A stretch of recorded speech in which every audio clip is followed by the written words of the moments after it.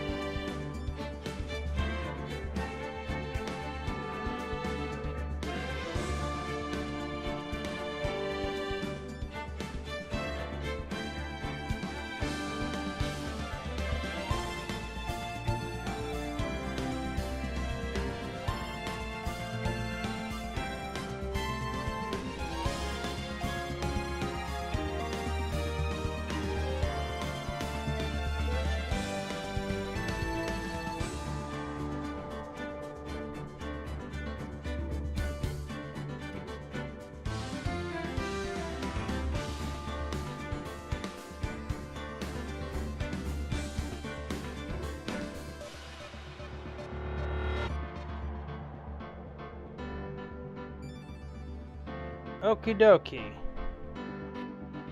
Alright, let's do a mic test. I can still be heard, right? Over the music volume.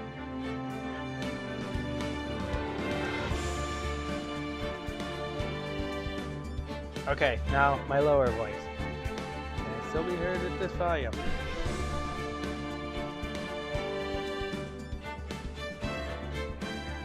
Good. Okay. Game volume's not too loud or anything like that, right?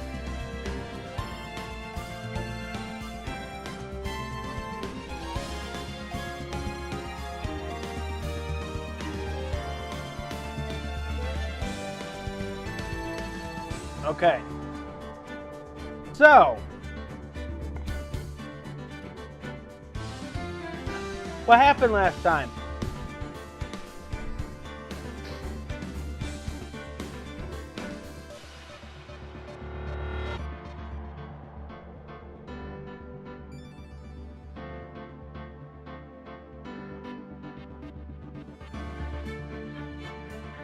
We finished the case. I was hoping you'd say something. We caught the tiger by its toe.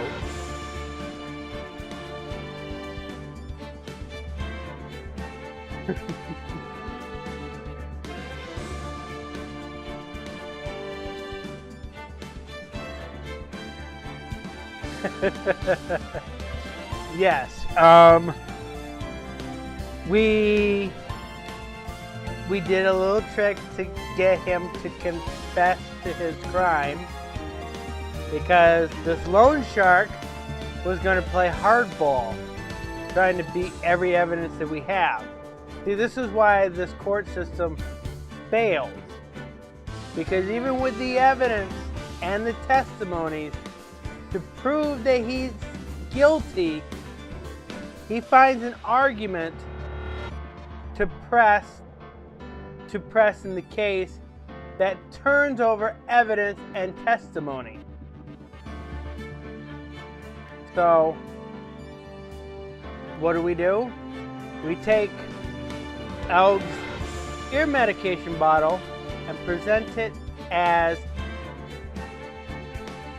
the cyanide, the potassium cyanide, and he blew up. He described the exact bottle. He described what was inside this glass bottle, what was the textures and feel of it, stuff only a killer would know. So that's how he was convicted. So, now we're going back to the past.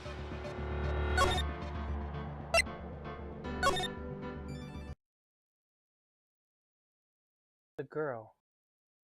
Let her go!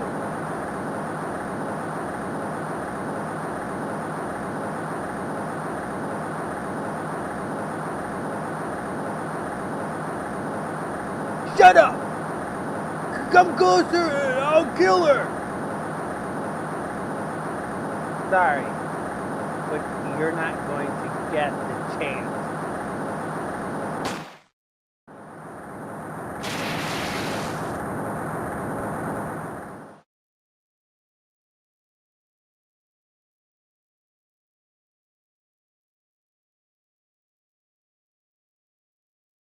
I'm reading through the files of an old court case. It was the first case of my longtime mentor, Mia Fey.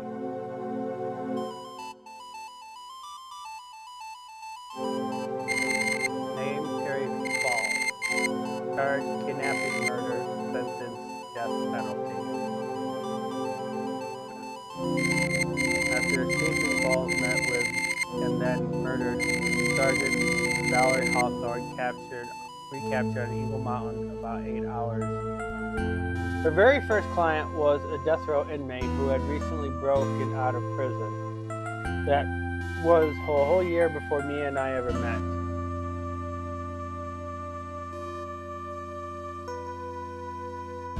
Six years earlier, Mia Fey's first trial.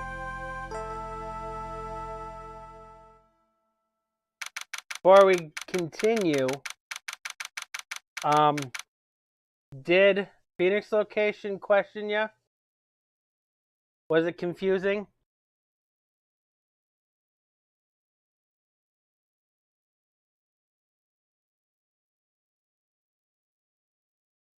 You know where he was at, right?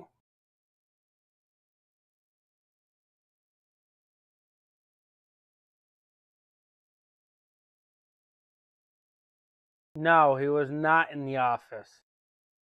Matter of fact, he's actually laying in a hospital bed.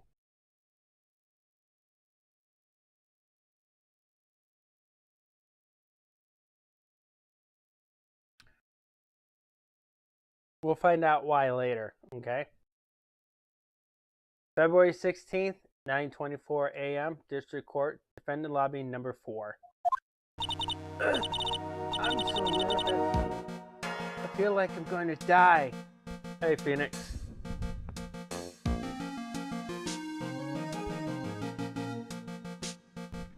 Okay. I never should have accepted this case. Hey! Good morning. Don't be so jumpy, Mia. I didn't do nothing. I swear I didn't kill nobody. Terry Falls, my first client. Sentenced to death 5 years ago and now a prison escapee. Just relax, Mia. Make small talk and try to relax him. So why did you escape anyway? I'm sorry! I didn't do nothing! I didn't kill nobody! I never lied! I didn't escape from nowhere! But Mr. Falls, the police just recaptured you 2 days ago. I told a little lie. Oh boy. But anyway, I didn't do it. I never killed nobody. I'm sorry for asking, but you're on death row, right? I'm really sorry. They sentenced me to die 5 years ago. But I was strict, I tell you. The woman, she lied in her testimony. That's why I got the death penalty. I swear, I didn't kill her. I could never do that. 2 days ago, he escaped from the police wagon when it crashed. And about 8 hours later, a policewoman was murdered before the police could recapture him. The police believe that Terry Falls did it. After you escaped, did you meet a policewoman? Yeah, I did. She's the reason I escaped. So that much is true. He did meet with the victim. But I didn't kill her! She was alive when I left! She was alive! It's true! I can trust him, right? I mean, I should. Ha! You're not going to figure out the truth by just staring at the guy. Why are you here? I came to see how our little kitten was doing all alone in this big scary lion's den. I thought maybe you'd like someone to play with. Where is Mr. Grossberg? Ha! That old man is probably still in bed. I bet he's clutching an empty bottle, mumbling in his sleep. Aren't I good enough? After all, it's me, Diego Armando. Does he seem quite familiar to you, Di?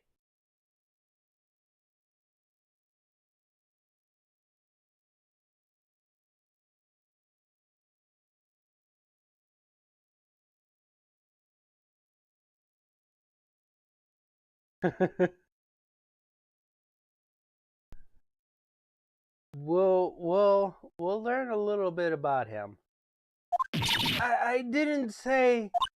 So, Diego Armando, the finest attorney at Grossberg's law offices, is here for me? No. You got it all wrong. Today, you're the finest. After all, it took an amazing amount of guts to take this case. Imagine, an escaped death row convict for a first client. Yeah. Thanks? I wish I could get out of it, though. Ha! Relax. I just heard some good news. The prosecutor for today is fresh out of his diapers as well. Really? However, unlike a certain somebody who I won't mention, he's earned the reputation as a genius since beginning his law career. Genius? Well, it's about time to head in, kitten. Sharpen those claws of yours. It's go time. A solitary confinement cell for the condemned must be the world's loneliest place. And that's what my client ran away from. Every other lawyer gave up on him, but not me. When I saw those overflowing eyes and heard that simple, childlike voice, I just had the feeling that he was telling the truth. February 16th, 10 o'clock a.m., District Court, Courtroom number 4.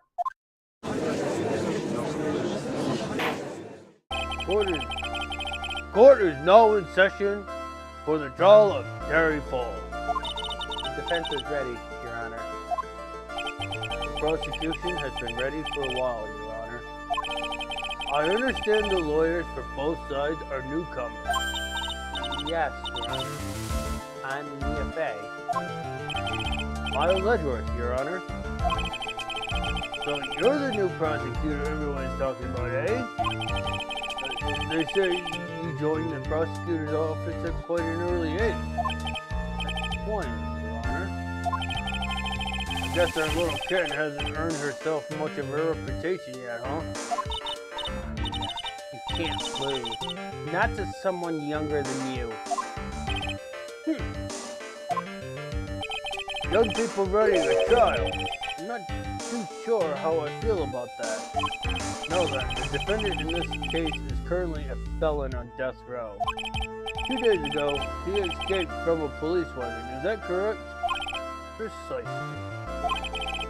But the defendant is not on trial for escaping prison.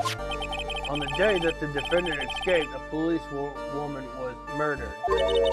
So we're here to determine if Mr. Falls is responsible for her death. Got it, kid. Well then, Mr. Edgeworth, let's hear your opening statement. Yes, sir. It was 5 years ago. The The defendant, Terry Falls, was sentenced to death in this very courtroom. His crimes were kidnapping, extortion, and murder. The girl he threw off the bridge was only 14 years old. A truly horrible crime. I remember it well. There was no decisive evidence, so the trial was long and protracted. Correct. But in the end, we finally decided the case was a certain witness's testimony. A witness's testimony?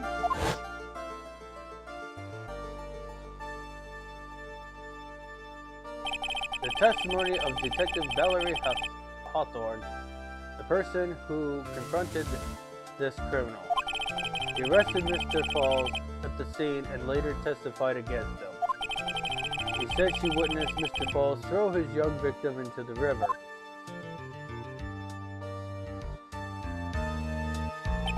For those who are not aware, Eagle River is well known for its most powerful current. Most bodies that fall in are never recovered.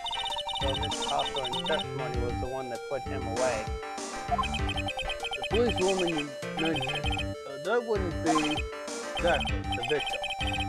The same woman that was killed 2 days ago. Police Sergeant Valerie Hawthorne. Aha, I see.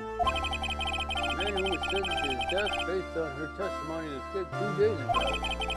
With only one thing on his mind, to take revenge against the woman who convicted him. Aha! The truth is becoming clear to me now.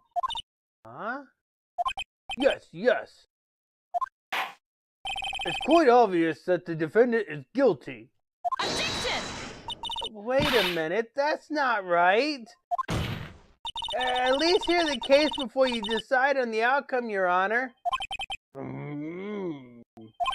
Watch yourself, Miss Faye. Not sure I care for your word choice or your tone of voice. Young people these days simply don't know how to respect their elders. I want to slap this Sedgworth so hard right now.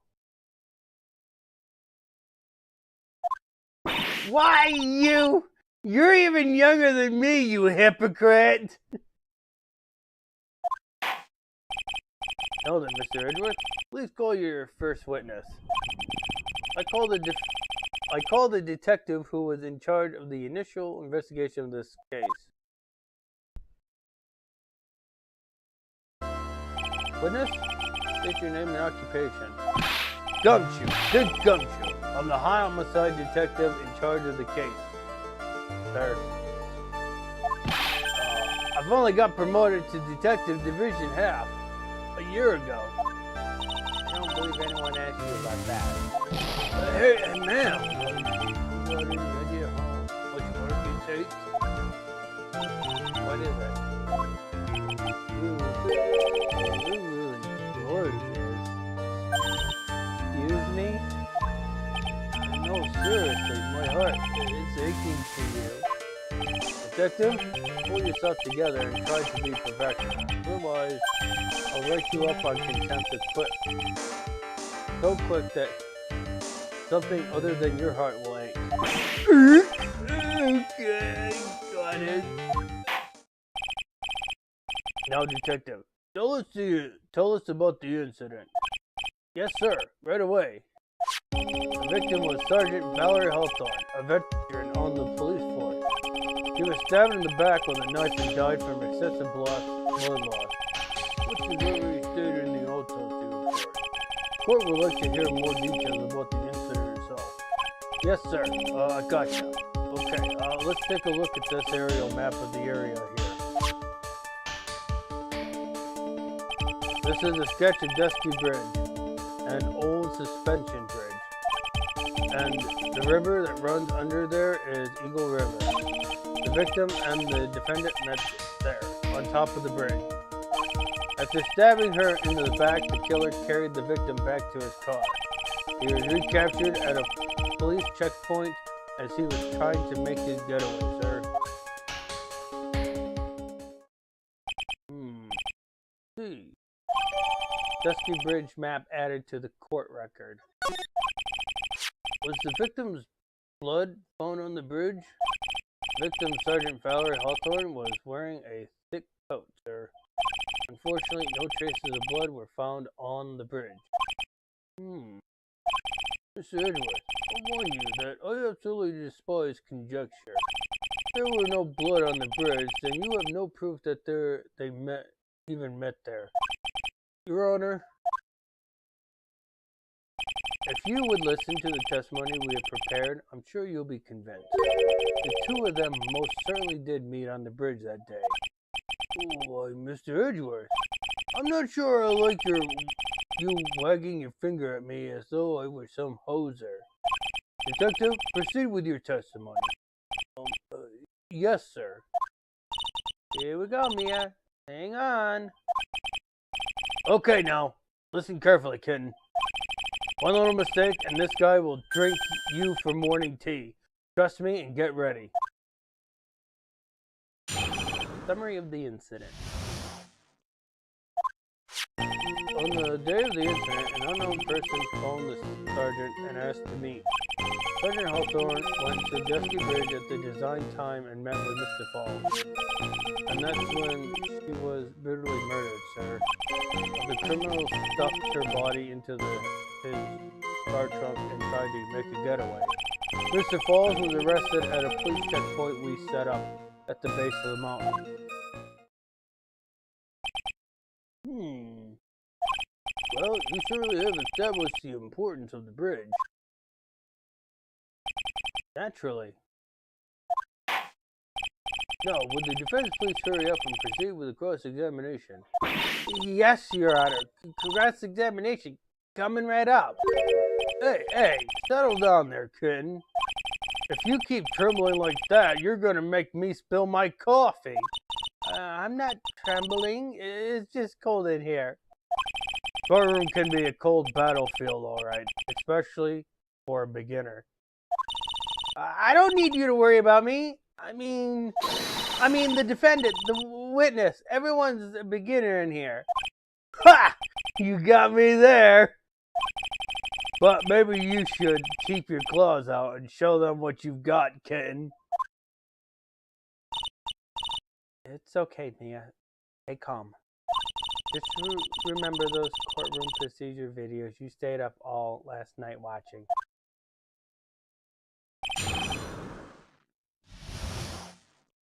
Actually, that's the same exact jacket he's wearing today.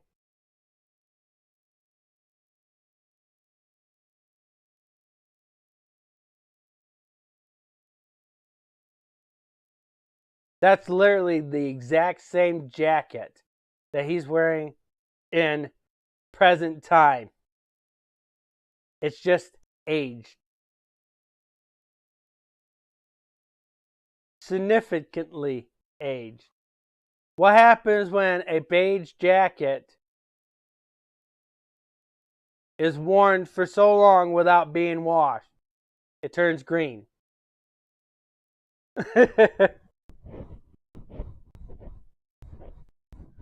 That's what happens. Summary of the incident. No.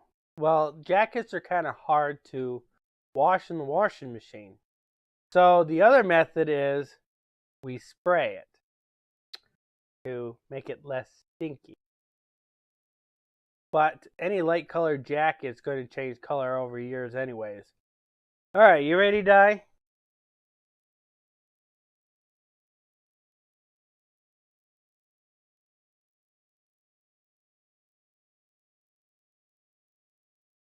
I see 2 recommended test statements.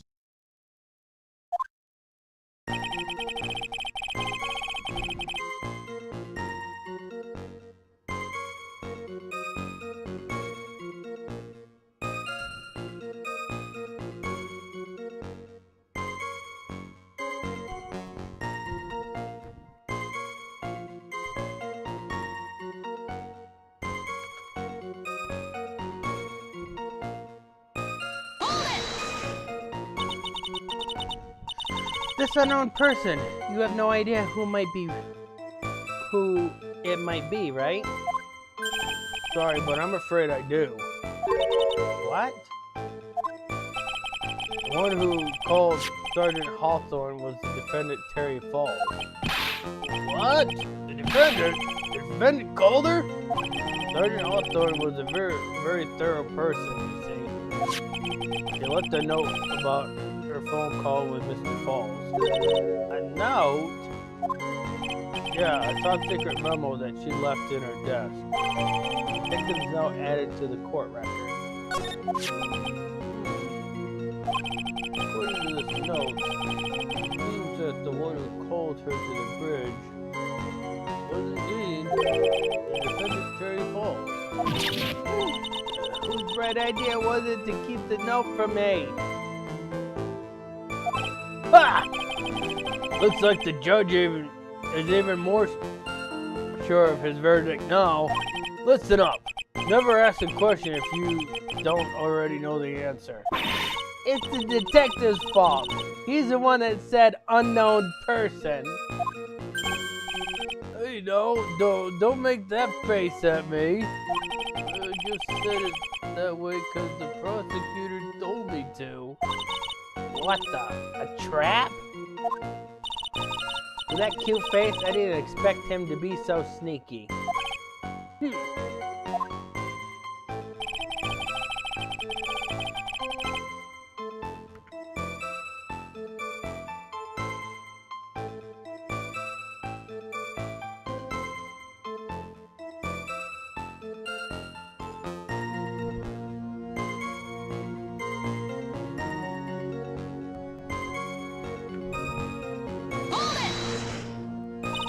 Bridge up in the mountains, but why meet there? Because it was a very important place to the defendant, that's why. What do you mean by that? You remember 5 years ago, the defendant kidnapped a young girl. He was chased onto a bridge, and it was there that he killed his supposed husband. And the place where all of this occurred is, of course, Dusky Bridge.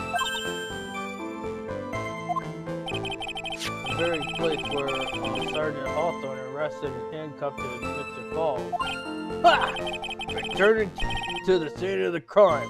How nostalgic.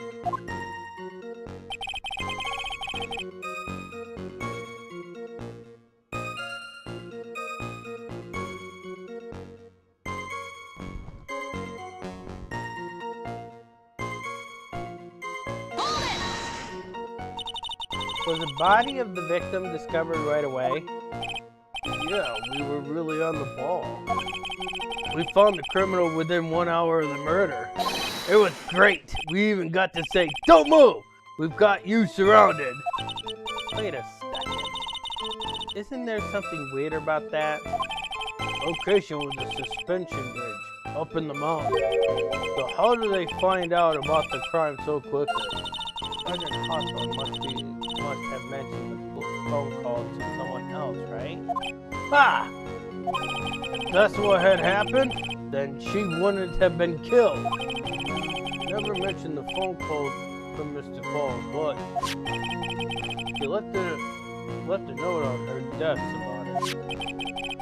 If only I had noticed it earlier, maybe she'd still be alive. I wonder why she didn't mention the police call to anyone.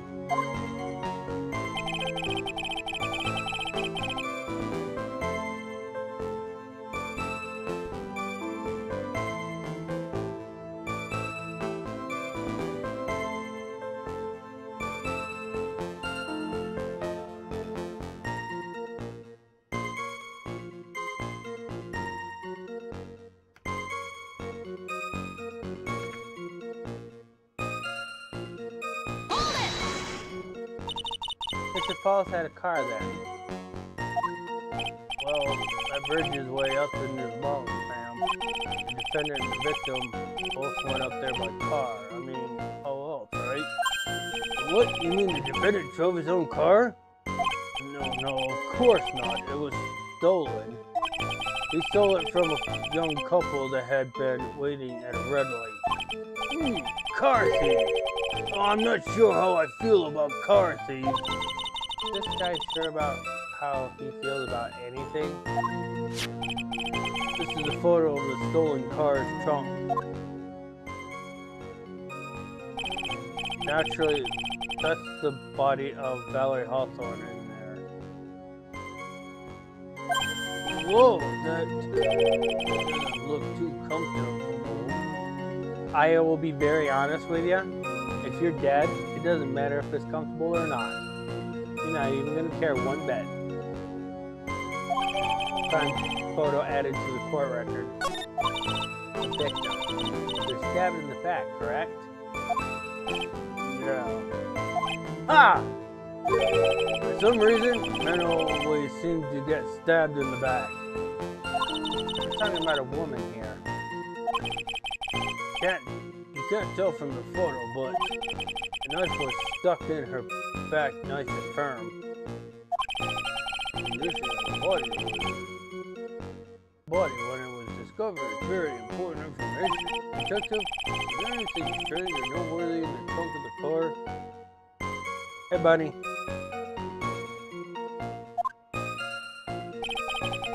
Here's a photo of the trunk, but I don't see anything strange. Do you, anyway? Well, at least they get to show you the photograph. So, what's strange about it?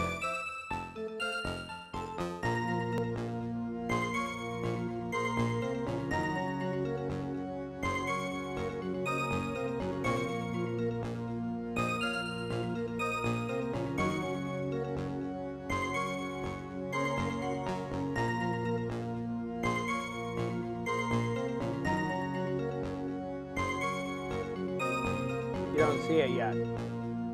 Well, you either have to press or present on this statement, because this is your new testimony statement. I know it's confusing because you don't see gumshoe and just a picture. There's a reason why.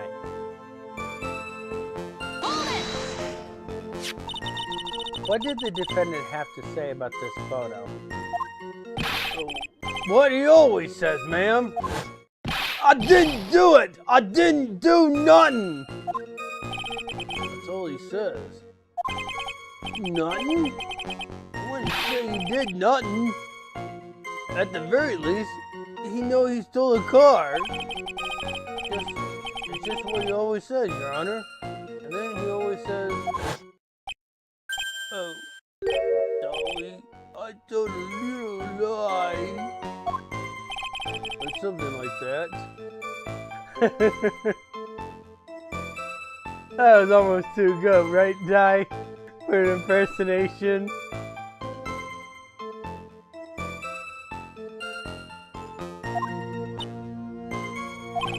Well, in any case, it seems he was caught and arrested. Precisely.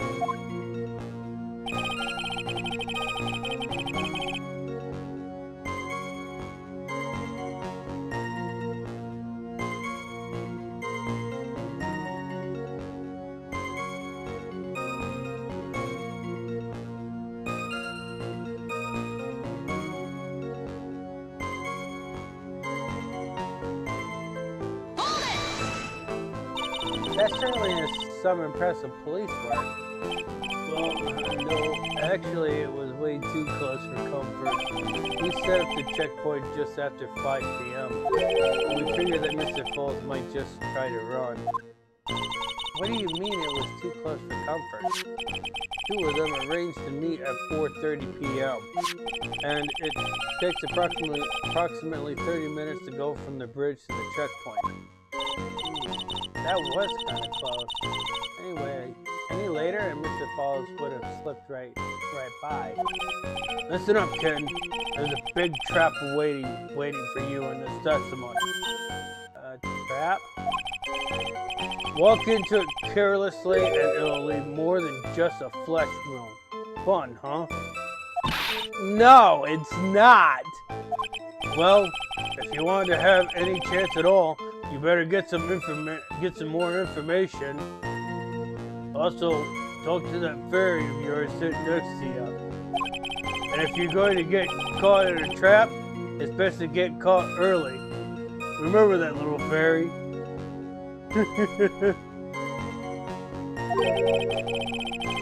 You can always look for contradictions afterward. Remember that, little fairy. Never famous contradictions. I sure hope I can find some of those.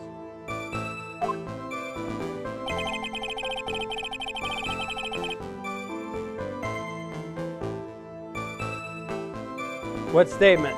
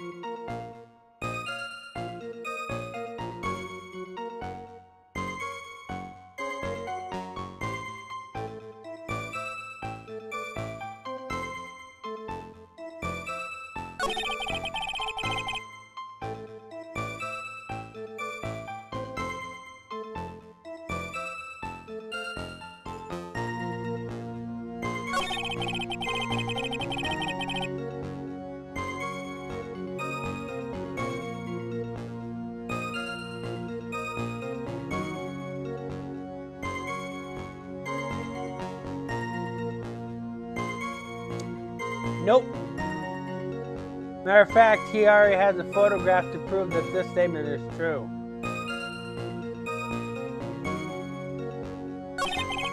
Right there's the photograph. But read that statement. Here's a photo of the trunk, but I don't see anything strange, do you? So, let's look at this piece of evidence, okay? Wear white scarf for identification. Talk to Dahlia. Tell her this time the whole truth must come out. So, what's missing in this picture?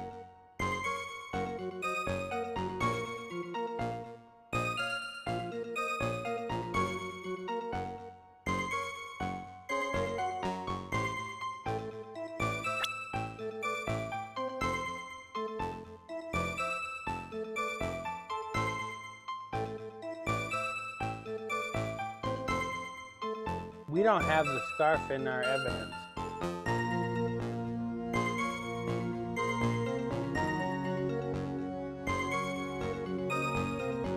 Okay. But we need this anyway. We need this anyway. No, the photo was already presented in front of you, so we have to use the note because it mentions the white scarf. That's why I read it the first time. Witness.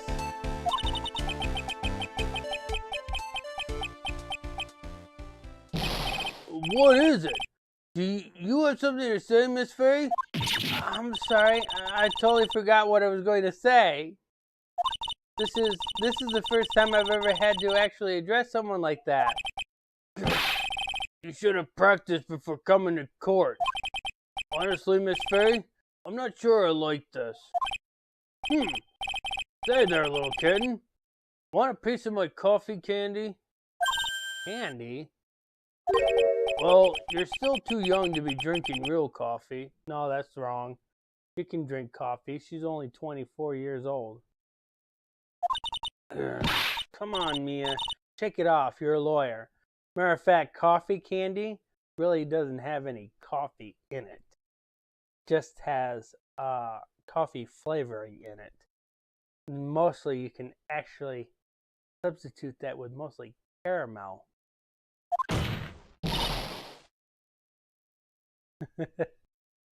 It's a caramel candy with artificial coffee flavoring. That's what it really is. I've had them before. Detective.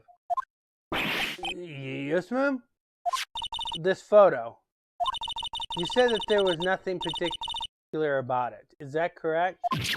Yeah, that's what I said. Well then, I suggest you take another look at this note written by the victim. In the note? It very clearly says, wear white scarf for identification. The caller must have forgotten what the victim looked like. Thus, this special request... I have one very simple question for you, detective. Where is the white scarf? I can't seem to find it in this photo. Well, to be honest, I didn't find it in the trunk, ma'am. And you stopped there? You should have looked for it!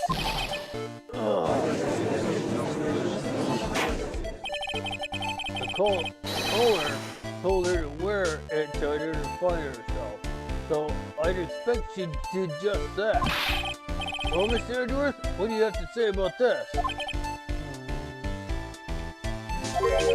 see the defense is a little lacking. The scarf you're searching so desperately for, is it this one perchance? Di, what color is that scarf?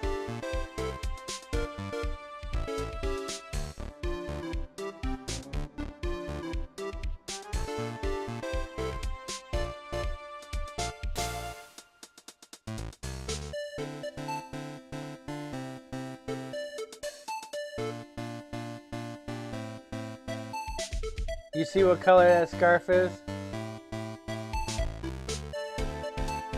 That scarf is looking more powder blue than white, right?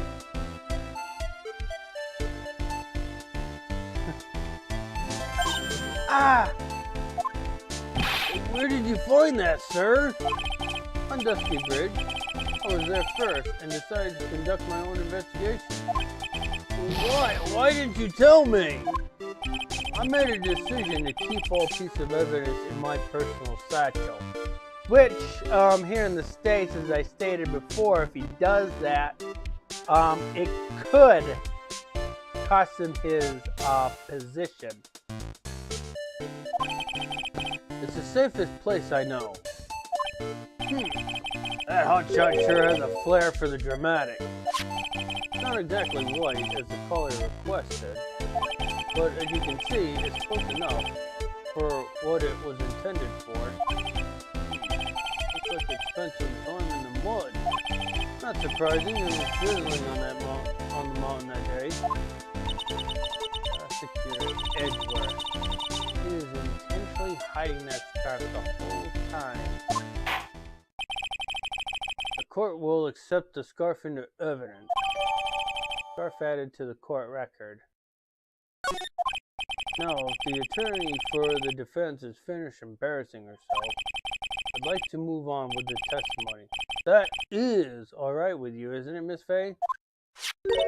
Boy, would I like to wrap this scarf around his smirky little neck. Smarmy little neck.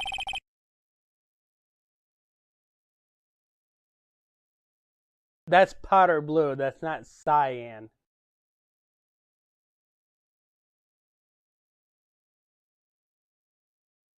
Very good. Now, if we're done with this muddy covered scarf business, prosecution moves to establish conclusively and with hard evidence that Miss Hawthorne and Mr. Falls did indeed meet on the bridge that day.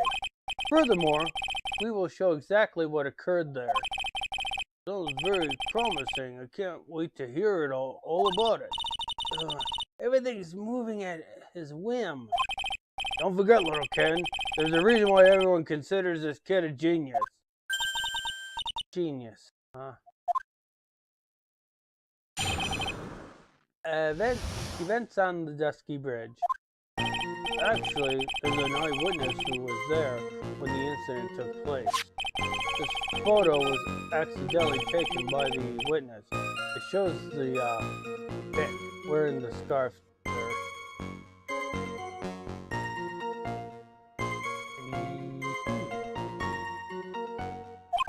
It was drizzling that day, unfortunately. It's a little hard to see what's going on. Anyways, the criminal shoved the victim down from behind and stabbed her in the back. It must have been when the scarf fell off. Looking at this photo, you really get the sense that the bridge is really high up. It's about a 40-foot drop from the bridge to the Eagle River below. Mr. Edgeworth, who took this photo anyways? Let's just say that this was a well-intentioned third party. Aha! A potential witness. So why isn't this person in the courtroom? They said that they absolutely did not want to testify. The person in question is very delicate, Your Honor. Besides, as long as we have this photo, we see no reason to compel them to testify. I'm not sure how I feel about that. Witness's photo added to the court record. How do you feel about it, Di?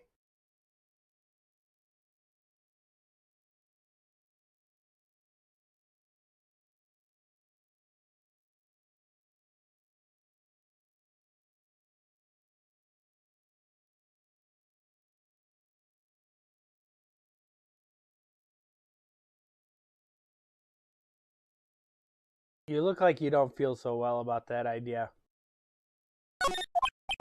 So, as you can see, Harry Falls had both the motive and the opportunity.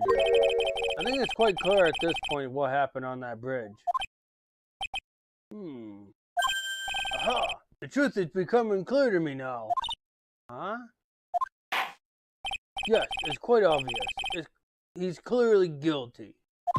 Not again. That's not fair. I haven't even done my cross-examination yet. What do you mean, Di, I bet you don't like this judge at all. Bet you're like, bring Edgy back!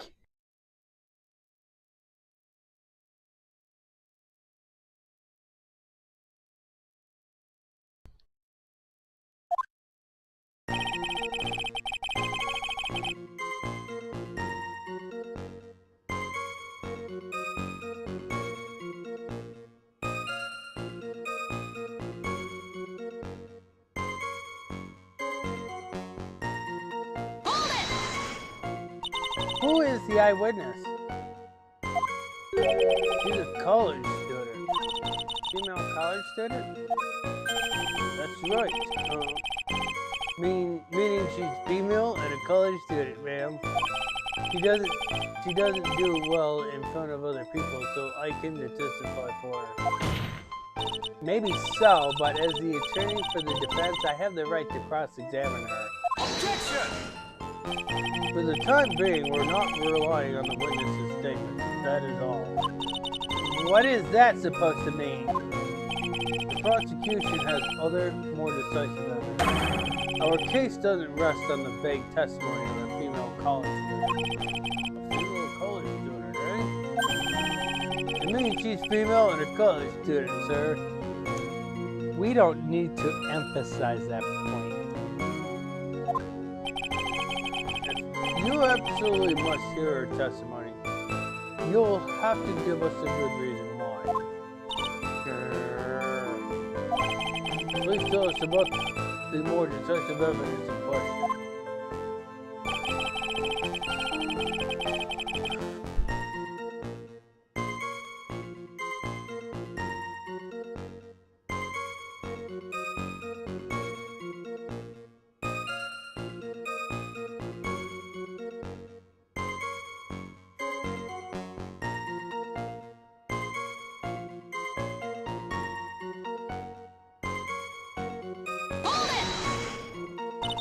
The victim is wearing a scarf in this photo, right? So, about the witness who took this photo, what was this person doing all the way in the mountains? He was taking photos of wildflowers, apparently. There are many unusual types of flora on the mountains, Miss Faye. People in the area say it's because of the spirits that live there. The spirits? Don't you mention it? photo, this photo thing, it's a ghost? I don't believe it. No, that's just fog. No, Your Honor, no, I don't think it's a ghost.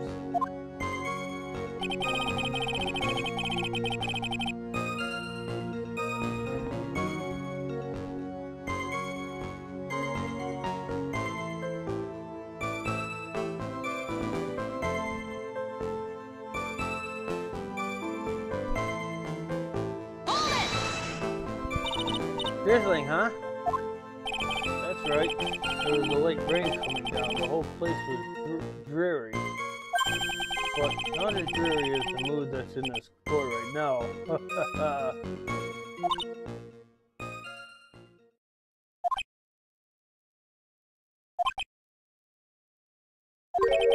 Looks like a cold front just moved in.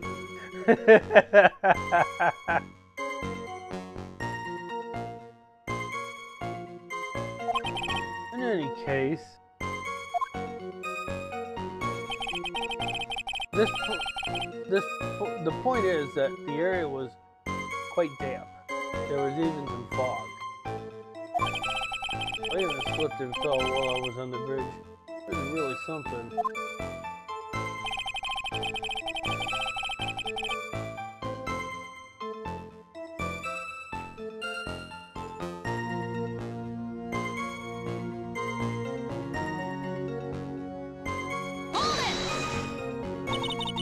Is that part of the witness's testimony as well? Of course it is. It pushed the victim hard in the back and she fell down right on her stomach. I remember that happened with myself. It was really brutal. Are you talking about seeing someone get pushed, or were you the one getting pushed? Or it doesn't mean that you push someone down like that way. With his mind-boggling tale and the way he says brutal, I wonder if he's Canadian. Ah! Save your nasty look for the right person. Huh? Take a look. Poor baby.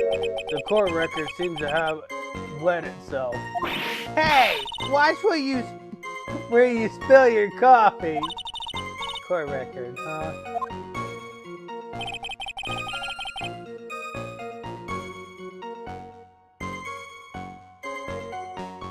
Diego gave you a hint, so don't forget about that hint.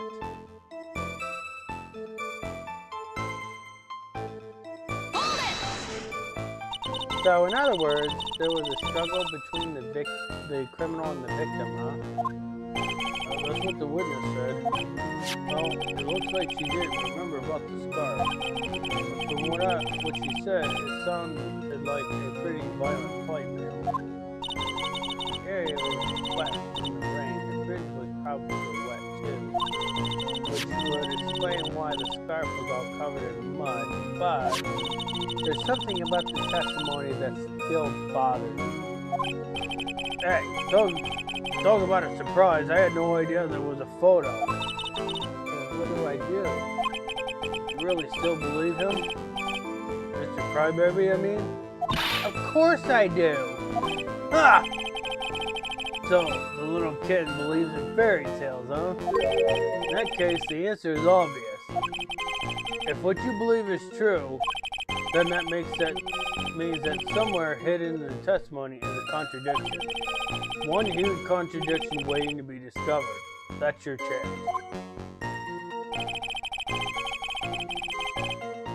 You know what statement it is?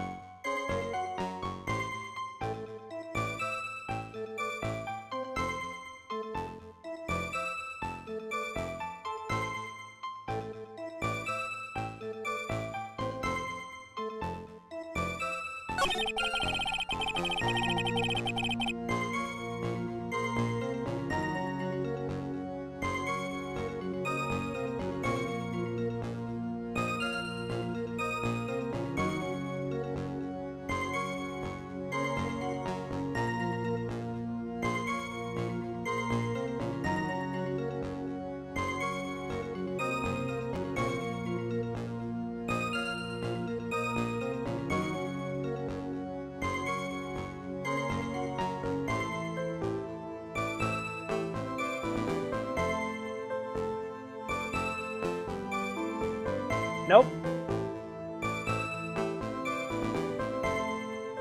Because right now we can't dispute this picture. There's nothing in the picture that we see that can contradict this statement.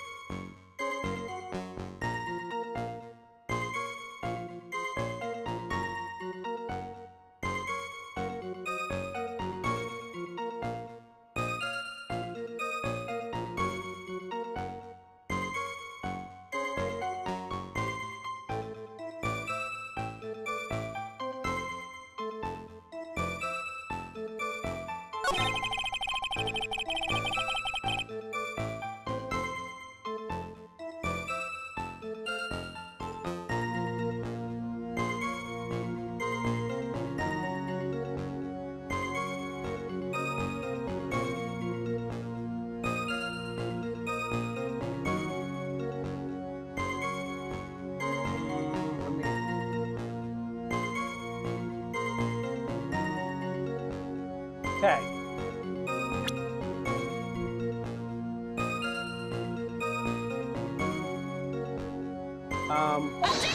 No. I made a mistake. I pressed the wrong button. So, no, this is not the right statement. Because we don't have any evidence to disprove this one either. I hit the wrong button on that one.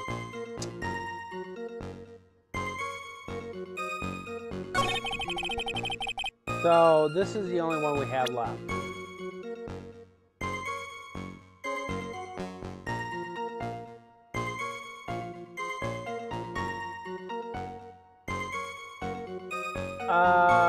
No.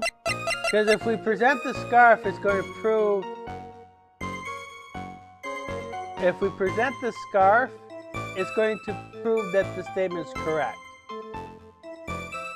But we are also relating this to the fourth statement, as the criminal shoved the victim down from behind and stabbed her in the back.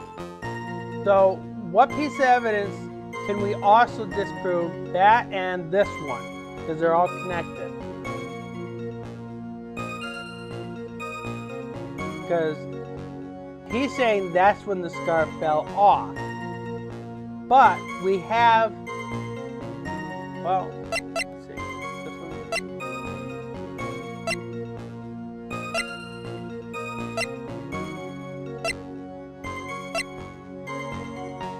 Of course, the witness's photo is not going to help you.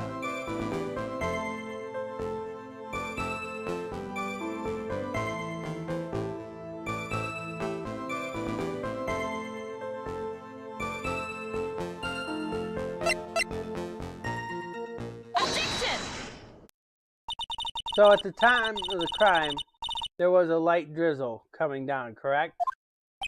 Yeah, and fog too. Just a generally soggy atmosphere.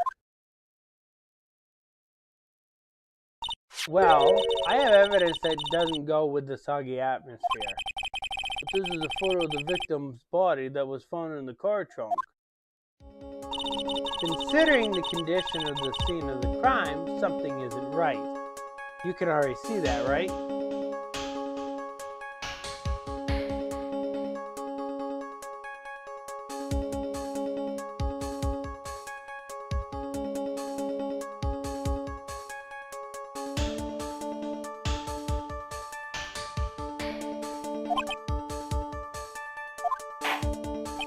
Well, by all means, please enlighten us as to what isn't right. What is it about this photo of the trunk that doesn't fit? So what should be here in this photograph that is not there?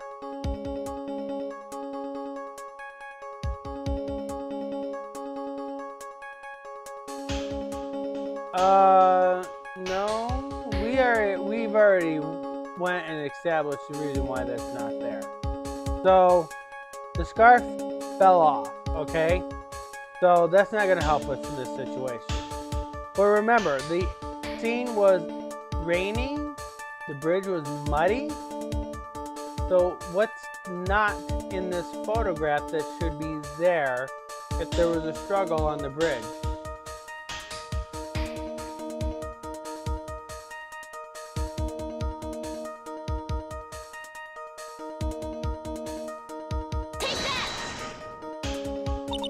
Naturally, the answer is right here.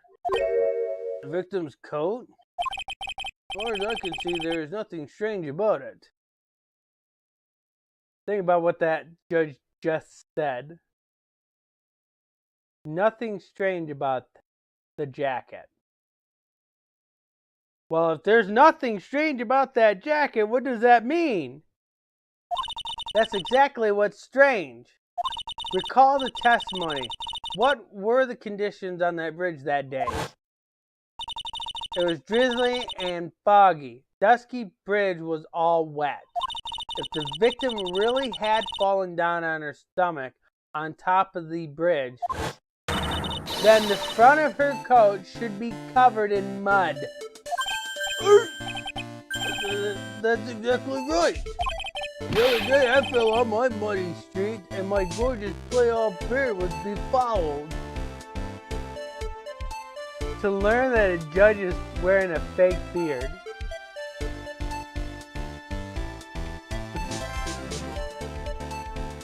To learn a judge is wearing a fake beard. Objection! I do admit that the crime scene was quite wet that day. However, that doesn't mean that the top of the bridge itself was muddy. Hey, Edgeworth, people are walking on that bridge. People are walking in a muddy driveway. They're going to carry that mud on that bridge. So, what does that conclude?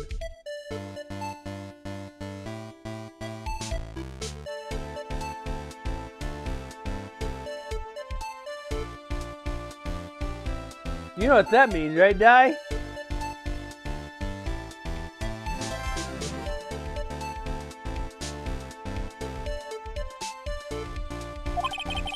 If your honor had fallen in the shower instead of on a muddy street, your glorious hockey beard, pride of the legal justice, would be wet, but not muddy.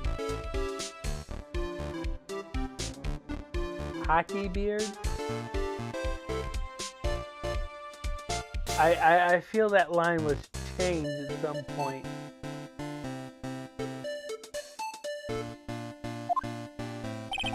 Fortunately, I have yet to test that. Still, your point is well taken. Can you prove that the surface of the bridge was still muddy that day? The surface of the bridge, huh? Well, I myself don't have to prove it because people are walking on that bridge. People are going to track their muddy feet on that bridge. I don't have to prove a thing. Ha! A real man wouldn't stand for a tone like this. Neither would a real woman. Of course I can.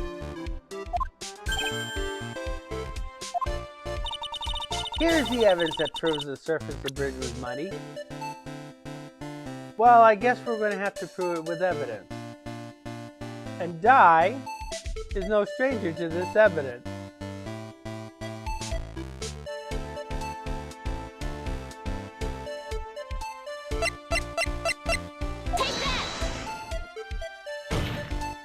The evidence is this scarf.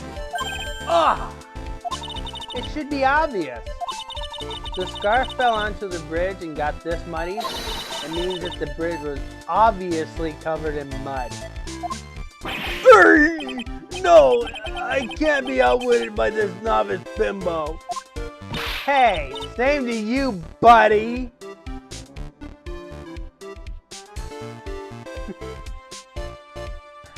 Sounds like a couple of children, doesn't it?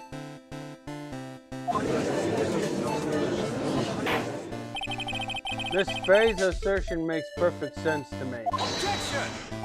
I do admit that there appears to be a contradiction between the condition of the victim's coat and her scarf. However, the real question is, why is there a contradiction? Huh? For every contradiction, there exists an explanation. Let's look at what the explanation in this case may be, shall we? All right.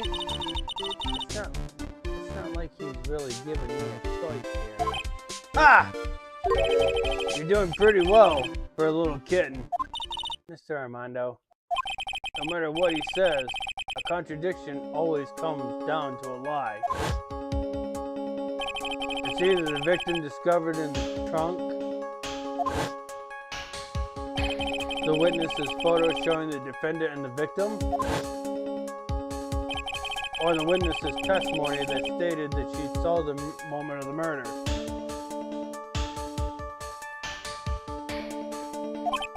Just relax and think it over.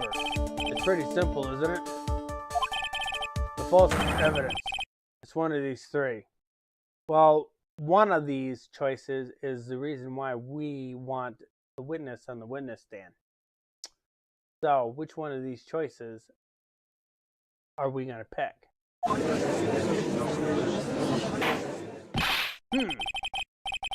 What you just said now, I'm not sure I like that. That wasn't me, Your Honor. It was the coffee at Fichinado over here that said it. This court is not in the habit of accepting false evidence, you know. Blame it on him, Your Honor.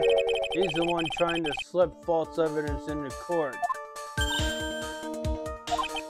But we won't let him. He'll expose his evidence as the flimsy scam that it really is. Yes.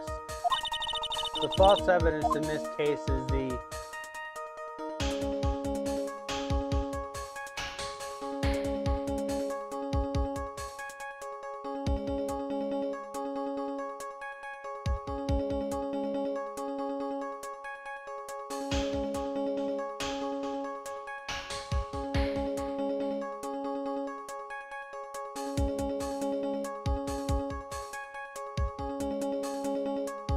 No, that evidence isn't false.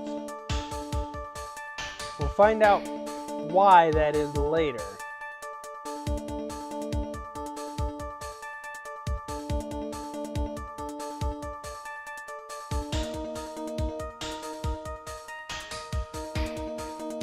We can't exactly disprove the witness's photo yet.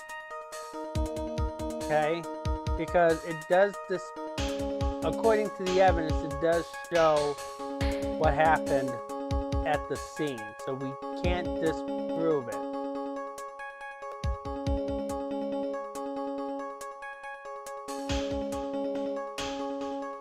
Which means, right. It is a no-brainer. Obviously, it's the witness that's suspicious. During her earlier testimony, the detective pointed out a crucial fact. The criminal shoved the victim down from behind and stabbed her in the back. Now, if that testimony is exactly what the witness claims to have seen, yeah, that's what the witness told us. That testimony is filled with holes. After all, the victim's coat isn't dirty at all. That's true. Ah! Not just true, it's the truth. If there was a truly decisive witness in this case, I'm certain that boy Wonder over there would have called them in the first place. Your Honor, the defense requests to cross-examine the eyewitness. The testimony presented so far is not only vague, but contradictory as well.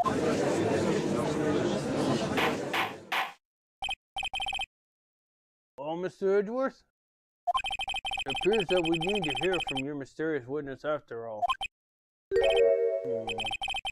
You should brace yourself for the brutal truth.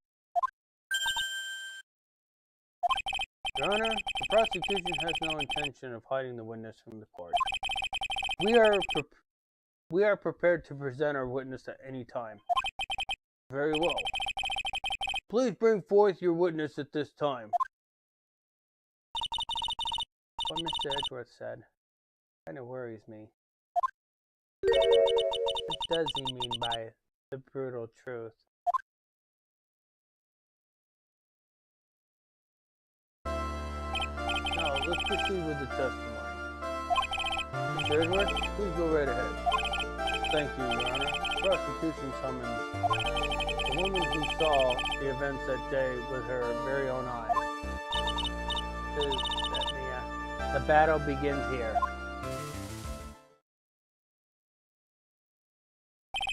Witness, what is your name and occupation?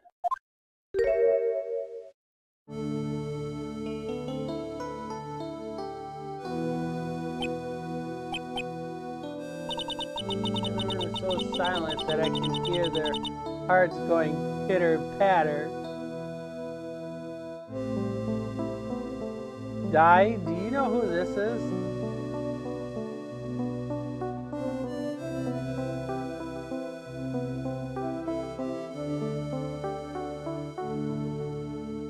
Do you remember her?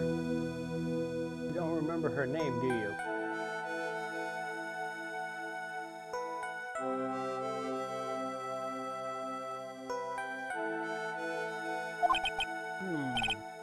Oh. How can I put it? You look as scrumptious as a double, and a dozen donut holes. I'm not sure what that means. I feel like I want to hurry up and hand on a verdict just to have a fight. Hey, not so fast! As I said before, this witness is very sensitive and delicate. I would ask the court to please exercise care when addressing her. Yes, indeed. Thank you, Mr. Edgeworth. You are a true gentleman. Miss Ray, you could learn a lot from this man. If he's such a gentleman, he sure doesn't act like one to me. Sir? Yes, my dear? This is my first time, so I'm sure I'll make a lot of mistakes. Anyway, I just wanted to say I'm sorry for all the trouble I might have caused. Not at all. It's no trouble at all. Now then, may we please have your name and occupation? My name is Melissa Foster. I'm a college student, a freshman in the literature department. You were on the scene when the unfortunate event occurred, correct? And you were the one who took this photo? Is that accurate? How can you be so mean? Now see here. What are you doing shoving that in her face like that? Huh? But it's just a photograph. It's not like it's something dangerous. Next time I'll be forced to penalize you. Well, I can honestly just say that the judge can do as he pleases, but he also has to follow the law, too. I don't like the turn that this has taken. Huh? See? Staring at me? And you would be? Huh? I'm the defense attorney. My name is Mia Fey. I see. So you are... Now then, young lady, could you please give us your testimony? Yes, Your Honor. I'll do my best. The witness's photograph. I was using my camera to take some pictures of wildflowers. And I noticed there were two people standing up on the suspension bridge. Suddenly, they started fighting. That's when I heard and took the photo that shows the crucial moment. And right after that, they called the police. I want to see this picture of the crucial moment she's talking about.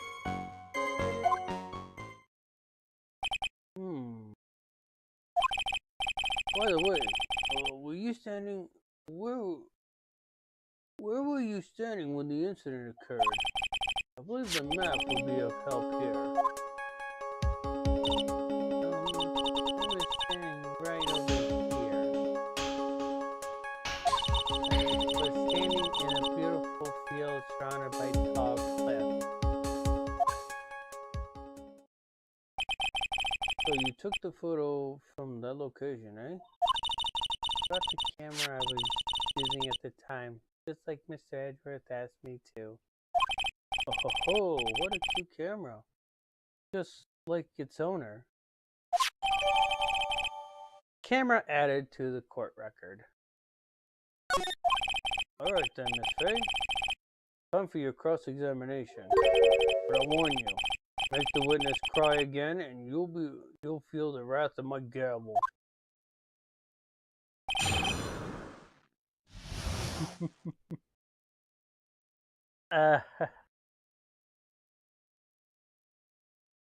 You ready, Di?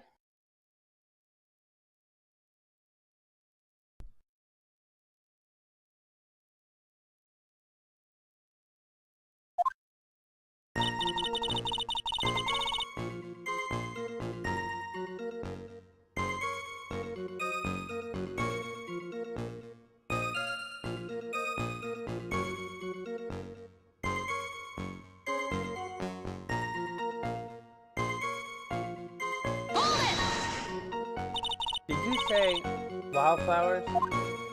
Yes, the mountain is famous for its beautiful spring wildflowers. But it's only February. So I couldn't wait for spring to come. Oh, I know just how you feel. It's just like when I first started growing this glorious field of mine. I just couldn't wait till I wore a dyed Santa beard until mine grew in properly. Would you mind if we got back to the facts of the case, Your Honor?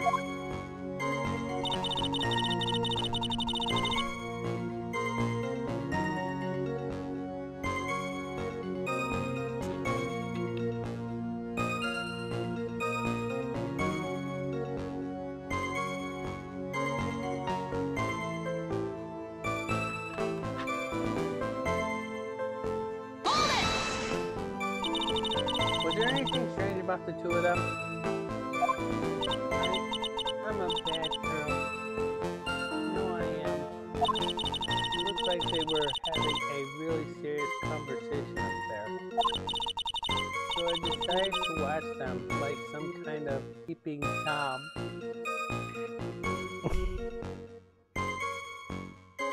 We didn't want that picture. We clearly did not want that picture.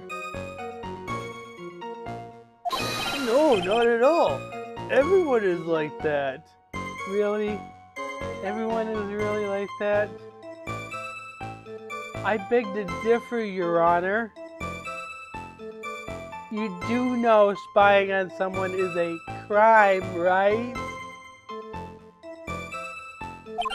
I love watching other people fight too. In fact, I can't get enough. Oh my god. This judge is a criminal.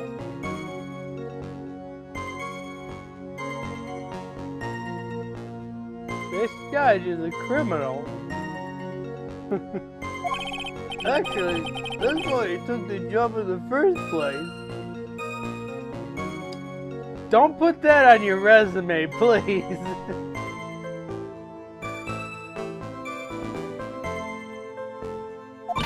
Too much info, Your Honor.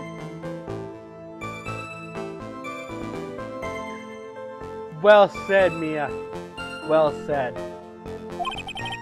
any case, it's perfectly natural for you to have kept watching them. The way he says it still sounds bad. Especially dressed as they were. I don't think that matters much. Well, anyways, I was watching them very closely.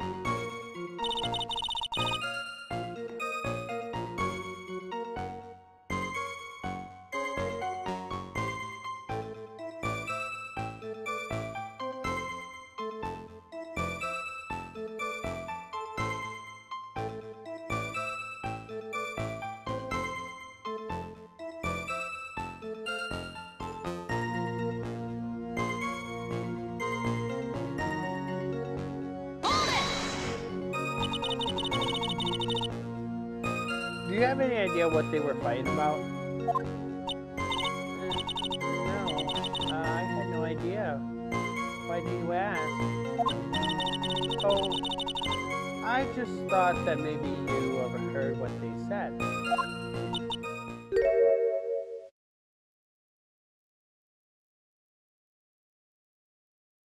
She just confessed being a peeping Tom, and now she's upset because somebody is thinking of her for spying.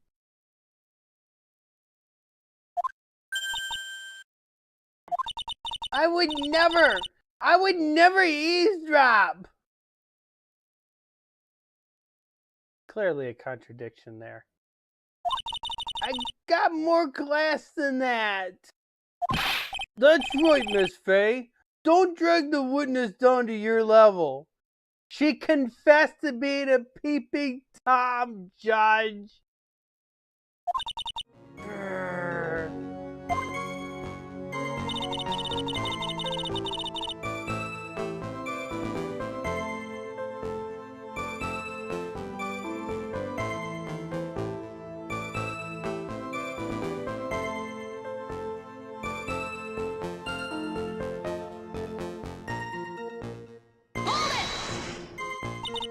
Why did you take a photo?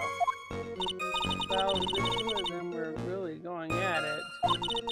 Ever since I was a little girl, I always wanted to be a news reporter. I guess that part of me just kind of took over. That was like a lie to me. Yes, I understand completely. Even though I can't completely abandon my boyhood dreams, I'm such a fat liar. I still use my grandson to test my comedy routines on. Hey, you might be a redneck if you have to wear a Santa beard to wait for your beard to grow out. What do you think?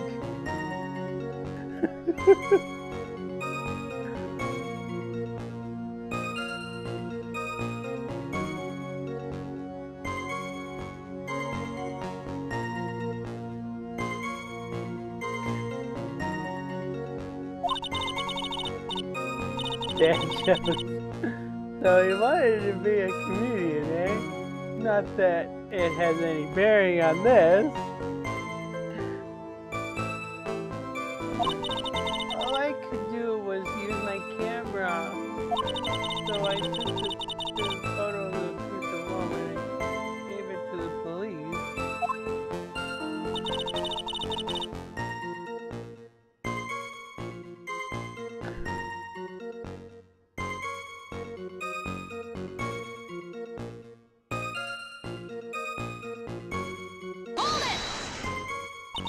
You called the police? Yes, because it looked to me like the murderer was going to try to escape. We were already moving before the call even came in. Thanks to the victim's note, we had already started our operation. That was certainly a tough look for the criminal, eh? Harry Falls isn't the criminal. Then there must be something strange in this girl's testimony. Be careful, Ken. That girl has the judge wrapped around her little finger. You're going to have a tough time poking holes in the testimony of hers. Hey, I think I stole some lyrics from the phone from the police. You're going to have to come up with something really good, Mia.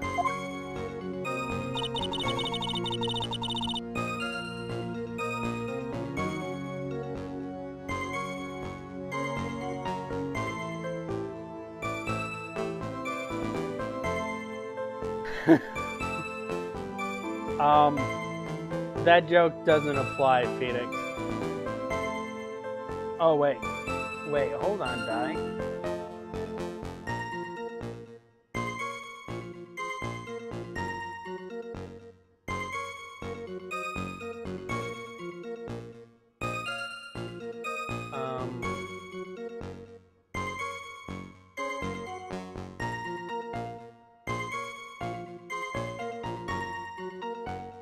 Give me a second here.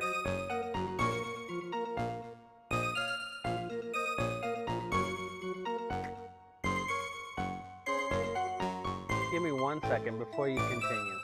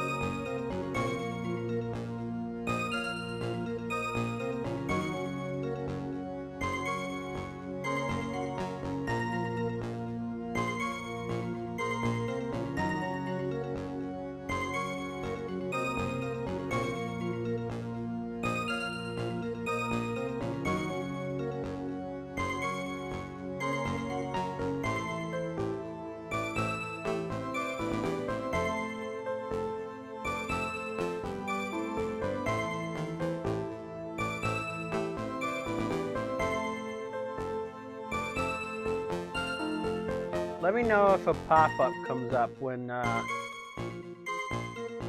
put this in.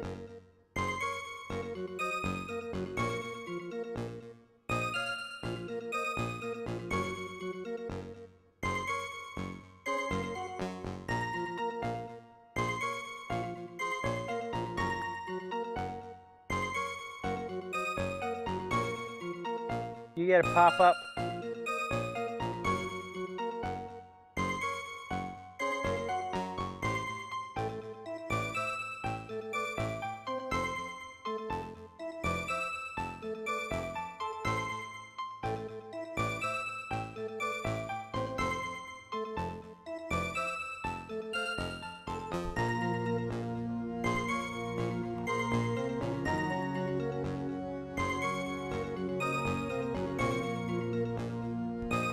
Because I gotta go through my moderators and start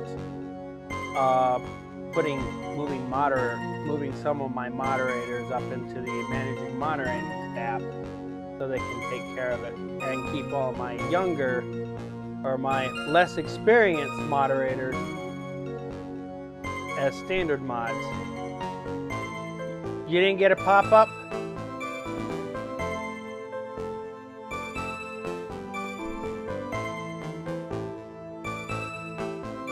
You were promoted.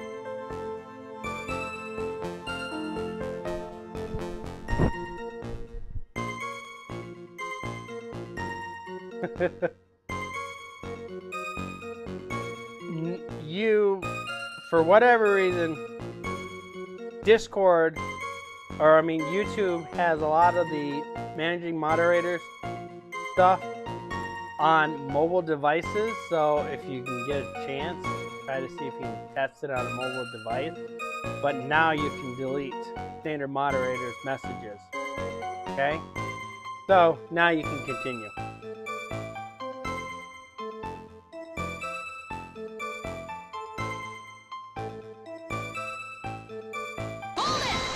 Oops, why am I doing this? Hold on a sec. There we go. I don't know why we repressed that one, but that's okay. Alright, now we can continue.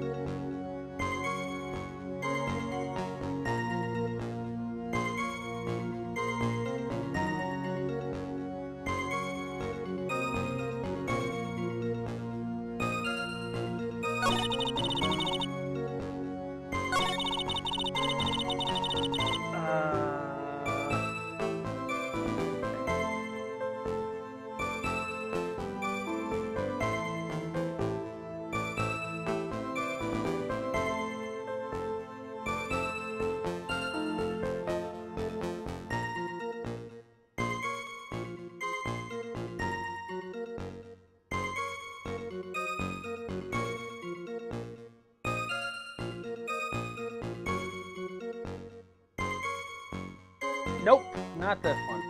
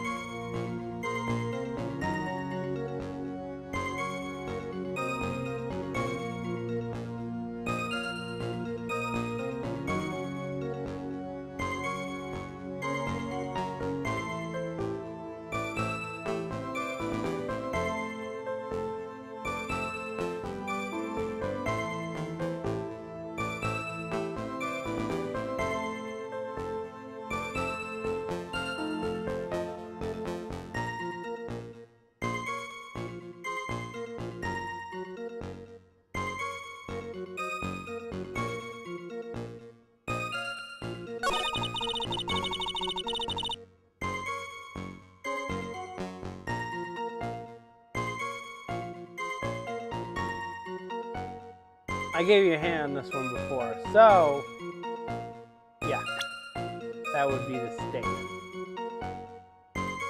Remember, when I said while this testimony was going on, I'd like to see the picture of the crucial moment. So that gave you a big clue. Well, the camera is only going to prove that she took pictures, so that's not going to help us right now.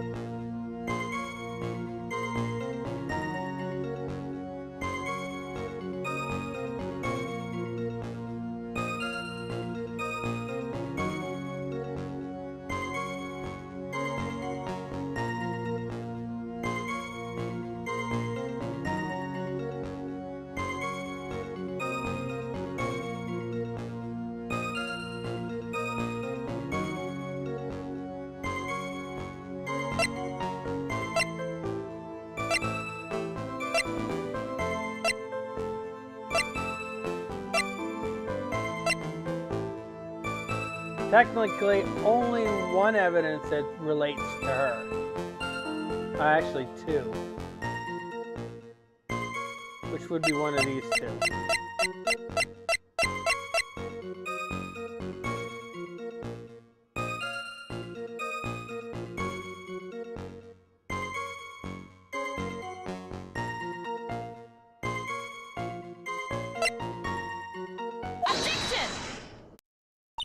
Witness, when you said you took a photo of the crucial moment, is this what you meant? All I see in this photo are two people facing each other. You testified that you saw the two of them starting to fight. Normally, that's the kind of thing we would refer to as the crucial moment. Why haven't you presented a photo like that? Well, you see, the photo was presented was the only one that was there. But if you really wanted to capture the crucial moment, then what happened next? You must have taken a photo of it. Don't! My apologies, young lady. This phase of fiction is not without a certain amount of merit. He can certainly downplay a situation, can he? I'm sorry, I'm a very bad girl. I used it all up to film. I mean, ran out of film? This photo was the last one. What?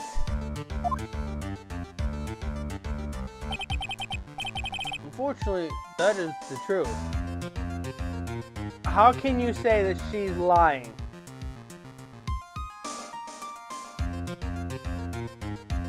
You know how to film. You know what she was taking picture of before? So how can you tell that she's lying about that one? Tell me, how can you tell that she's lying?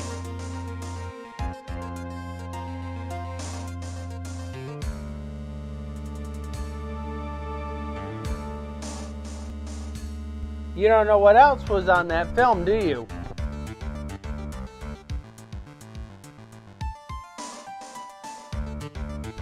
On that situation, how can you tell that she's lying? Tell me. How can you tell that she's lying?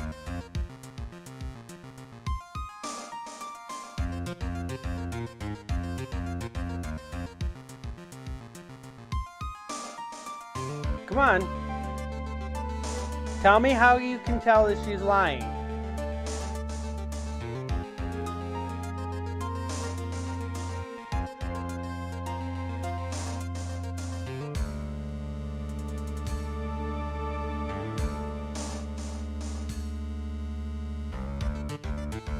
That's what you believe? How about if I told you that that statement that she made and about the film and stuff is 100% the truth? I personally examined all the photographs she took that day.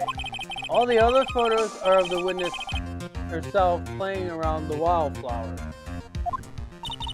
The witness herself? And who took the photo? Well, you see, my camera has a timer feature built into it. So you took photos of yourself? I remember taking some photos of myself once. Yes, we had things called selfies back when I was my age. Wait, we did? Wait, how did we manage to do that back then? Oh yeah, we had timers. Yeah, we had timers on our camera. Yeah, I did take selfies back then. Please, no details. Seems that Miss Faye's assertion was not so decisive after all. Wait, just a minute. Well, she had no film left. She couldn't very well take more pictures, eh? Miss Foster, perhaps then you could tell us about a different sort of photo.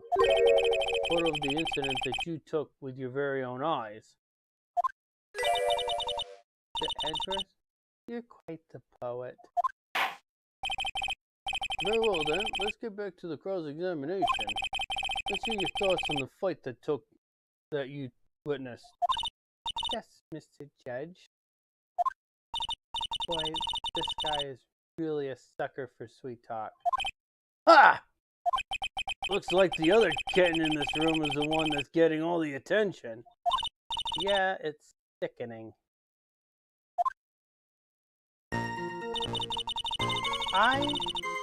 I was using my camera to take some pictures of wildflowers. That's not the new statement, but that's where we're going to go. But I will go and do these new statements so we can get this testimony over with.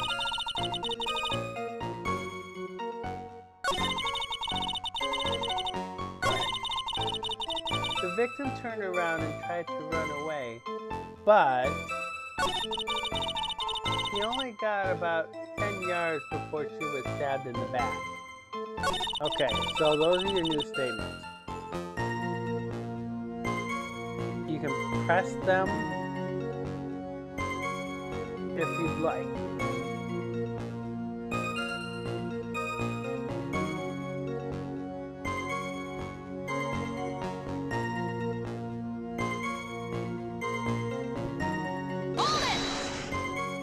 The victim?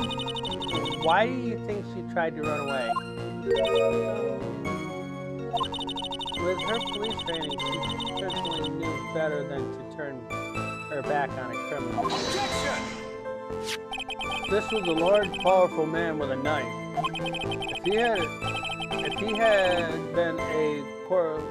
If it had been a quaggly woman like you, I'm sure she would have acted differently. Quaggly? Why you? If it had been me, I probably would have jumped into the river. There's still something wrong with this testimony.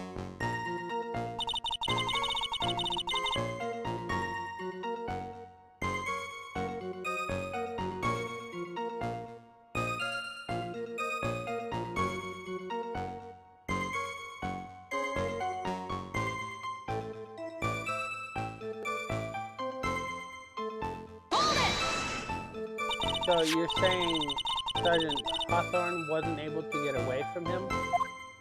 Well, it's a narrow bridge and it was swaying back and forth. If you ask me, both of them were in danger of falling off. I only wish I could have done something to help her. That seems to make sense. I wonder about that. Something seems kind of off. Ha! Does it now? You have a good sixth sense. When you feel that something's off, that's when you need to figure out why. Terry Falls isn't a criminal. Then there must be something strange in this girl's testimony. Be careful, Ken. That girl has the judge wrapped around her little finger. You're going to have a tough time poking holes in the testimonies of hers. You know what? I think I'm going to go get a police elbow and I'm going to start pumping tunes in my ears. You're going to have to come up with something really good, Mia. Alright. We're going to ignore the other statements and just focus on the last two.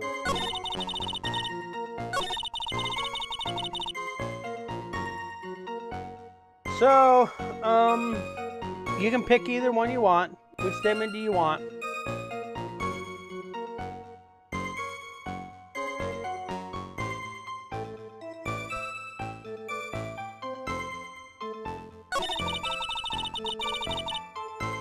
Okay. Now, which piece of evidence?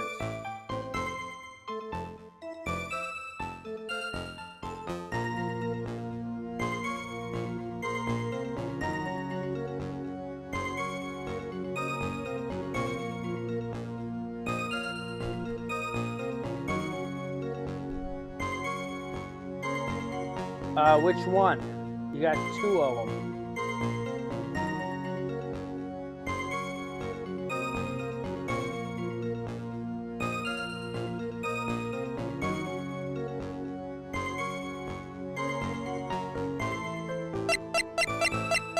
The witness? Ah, why am I pressing the wrong button?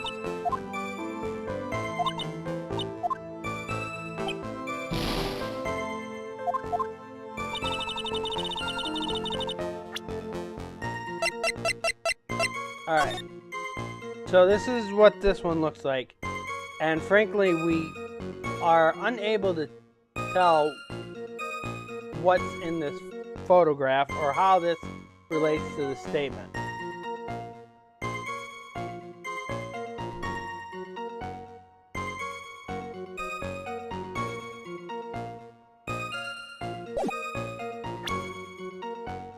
So, and we can't use this one because this doesn't show the bridge at all. So, based on what this says, she only got about 10 yards before she was stabbed in the back. So let's take a look. Is it possible to go 10 yards off this bridge?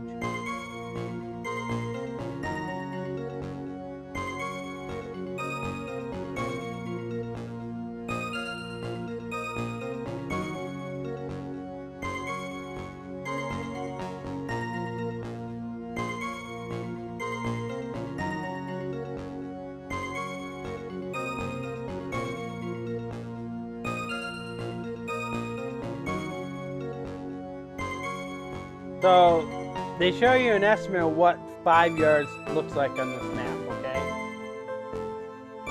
So, if you place that on the bridge, could she have possibly ran 10 yards?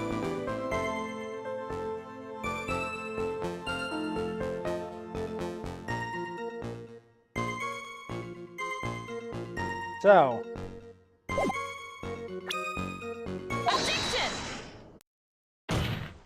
witness.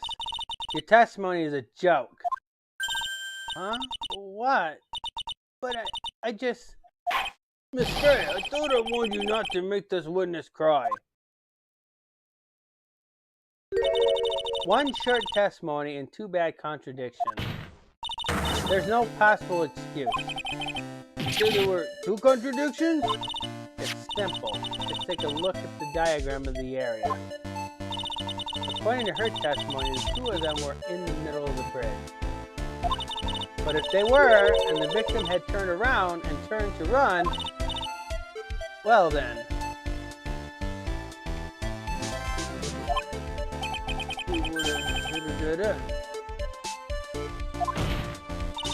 You said 10 yards, but she couldn't even run 5 because Dusky Bridge is collapsing on that side.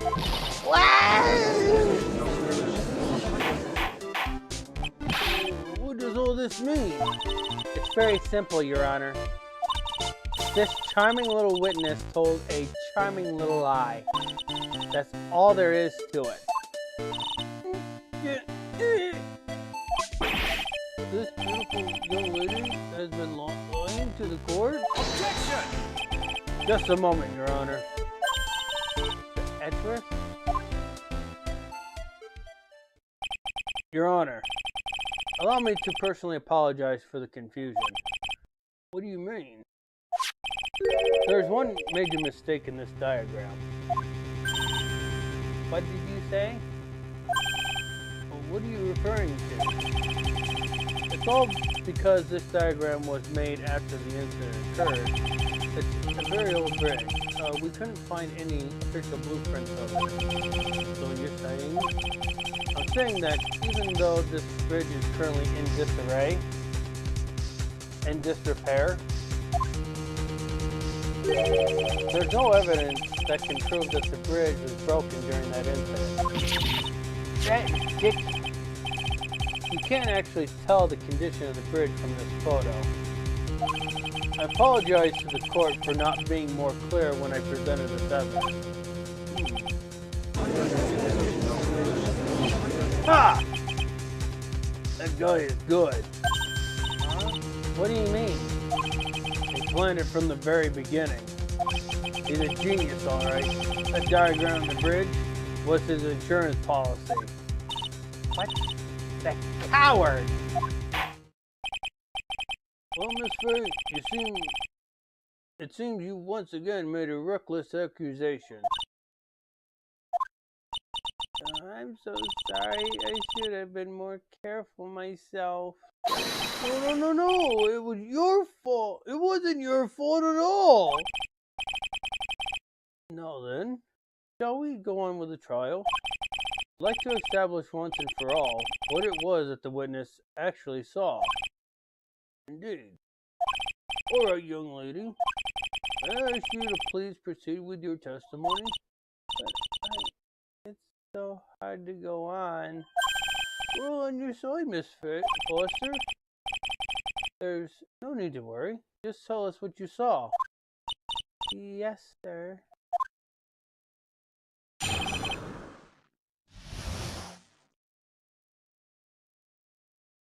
Running from the crime. After he stabbed her in the back, he quickly picked her up in his arms, and he carried her over to the car. I suppose that was the only way he could make sure the body stayed hidden. He couldn't just leave the body on top of the bridge. Oh, I'm sorry. I'm only supposed to talk about what I saw.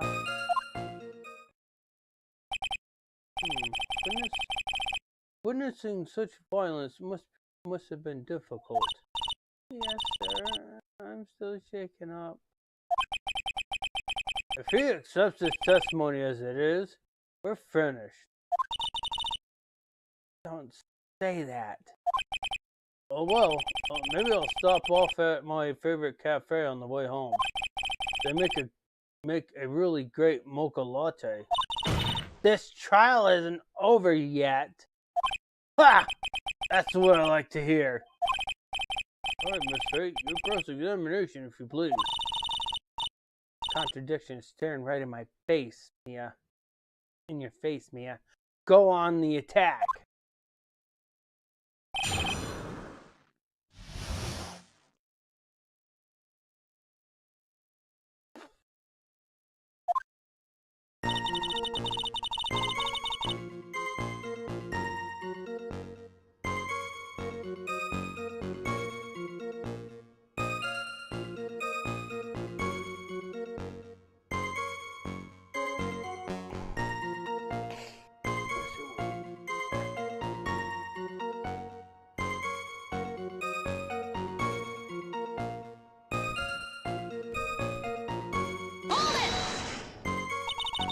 Are you saying that the victim didn't fall down on the bridge? Actually, maybe she did. Of course she didn't fall on the bridge. If she had fallen down, this photo wouldn't make any sense. If that was the case, her coat would have been all muddy. Objection! If you don't mind, I was asking the witness. No need to be so rude. Well, young lady? Of course she didn't fall down. The man in the prison uniform grabbed her before she could. Ha! We're one step too slow. She was gonna say that maybe she did fall. Then, what did the defendant do after that?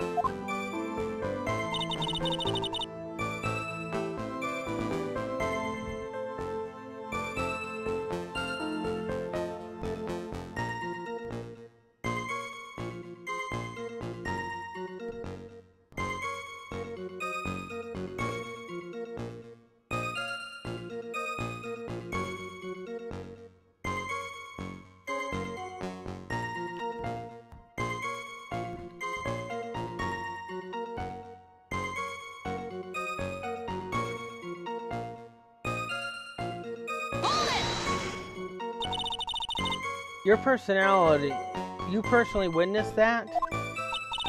Yes. Did anything strange happen when he did that? Well, I don't know if you'd call it strange or not, but that's when the victim's scarf fell off. You mean this scarf? The words match what we found at the scene. I don't see any problem.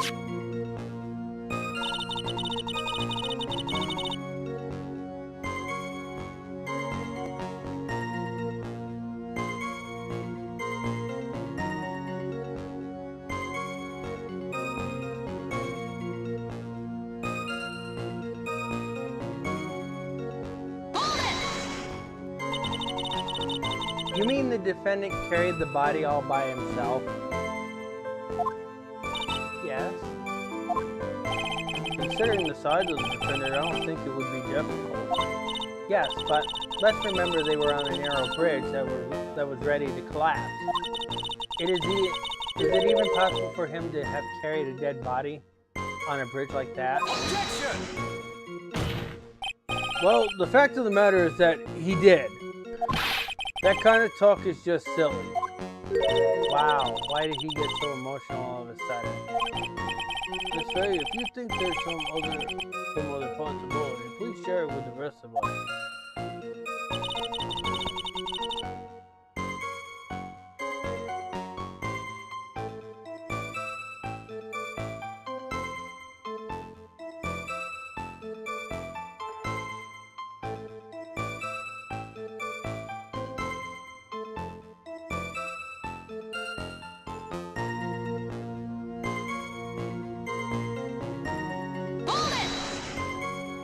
Why do you say that? It's already a broken down bridge, hidden away in the mountains. Doing anything more to hide the corpse would be going overboard, wouldn't it? Yes, but the mountain is famous among hikers. A surprising number of people go up there. But it's February, right? And it was raining that day, correct? There is also a small temple and a dojo there. You know those monks, they just love cold, isolated places. think the witness is trying to say that the corpse could have been found at any time. Besides, the witness is merely reporting what she's witnessed with her very own eyes.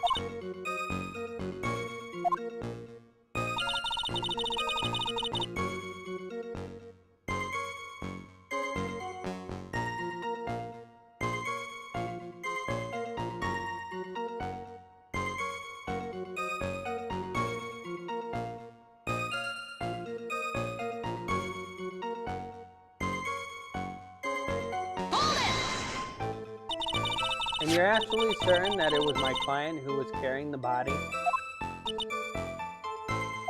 Well, he was wearing a prisoner's uniform, but as for his face, are you certain you didn't get a closer look at his face?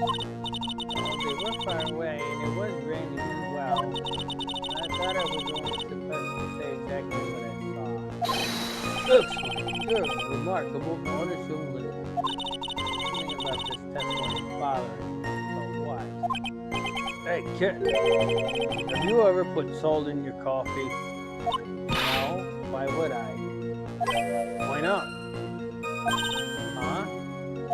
It may actually go better with coffee than sugar, right? Listen, my point is, if you're not sure, you might as well add a ton of salt on it. It might bring out the rust in something like a piece of evidence. You're right, man. Go present something. You've got nothing to lose. His analogies are a little different than what they are in when he's facing Phoenix, right?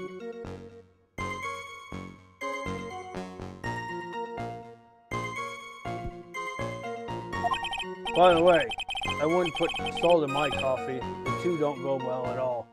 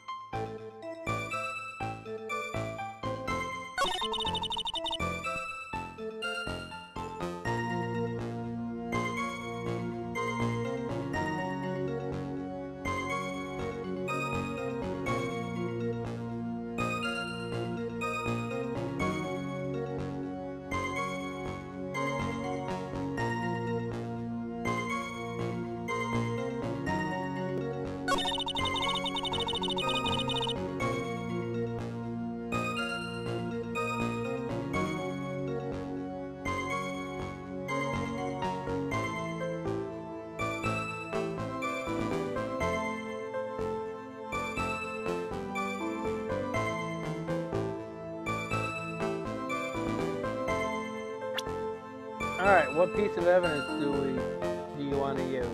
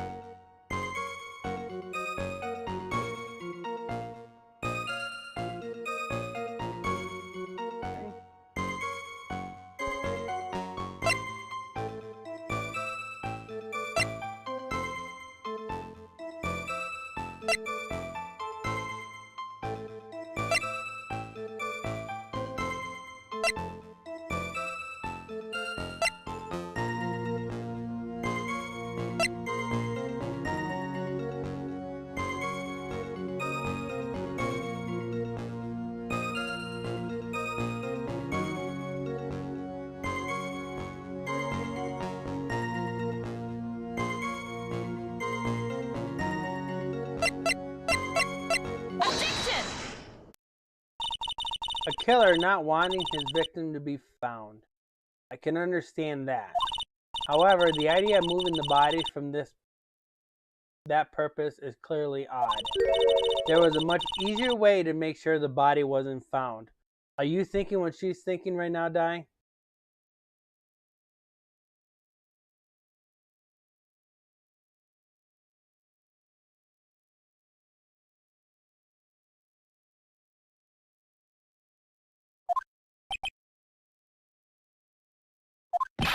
Well, what is it? Take another look at the map of the area and you'll see how.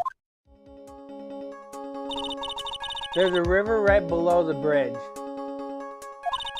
Earlier, Mr. Edwards pointed out something interesting about the river. For those who are not aware, Eagle River is well known for its most powerful current. Most bodies that fall in are never recovered. Oh. Is that what you were thinking, Di?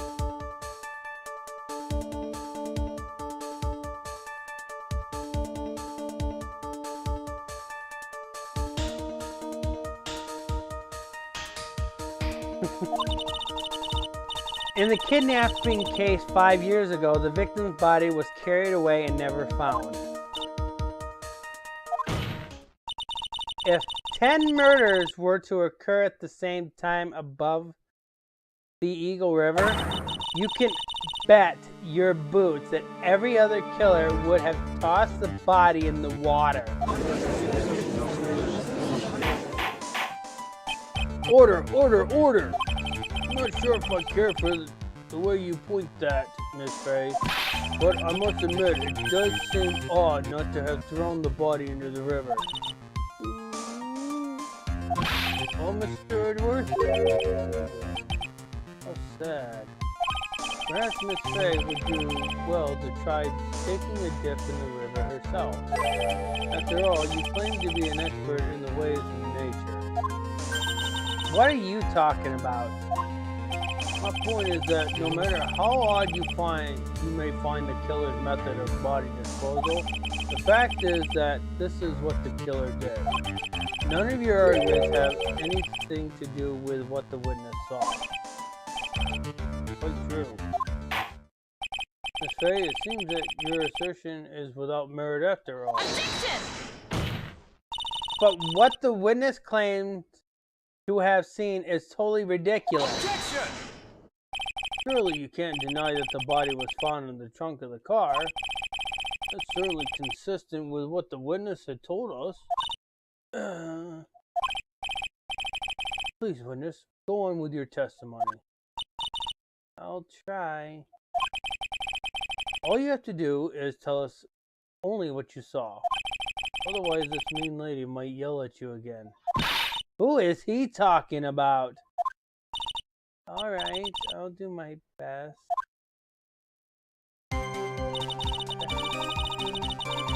Alright, let's go find this new statement.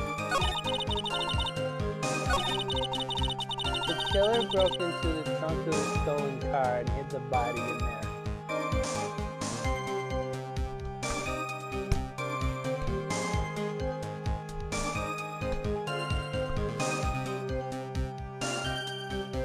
Okay.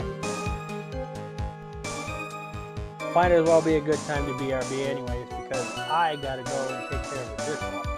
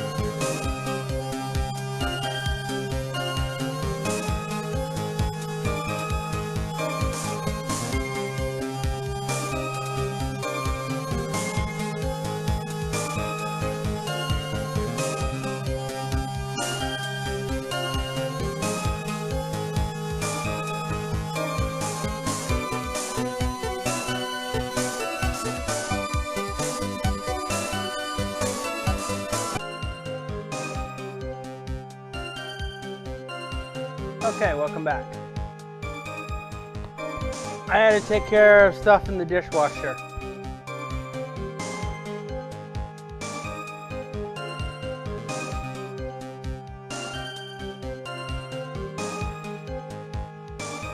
Yeah, I put stove parts into the dishwasher. They had to be cleaned off.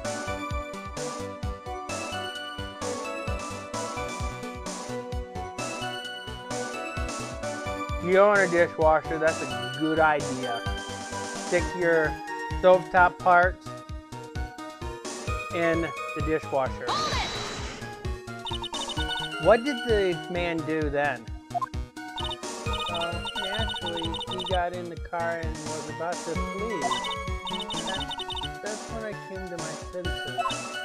I said to myself, you have to call the police. So that's when you called the police? You sure that you saw all that with your own eyes? Yes, I'm 100% certain.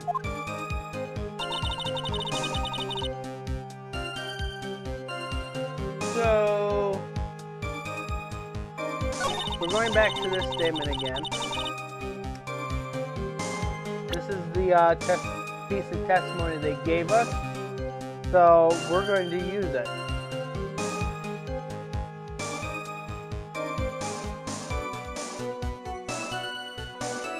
You have two pieces of evidence that you use to present.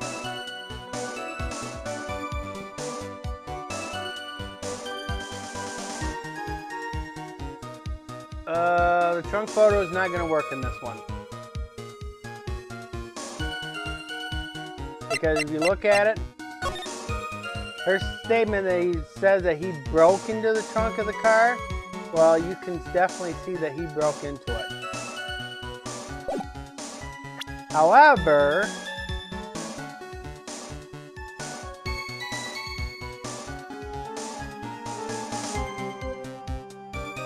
there are two other photos that can contradict this statement.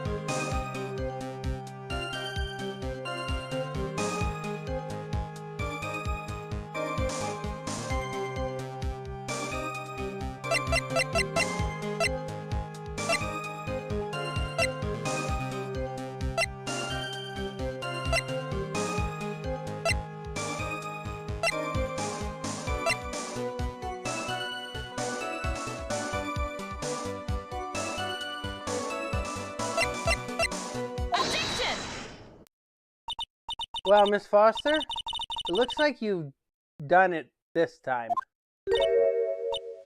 Then what? Made a crucial mistake. A crucial mistake? Like what, Miss Faye? The killer broke into the trunk of the car and hid the body in there. You're saying you saw that, right? With your very own eyes? Yes, and it's simple, Miss Foster. Take a look at the diagram. The place you claim to have taken the photo from that day is here. You're getting where she's getting at, right, Di?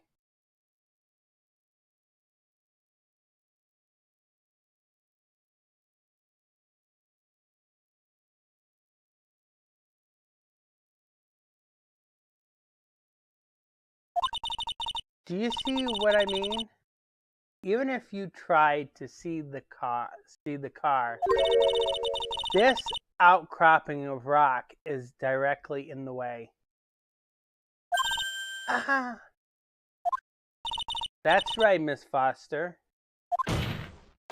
From where you were standing, you could not have possibly seen the killer's car. Ah! I admit that the diagram shows a large outcropping of rock. However, it isn't so tall that it would stop her from seeing the car. That's right. It's not high at all. I was able to see his car just fine. I'm so sorry, but that just doesn't wash.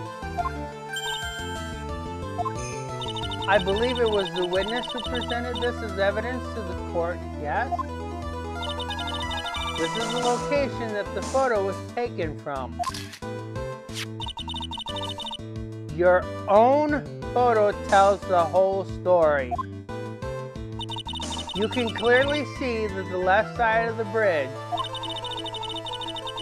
but the outcropping that is being referred to is really more like a cliff. Your view should have been completely cut off by this cliff, but still you claim to have been able to see the killer's car. No! Order in the court. What is the meaning of all this ballyhoo? Your Honor, don't jump to any hasty conclusions. The fact that the escapee fled in a stolen car was reported on the news. After witnessing a murder, I'm sure you can appreciate the witness was very upset. She must have heard about the stolen car and convinced herself that she saw it. Objection! But she was repeatedly warned before starting her testimony. She was told to testify only what she saw with her own eyes.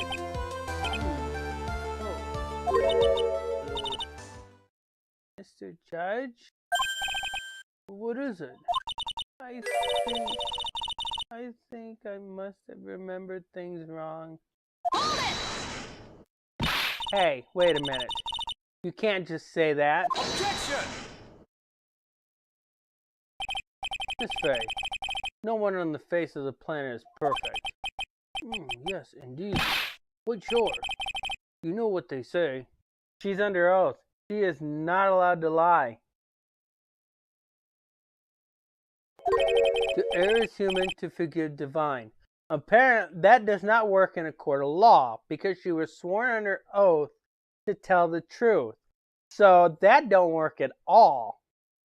That means if she did make a mistake on the witness stand, she lied.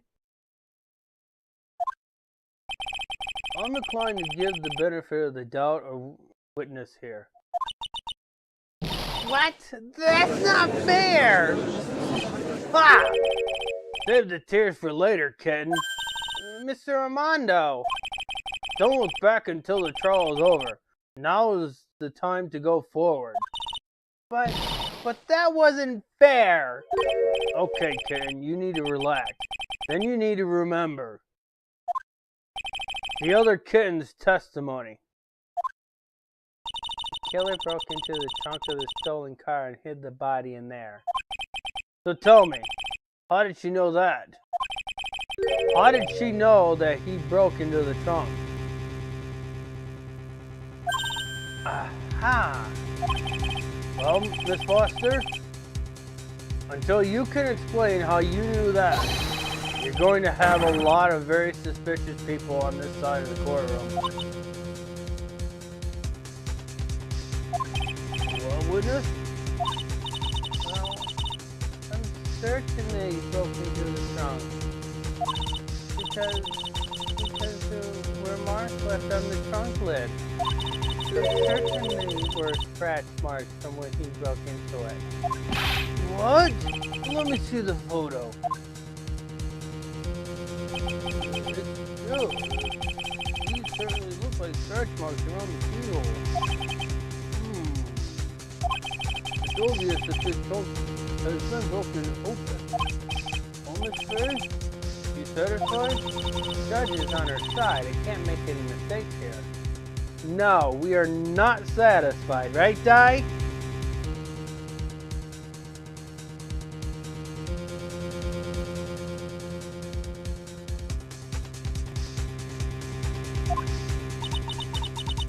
What she just said, is there a contradiction in there somewhere?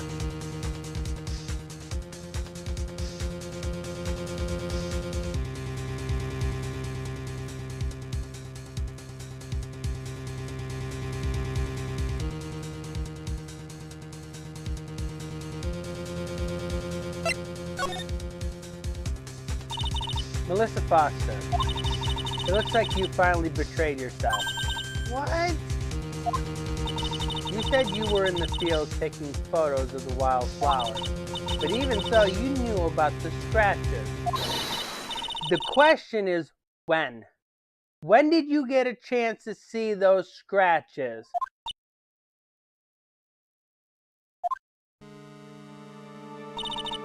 Fine. I finally got her. Ha! I'm getting pretty tired of waiting over here.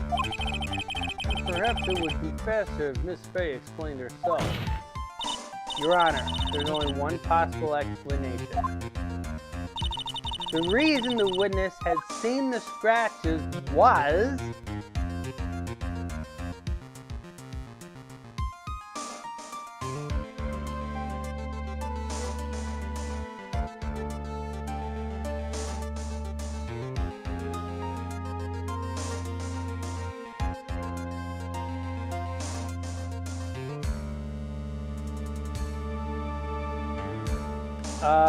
no.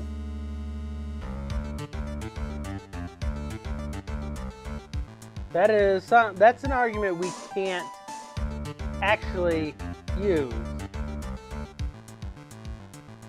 because we have no way of proving that even if we stated it.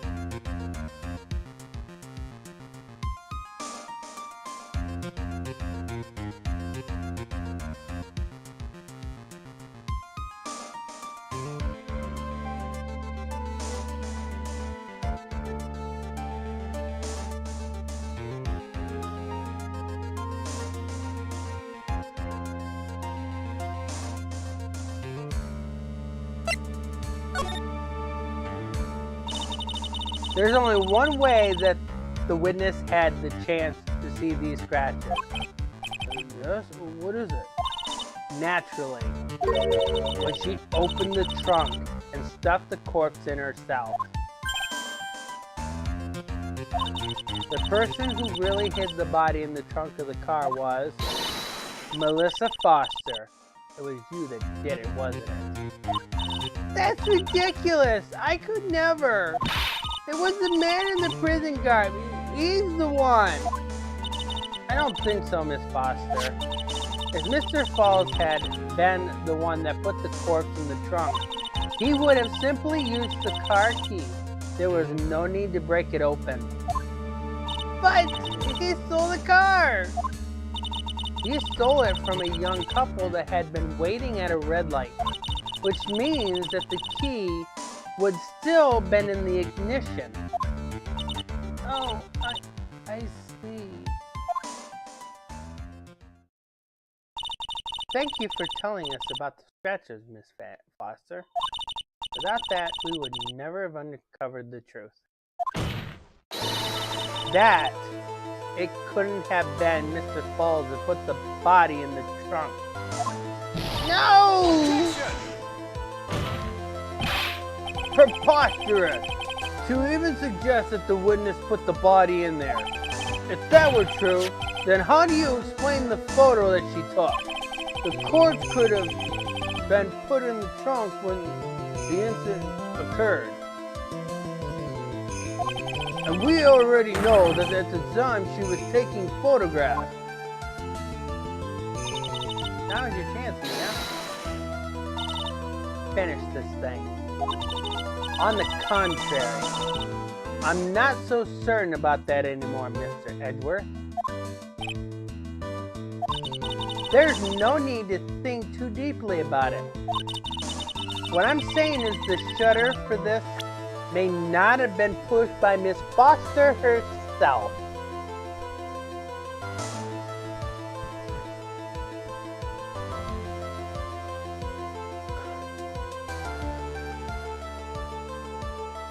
This one should be easy.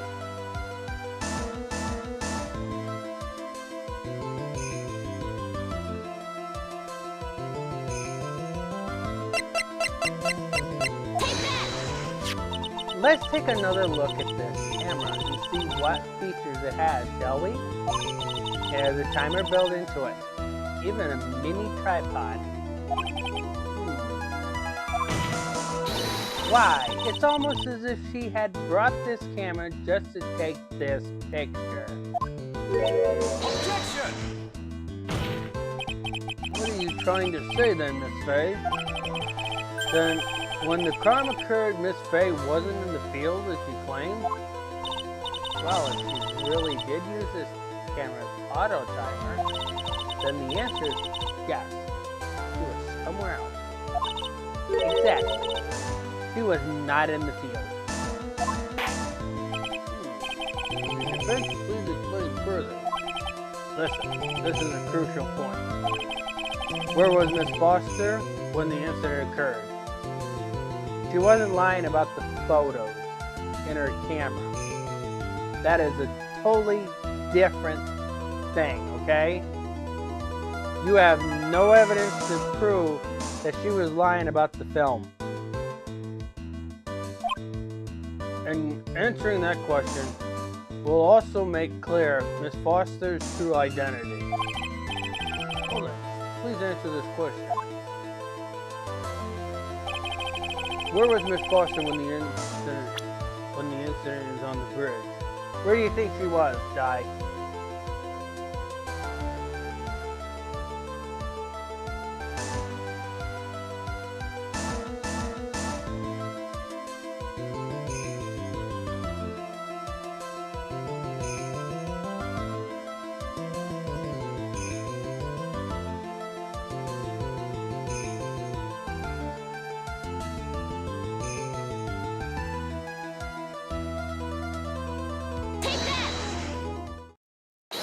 Naturally, the witness was right here. Well, that's where the victim, Miss Hawthorne, was standing. You're good at this, Di.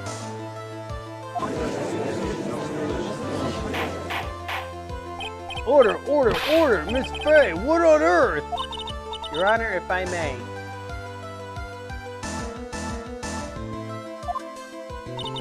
After parting with the victim on the bridge, the defendant fled by car.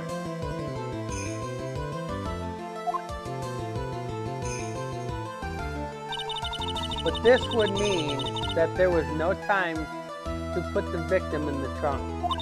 In other words, if someone put the body in the trunk, it could only have been before the defendant met the victim. Objection!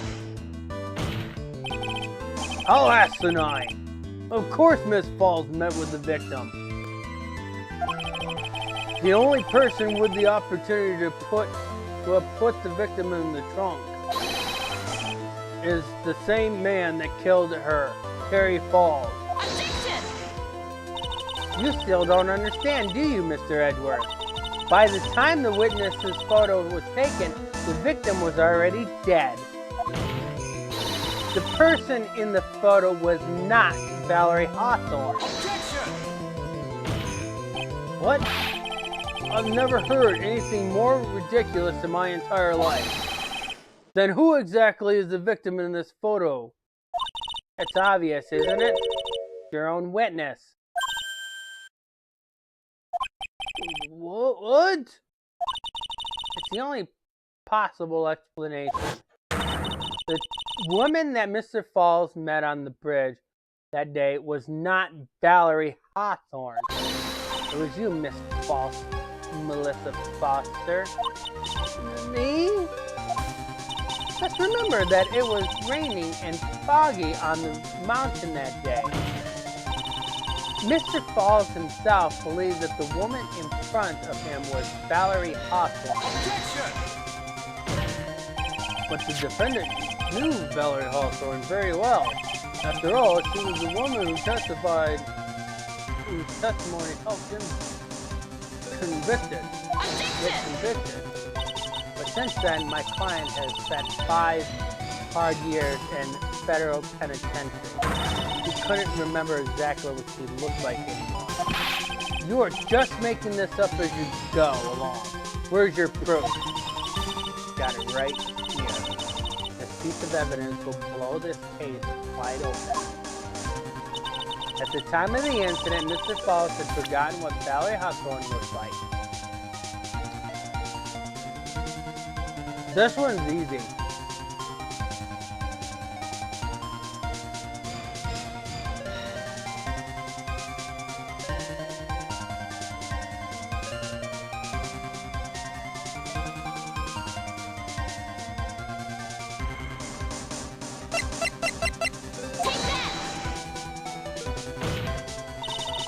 Mr. Falls had forgotten the victim's face. That's why he needed some piece of identification, namely this muddy scarf. It was Mr. Falls who requested that she wear this scarf to identify herself. That's already been proven by this note the victim left. In other words, as long as you were wearing a scarf like he asked, anyone could have pretended to be Valerie Hawthorne. Well, what do you have to say to that, Melissa Foster? No!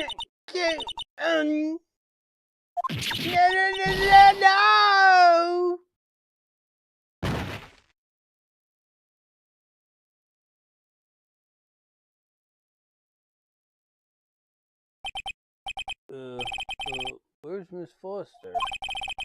She's collecting herself in the lobby.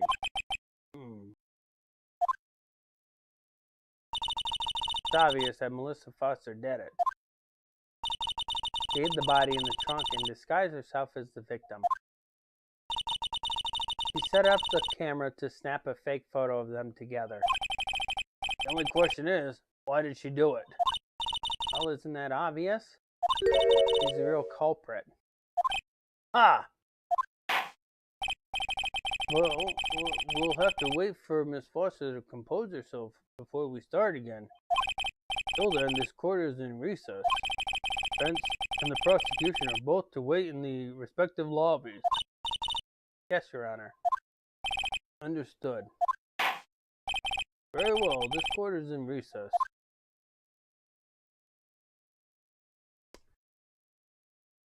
Okay.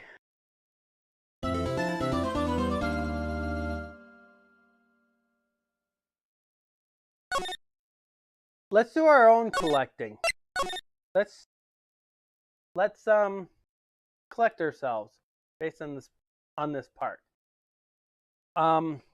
We have any questions, criticisms, concerns?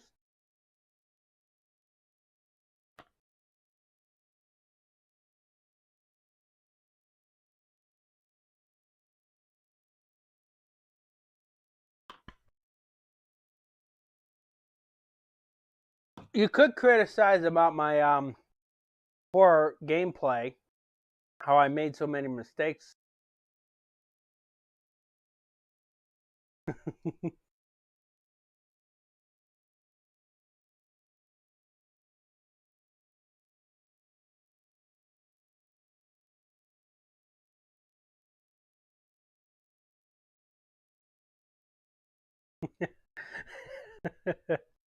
Okay. Let's refresh ourselves. What happened here?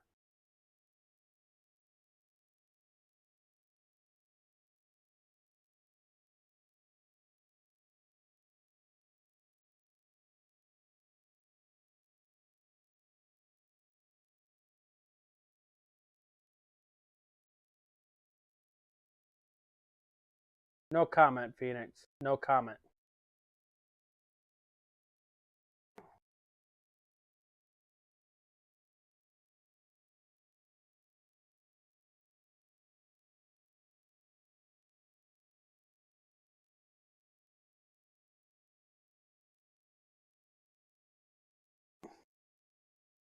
No, I did not agree.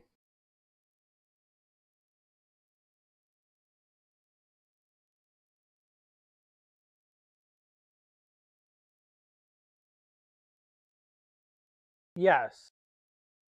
We are assuming that Melissa Foster is the suspect, is the killer in this case. We have to now identify her. We have to figure out who Melissa Foster is.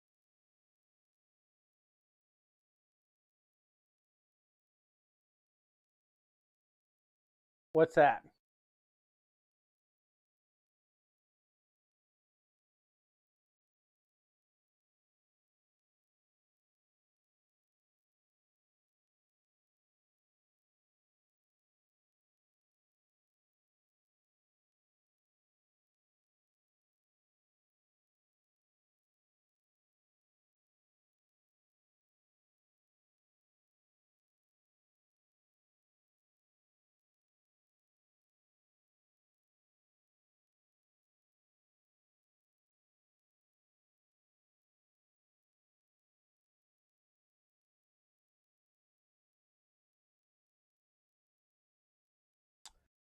she didn't. To be honest with you, Valerie Hawthorne never touched the bridge. She was never killed on the bridge.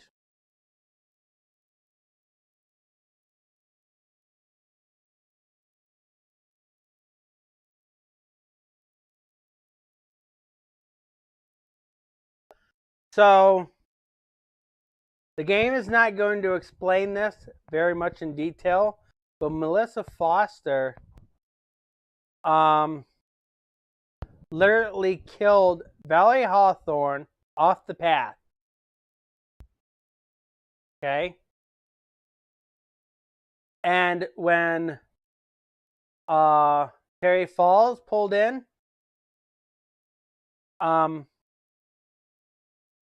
it just gave Melissa Foster time enough to put Valerie Hawthorne's body in the trunk of the car. Okay? Now, Terry Falls probably was just sitting in the car contemplating. He wasn't looking out any of his windows. He's probably very stressed and very worried. This gave Melissa Foster time enough to walk to the bridge and wait there at the end of the bridge for him. Terry Falls actually got out of the car and he walked to the bridge and finally saw who he thought was Valerie Hawthorne. They said a few words, he left. That's it. So that should give you a picture of what this case looks like. Okay? You got the idea of what this looks like? So you can apply that in to this next part. We are going to figure out motive. We're going to identify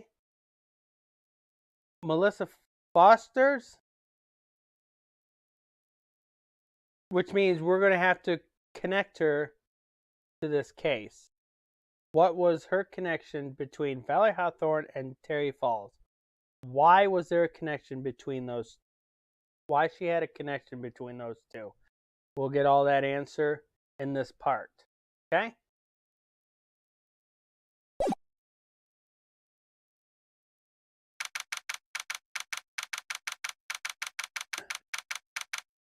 I do have to say I do like Terry Falls' character. He is a very interesting character. I kind of wish we had another character like him, but we don't. February 16th, 1:14 p.m. District Court, Defendant Lobby number 4. Mr. Falls. I'm sorry. I want to say thanks. You're really good. You really hooked me up. Thanks? We're almost there.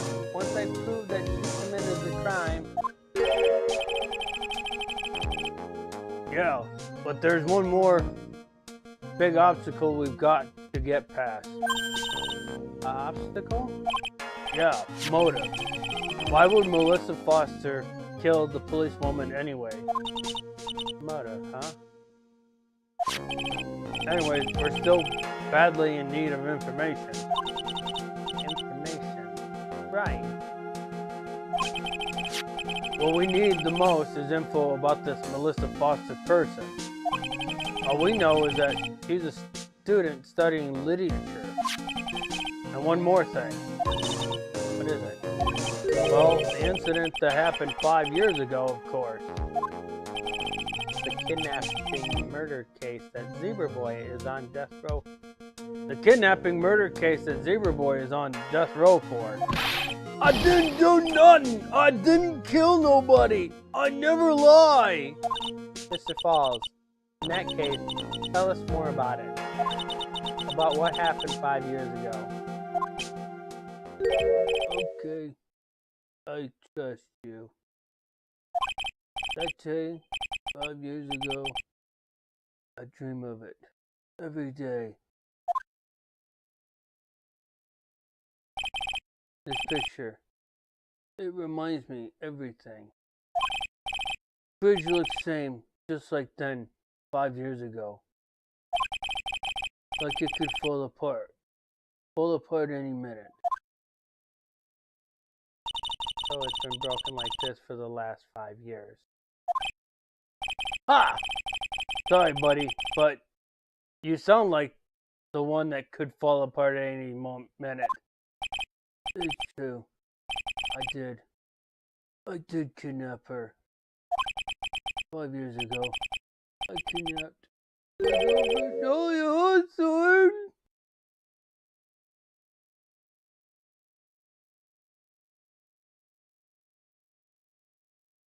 That name rings some bells, doesn't it, Di?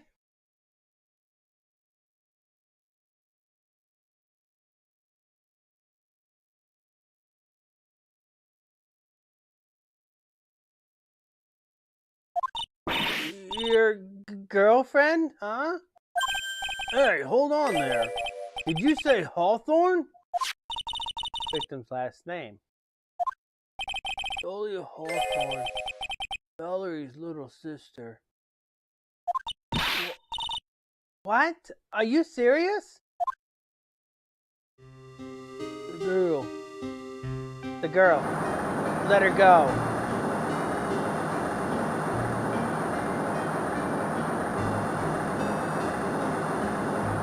Shut up! Come closer! I'll kill her! Sorry, but you're not going to get the chance.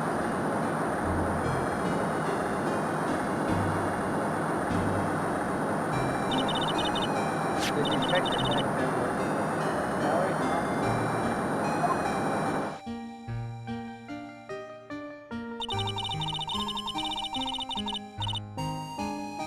At first I thought shooting someone for a kidnapping was crossing the line, but if it was to protect your little sister, I can understand why she did it. Mom! Don't protect sister! Valerie betrayed me! Betrayed us!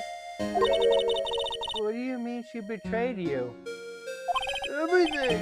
All lies! All make-believe! Kidnapping too! Make-believe kidnapping? Dahlia, my girlfriend, my love, my teen angel. Did he actually say my teen angel? He's seen one too many soap operas. I do anything she says. Anything Dahlia says. Anything Dahlia says. Hold on a minute. What you're saying is that the kidnapping 5 years ago was planned by... Yeah, Dahlia, and Valerie too. Valerie was in on it too? Dahlia's family's rich. Jewelry business. You get one jewel. That's what we thought. Me, Dahlia, got kidnapped though. We said to her dad, after $2 million diamond, told him make exchange on Dusky Bridge. We tell Aunt Valley to make transfer because she's new detective. Having a police detective in your pocket is a useful thing, alright. In the end, you were planning on splitting the $2 million 3 ways, eh? Yeah, but that woman...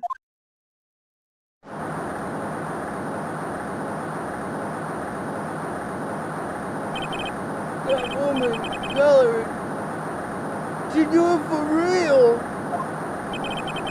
She shoot at me for real. Me and Dahlia.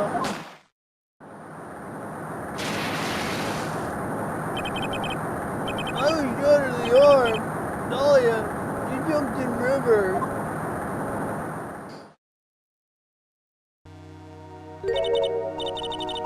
Jump?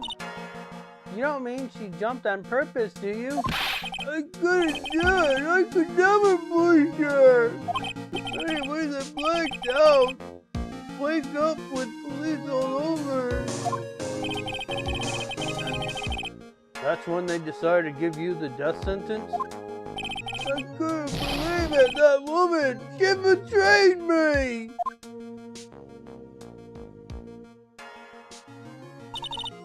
That man, Terry Falls, he killed her. He threw her off the bridge. He threw my beloved sister into the roaring river 40 feet below.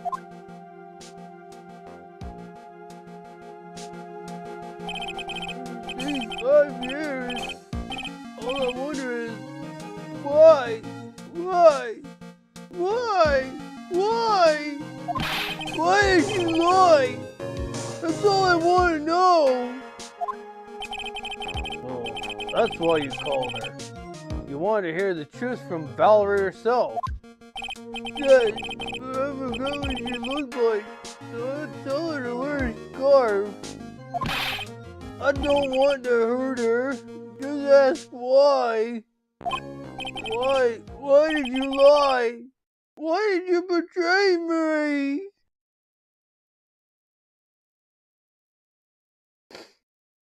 I just want to hear her answer come from her mouth, that's all. So that's why you made a crazy escape like that. Just one thing, Zebra Boy. My senses are tingling all over. Tell me, Mr. Falls, where is it?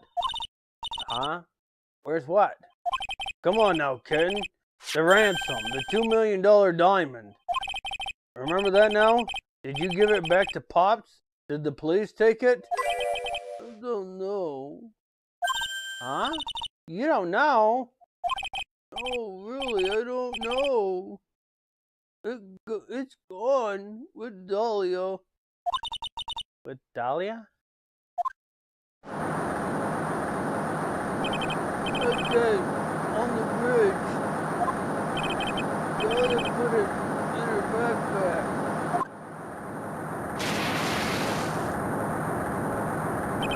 Now gone with Dahlia. Gone forever. Into Eagle River.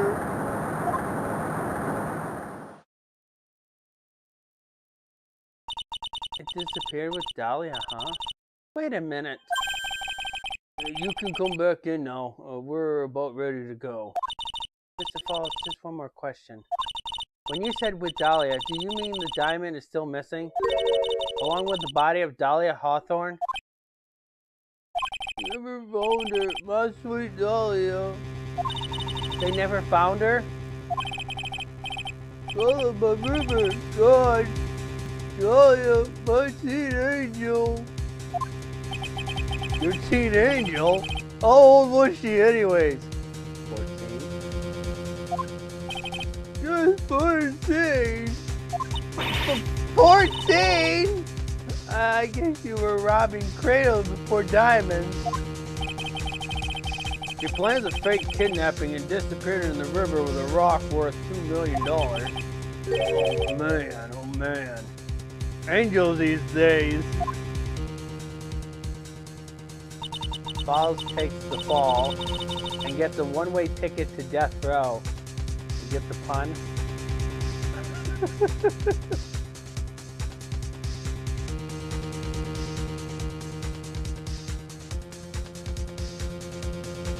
I'm sure you get the pun, Di.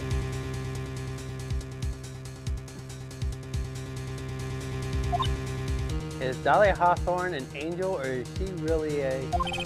It's done, kitten. It looks like we have a few more aces up our sleeves now. You bet. Diamond added to the court record. The train wheels comes off now, Mia. You've got to strike while the iron is hot. That's one of my rules. Remember it. February 16th, 1:49 p.m. District Court, courtroom number 4. Now then, let's continue with the trial of Mr. Terry Falls. Witness, are you feeling better? Yes, Your Honor. I've done my best. You're a brave young lady. Not this again.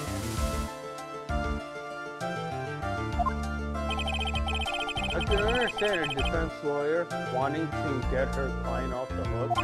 However, to try to pin the crime on an innocent student. What are you talking about? My witness is not the person on trial here. He's an innocent bystander who witnessed a violent crime. That's all. This is speaking from unexperience because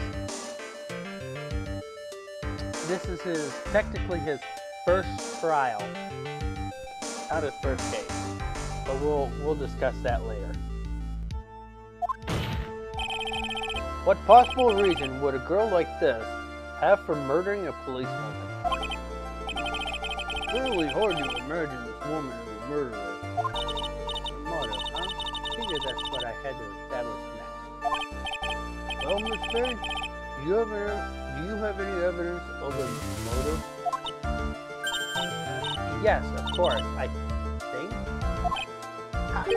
Ha! You're still acting as tame as a kitten. Mr. Armando? Listen, a lawyer is someone who smiles no matter how bad it gets. Oh, this lightning bird is also playing Super Mario Maker 2. Awesome. Remind me to catch it after the trial. Smiling on the outside while your guts are twisted in knots is the mark of a pro. Maybe so, but I wish you would quit grinning at me like that. Excuse me, may I speak, Mr. Judge? Of course. Mr. Judge is ready anytime you like. I'd like to say something.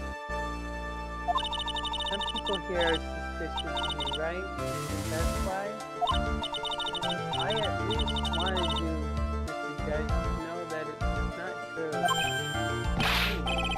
See, you're such an honest and upstanding young lady. Looks like the witness is a real professional. What do you mean? Look at the 100-watt smile. Just when things are darkest for her, click, she lights right up.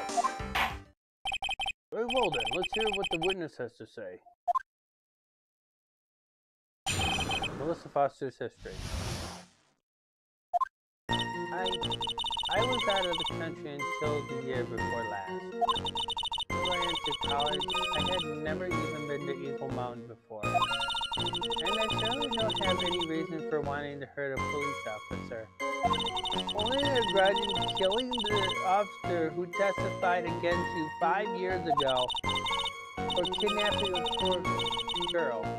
I just think the defendant is a terrible, horrible monster. Out of the country, eh?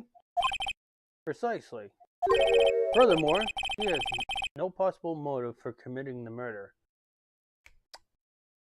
Here's something that we need to know.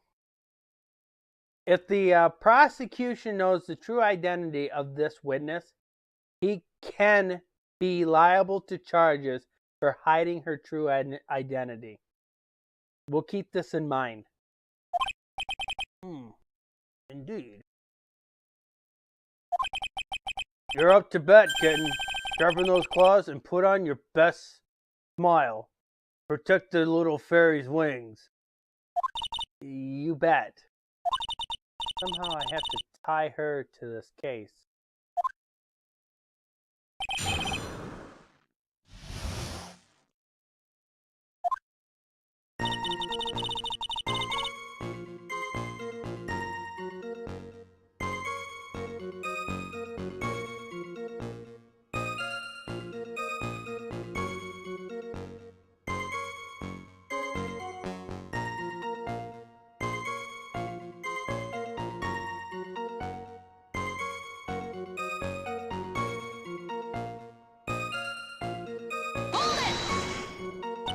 So, what country were you living in then? We were all living abroad, but after my parents were killed, it was a brutal civil war. We had to try to make our way back home alone. lost everything. Do you have any personal identification? What kind of sob story is this? What do I do? Should I press her for more details?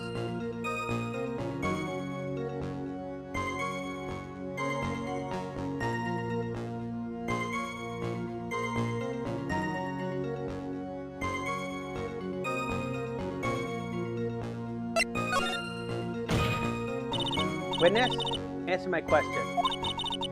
I'll even repeat it for you. What country were you in? Objection! Your Honor, this line of question is troubling. What country she was in and how many languages she may speak are irrelevant here. What we're here to establish is whether this witness had any connection to this case. I've lived abroad ever since I was a little girl. That's why I could never have known Mr. Falls and Detective Hawthorne. Yes, I think we established that point. Yes, indeed. Well then, shall we add what you just stated to your official testimony? Yes, please, Mr. Judge. Naturally, I didn't know either the victim or the defendant.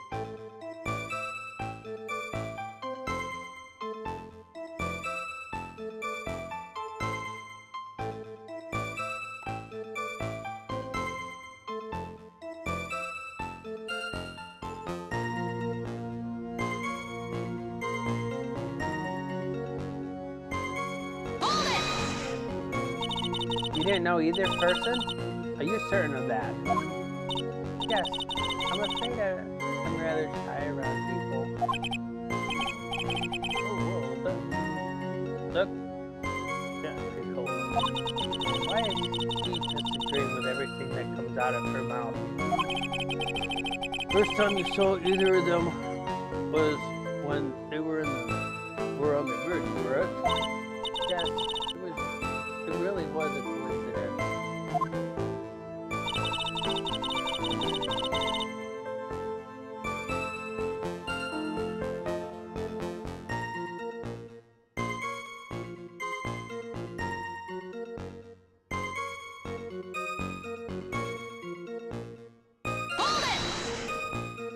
So, what made you decide to go to Eagle Mountain anyways?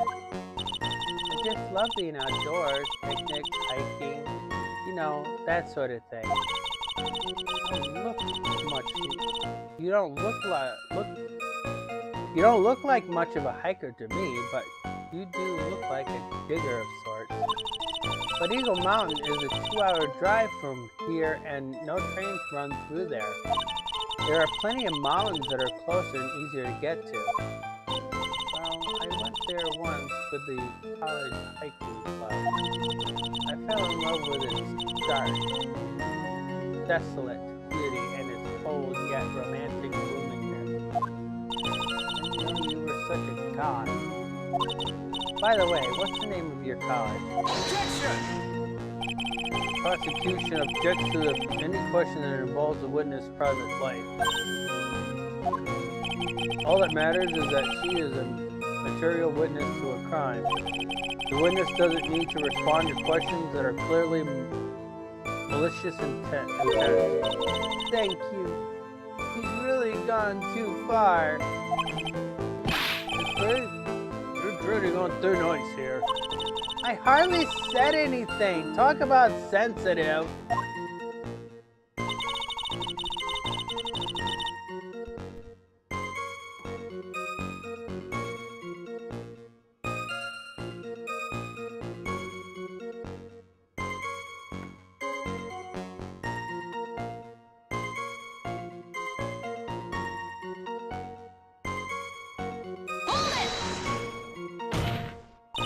Perhaps.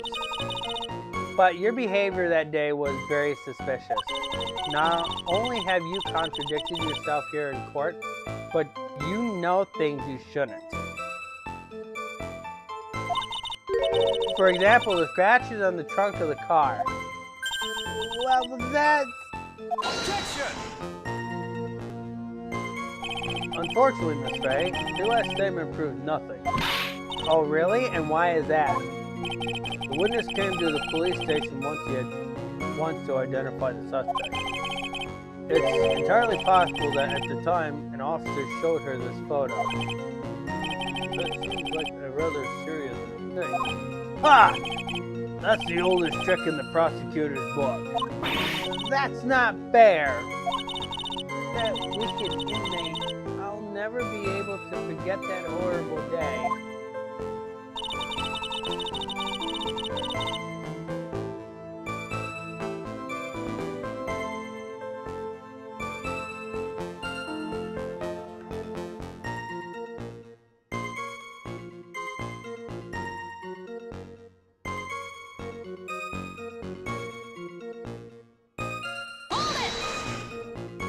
A grudge?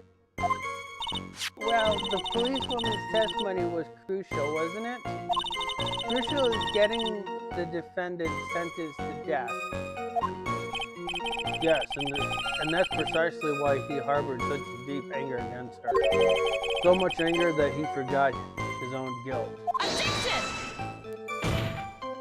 My client has always maintained that he's innocent of those charges. He seems rather forgetful, your client, I mean. Not only did he forget about what he did, but he forgot the poor policewoman as well. What do you mean by that? Your client. He forgot what the detective looked like, right? It's too bad for her that he didn't forget about her testimony as well. Well, you're right about that. Mr. Falls is kind of forgetful.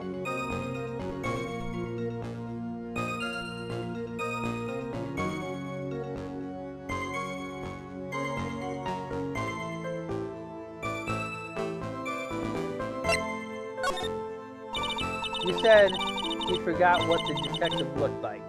What did you mean by that? Well, he couldn't tell who she was without some kind of identification, right? Quite right. That's why the victim was wearing a scarf as identification. Why, if I had been wearing a white scarf that day, then he probably would have tried to kill me. That's true. He's clearly a bitter man. This is bad. Mr. Fall's reputation just keeps getting worse and worse. Sometimes it's best not to poke too deep. What should I do with this last statement?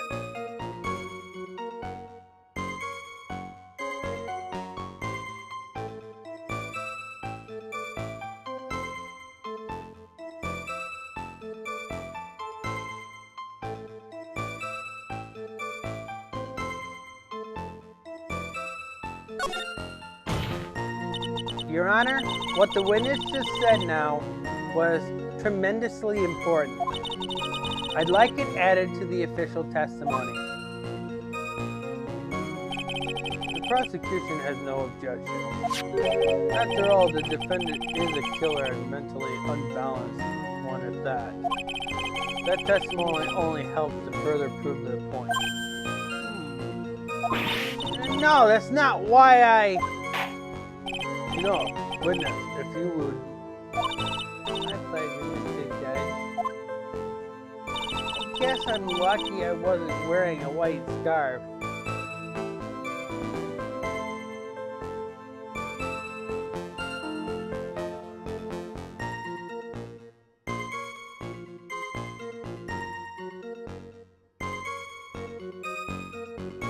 Hold it!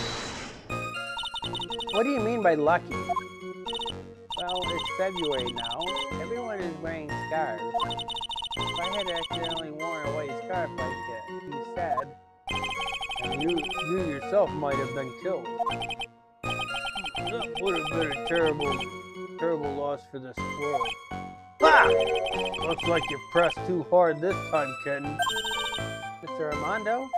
Keep looking around and you... Keep looking around you and you're going to lose sight of the finish line. Justice is blind, but she's not deaf. Sometimes you have to know when not to talk.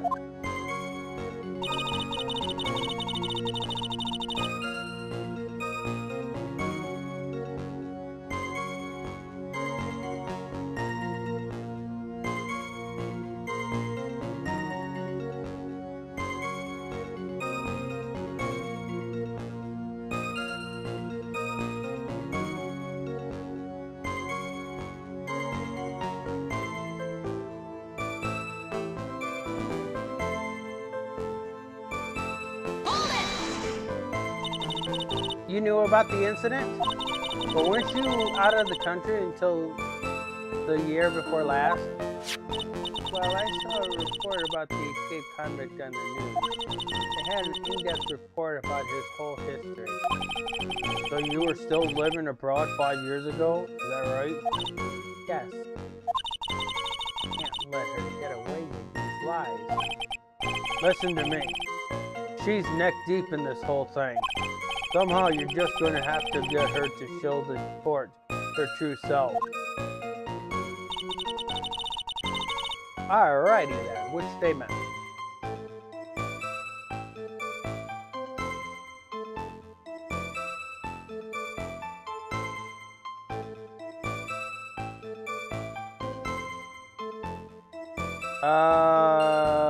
You said the last one? Let's read what the last one says.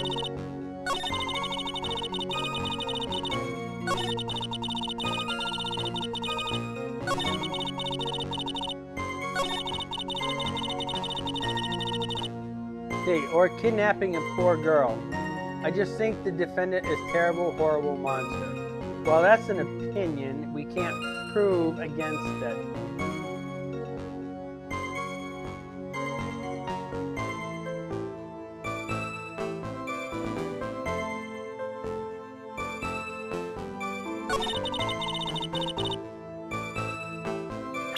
Alright, what would you like to use?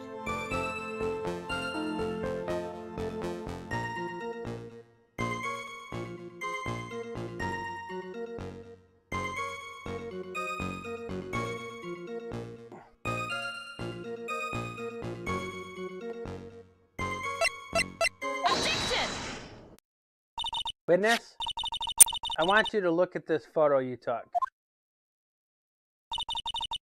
It's hard to see in the photo, but look at the scarf the victim wore as identification. Oh, you were talking about this scarf right here, eh? Yes, that's it. The scarf the policewoman was wearing. I've got her now. Just don't mess up. But that's strange. In your testimony, you stated the following. I guess I'm lucky I wasn't wearing a white scarf. A white? This is the scarf you identified as belonging to the victim. But it certainly doesn't look white to me. Oh? Well, it was foggy that day, and it was raining as well. It's not surprising that she mistook it for white. Objection! Sorry, but not this time. The witness just confirmed that this was the victim's scarf.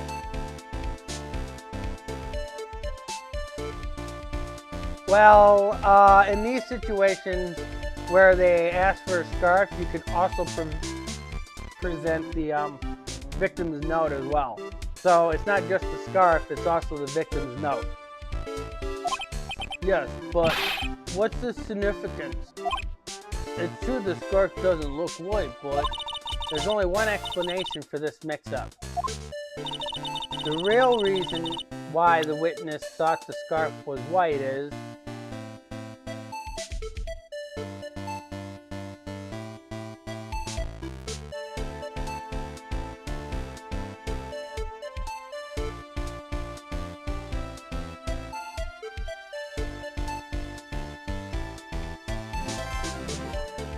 the photos are in black and white, so that's not going to help us.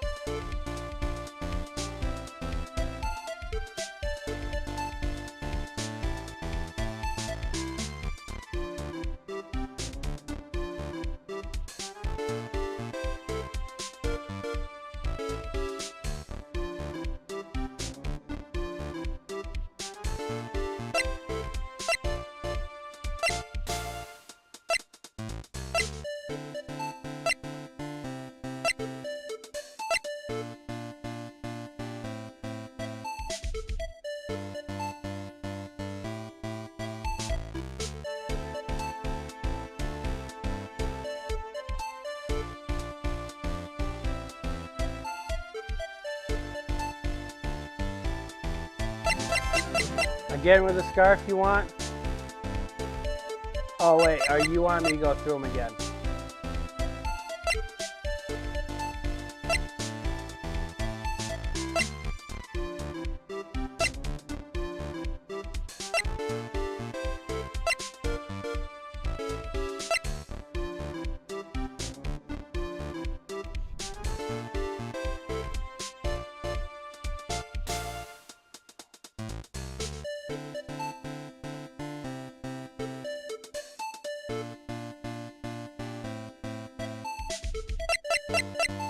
Well, again, let me go back.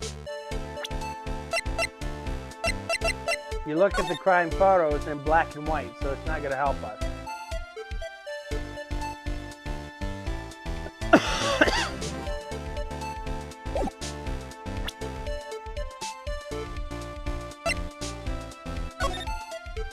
So, read what this says. Why are you saying bless you? Nobody sneezed. Di, remove that message.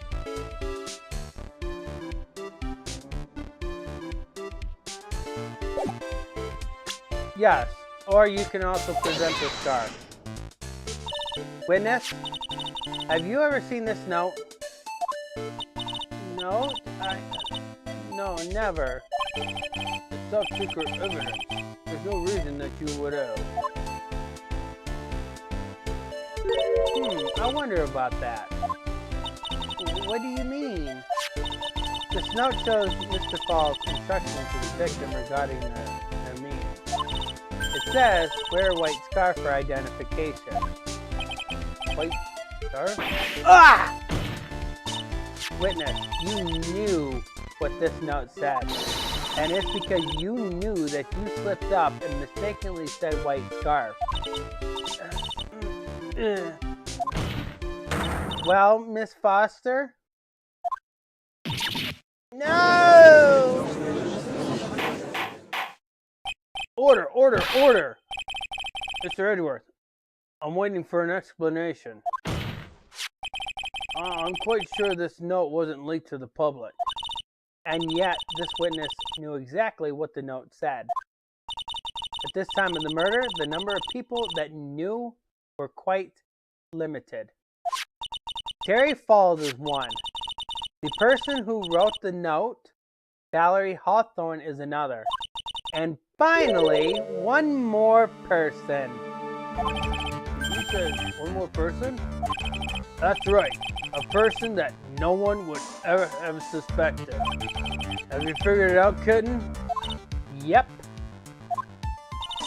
The third person that knew the contents of the note was...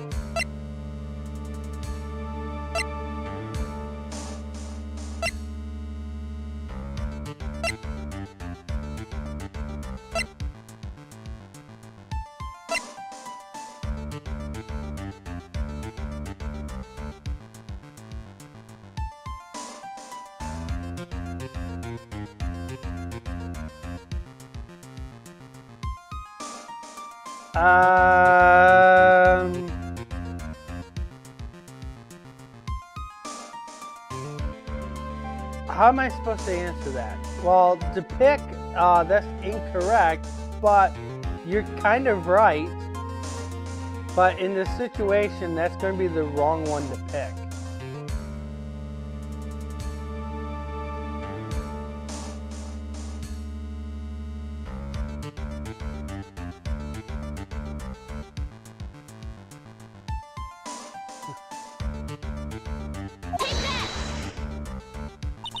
And that person is Dahlia Hawthorne.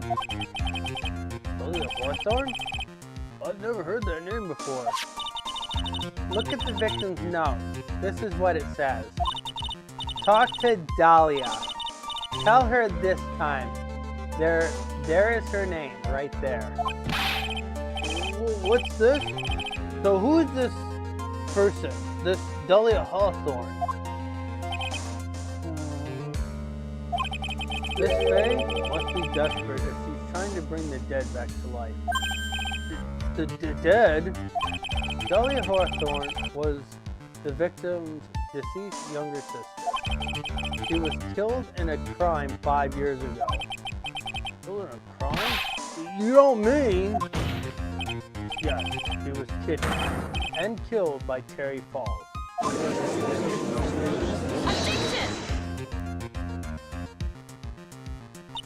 You said she was killed, but was she really? What are you implying? Of course, people thought she had died 5 years ago, when she fell off the Dusky Bridge and was lost into the Eagle River. However, her corpse was never found. Objection! She was declared legally dead 5 years ago.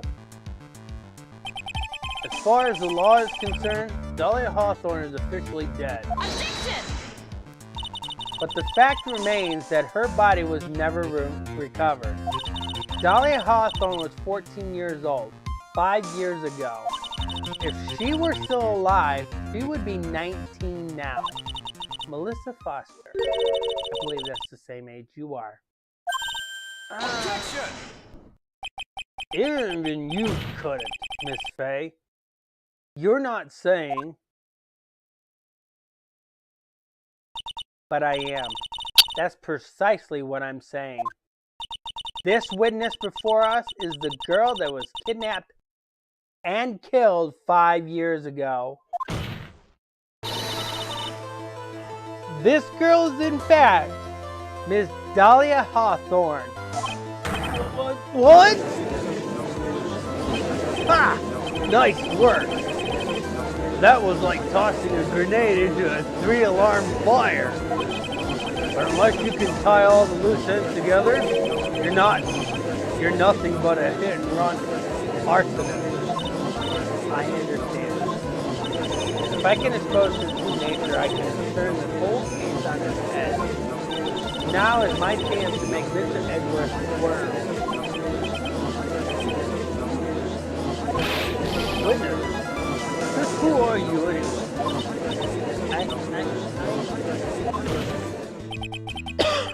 I didn't think it'd come to this. That's enough. You don't have to say any more, witness. Yes, I understand. Alrighty then. Well,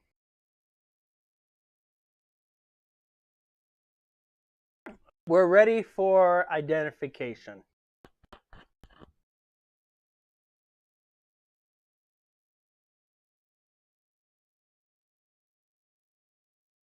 Phoenix, you don't say bless you when somebody coughs. I have a camera here. You can see my face, can't you? Can't you tell the difference between sneezing and coughing?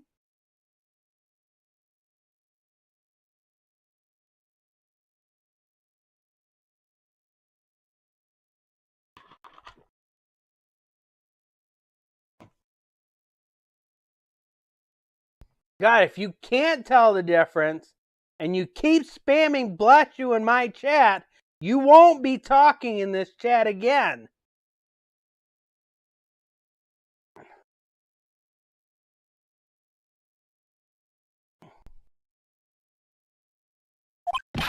What? Mr. Edgeworth, explain yourself. Your Honor, I have an admission to make. I honestly never thought the defense would pursue the matter this far. You don't mean... Yes, the prosecution office isn't filled with fools, you know. Naturally, we conducted full background checks on all of our witnesses. What did he say? Ha! It looks like the kid knew. He knew her true identity from the get-go. No way! But then why? If you hadn't revealed her secret, he wasn't going to say anything about it. All he wanted was her testimony, so he made a little trade. Let me introduce to the victim's younger sister, Miss Dahlia Hawthorne. But I thought you died 5 years ago. We thought so as well, but, well, as you can see... Why? Why did she hide her identity for 5 years? That has nothing to do with the current case. She was merely an accidental witness to a crime. Objection! Accidental? I don't believe that for a minute. For the last 5 years, she's been playing the role of the victim. And now we find her acting suspiciously at the scene of another murder? Objection! Really, Miss Faye, I must say, your strategy here is painfully obvious. You're trying to pin your client's crime on an innocent witness in order to win. At any cost. How dare you? Please, let us take a moment to think.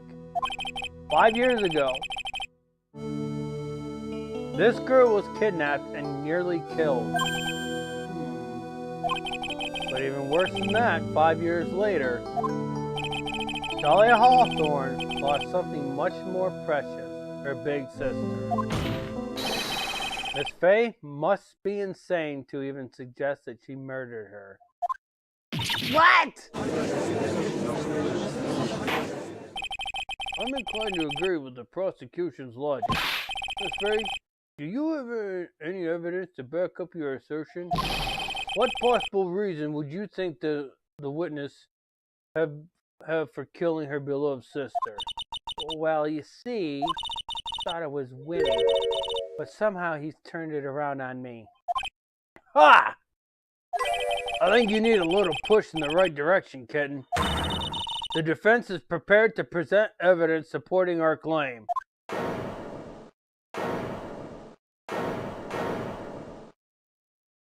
Ah! That wasn't me! It was this guy, this crazy coffee addict. Objection! I think we've heard enough empty threats from you, old man. Ha! What makes you think they're empty, boy? Because your prestige looks like she's sweating bullets. I am sweating bullets. You think you're in a tough spot, huh? Of course, aren't I? No. You've just arrived at the moment of truth, that's all. Whether you win or lose, that's up to you. True rashness of youth. How charming. This coming from someone younger than me. Now then, let's not waste any more time, Miss Faye. What motive would this witness have for murdering her own sister, Valerie Hawthorne?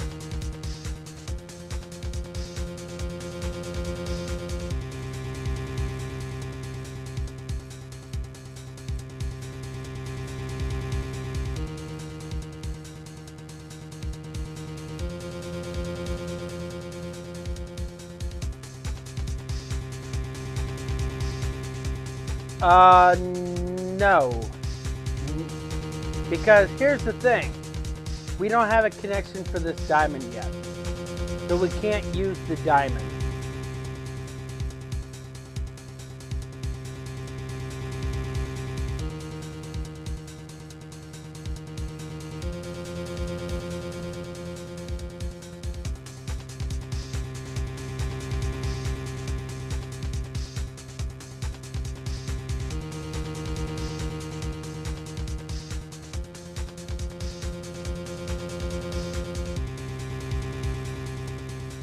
Which one? Well, we can't use that one because that's Dahlia Hawthorne in that picture. And this photograph is of Valerie Hawthorne already dead, so she's already done the deed in this one.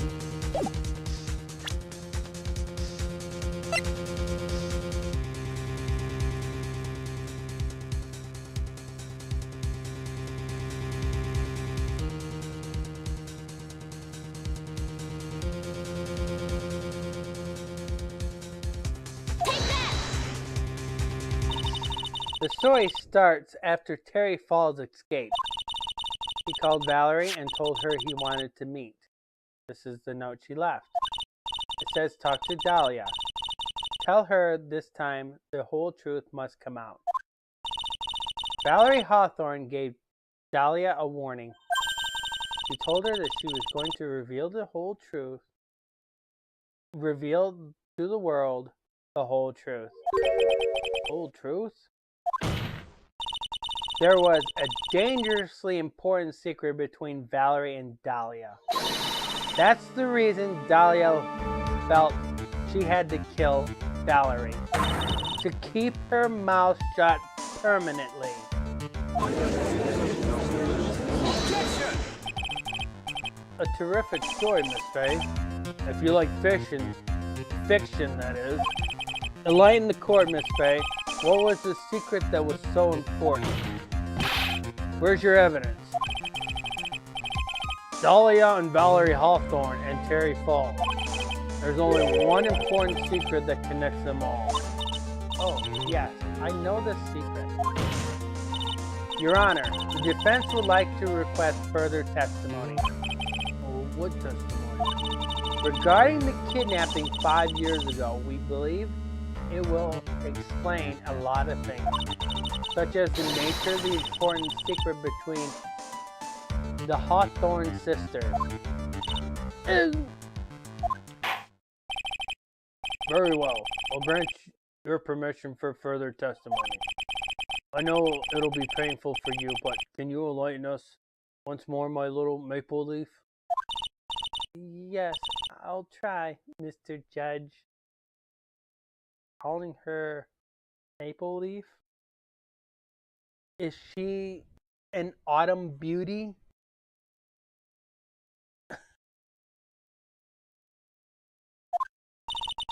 Putting on the old charm one more time, Dahlia. But this will be the last time you hide behind your womanly wiles. 5 years ago. 5 years ago, I was kidnapped by Mr. Falls. The ransom price for the raw diamonds. My sister Valerie brought it to the bridge.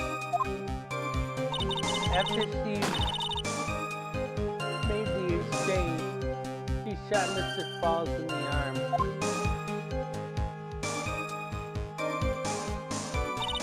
That's when Mr. Falls tried to kill me by shoving me off the bridge from behind. I survived, but I was afraid I might be kidnapped again for my family's money. So I decided to change my identity and start a new life.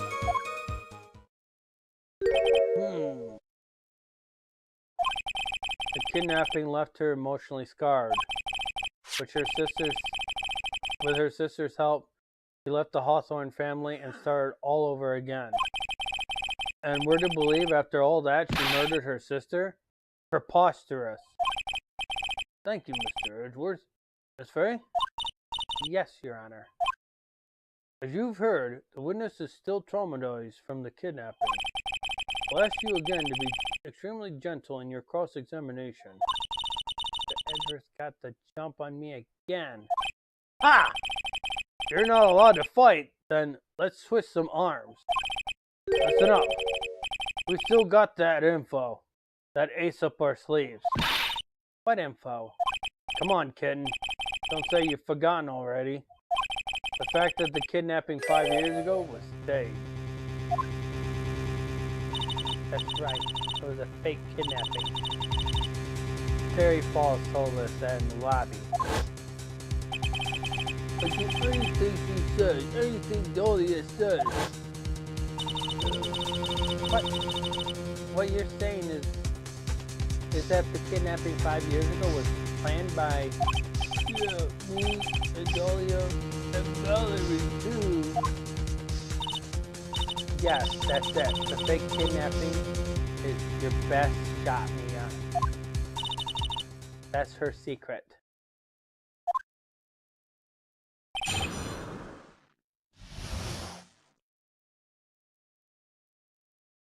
Okay, let me see what we got here.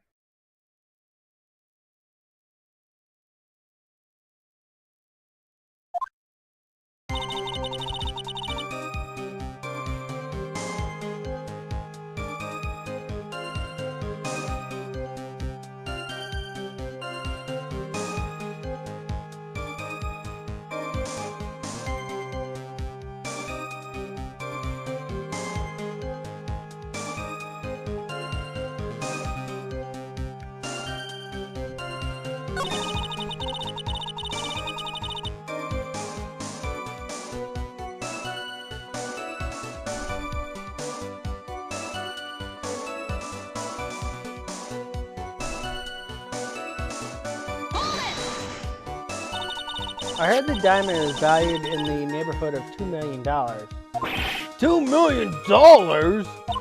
It was still uncut, so it was about the size of a pint of milk. $2 million pint of milk. I don't know what to think about that. The defendant demanded that her sister Valerie make the exchange. Not as a detective, of course, but as an individual. By the way, I want to ask you, Mr. Edgeworth, why do you think he wanted to make the exchange up there on the mountain? If he ever got surrounded, it would be hard to escape. There's one thing a kidnapper wants to prevent, and that's police involvement. In a place like that, it would be easy to tell if he was being followed. With only one entrance to the mountain, he was ensuring his safety. What a wicked clever man that Mr. Falls is. Yeah, right. It was all your plan.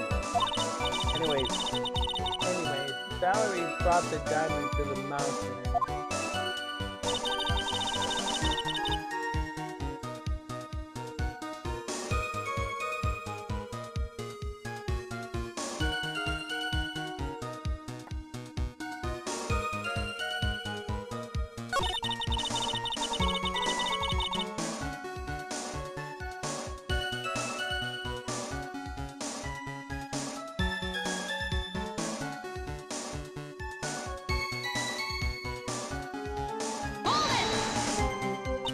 I'd like to hear more about what happened right at the moment.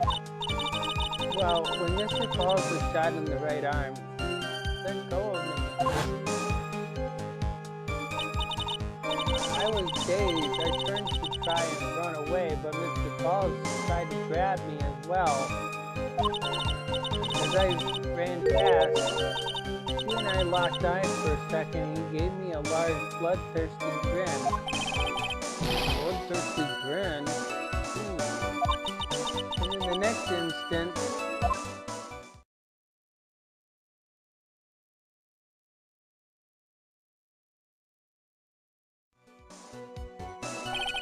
I advise the court to remember that this river is 18 feet deep and incredibly swift. I was a strong swimmer, but I was knocked out. When I came to, I had been carried away by the river to a strange place. I'll never forget that day. The crumbling bridge, nowhere to run, then just one little shove from just behind. That was it. Before my sister could catch me, I fell into the river.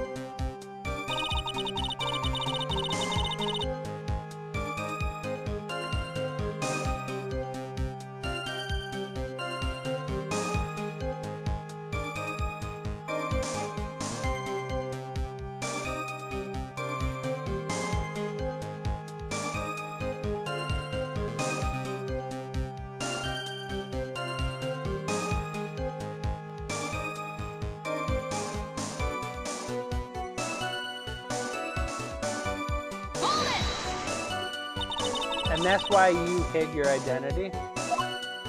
Yes. I only told my sister. Valerie Copeland, right? Yes, she's the only one who knew about me. Meanwhile, legally, this witness had been deceased for 5 years. I didn't ever want something like that to happen to me again.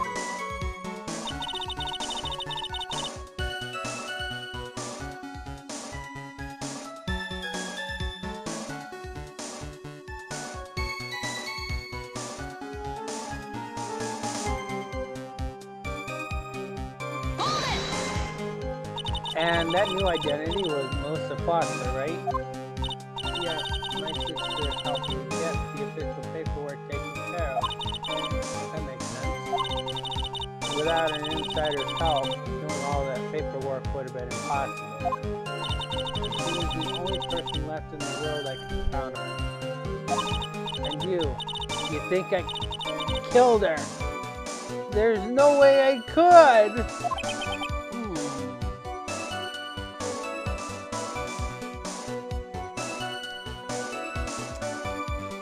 Throughout this entire case, we've seen this face, and he always responds as, What's on this judge's mind?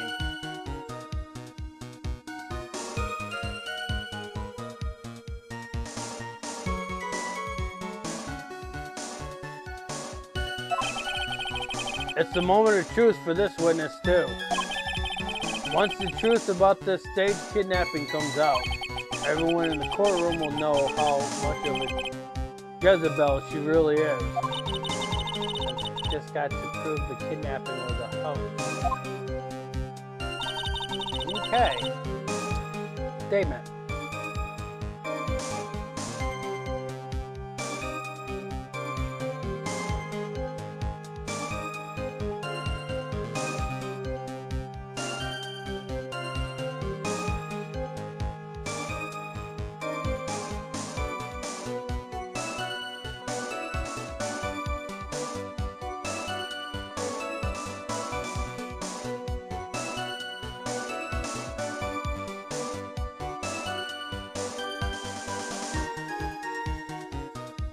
We probably should change that statement. Follow us on Twitter, keep the bird happy. There's no more bird on Twitter.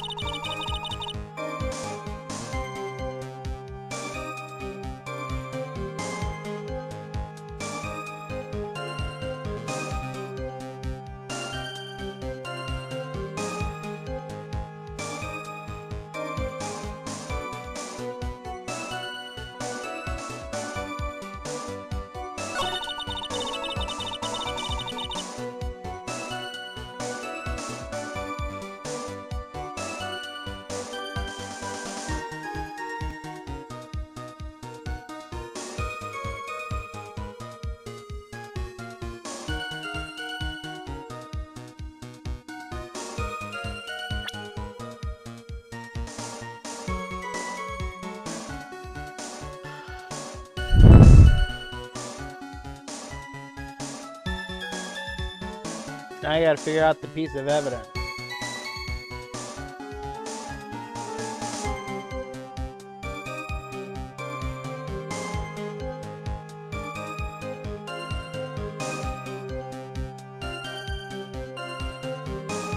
We can't use the diamond in this situation, not for that statement.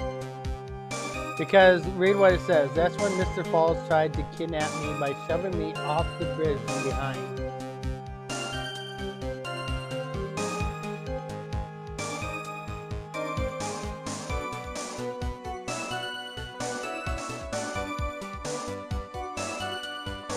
We have to figure out why that's impossible to do. Well, the note mentions nothing about it. So, this is what the note says. So that can't help us in our statement. Okay.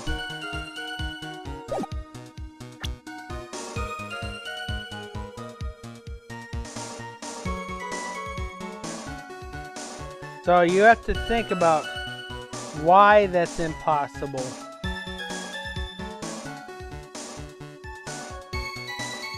Why is it impossible for Mr. Falls to push her from behind off the bridge?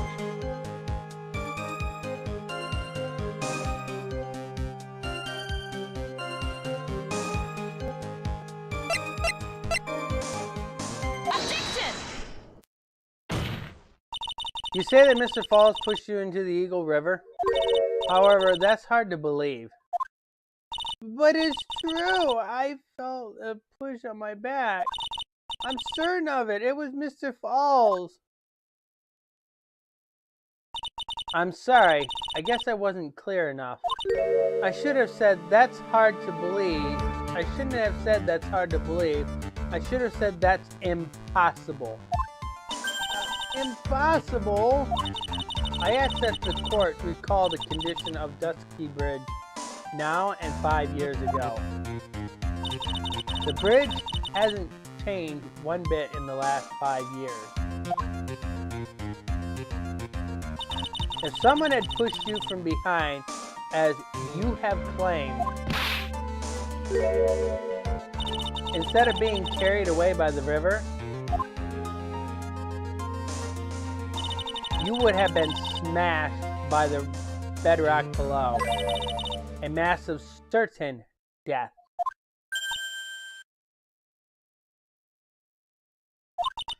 Do you understand now, Dahlia Hawthorne? The very notion that my client pushed you from behind is impossible. Yes! Your Honor, the events occurred 5 years ago. Why, for all we know, the water level in the river may have been higher back then. Objection! But it's 40 feet from the bridge to the river. A small change in the water level wouldn't have made a difference. You're right. If the events occurred just as the witnesses testified, then the defendant couldn't have pushed the witness into the river. Young lady, what's the meaning of this?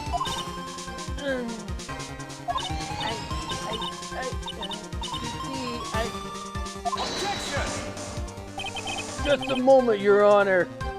Okay, Edgeworth, put the eyes back in before they fall out like pool balls. It's true that the witness testified that the defendant pushed her into the river. However, she never stated that she fell from the back end of the bridge. What? What do you mean?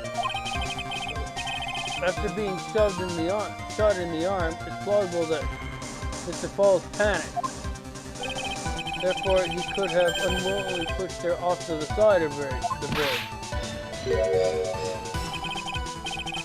That's true, he would have fallen into the river. But we have a problem with that, don't we? We have a big problem with that. Well, Miss Hawthorne, Mr. Edgeworth's explanation correct? Now that you mention it, I do remember now when I fell off the bridge. My skirt got caught on one of the bridge's side wires. You can't be serious! No, her skirt would have been caught onto the board on the bridge. Order in the court. It seems Miss Faye's assault has finally reached its conclusion. Objection! Not now, Mia. This is no time to retreat. Unfortunately for you, this is just the start of Miss Faye's assault. What? I believe your reasoning went something like this, Mr. Edgeworth. After being shot in the arm, it's possible that Mr. Falls panicked. Therefore, he could have unwillingly pushed her off the side of the bridge. However, once again, I'm forced to say that's impossible. Ridiculous! What's so impossible about it? Because your flawed logic contradicts the court's record. We had this evidence, Di. And you can't use the map this time because the map isn't going to be helpful.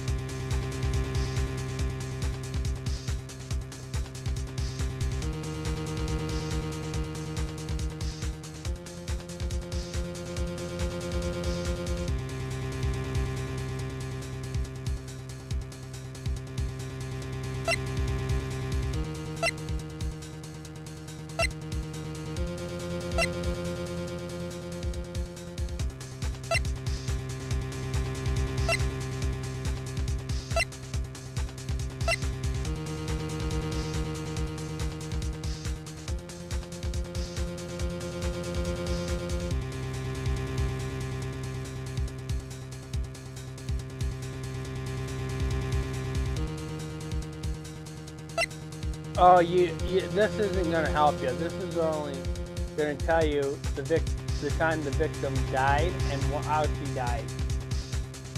So this is not going to help us with Dahlia Hawthorne.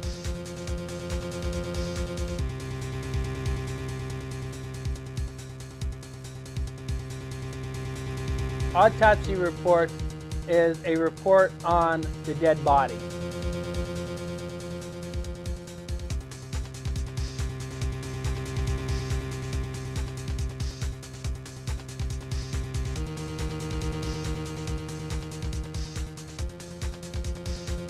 Which photo are we doing?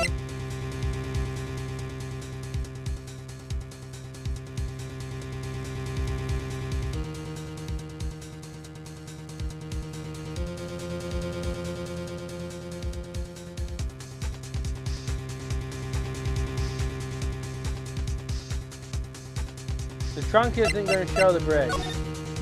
We want something that actually shows the bridge. So that actually leads to this one. Can you see exactly? You can see exactly why it's impossible for her to be shoved off the bridge from the side, right?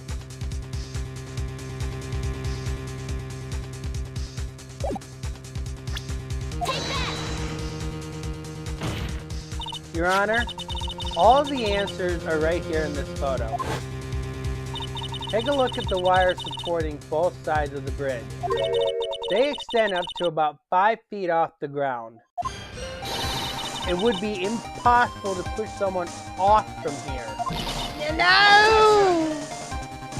But let's remember the size and strength of the defendant. Wires like these would be a problem for him.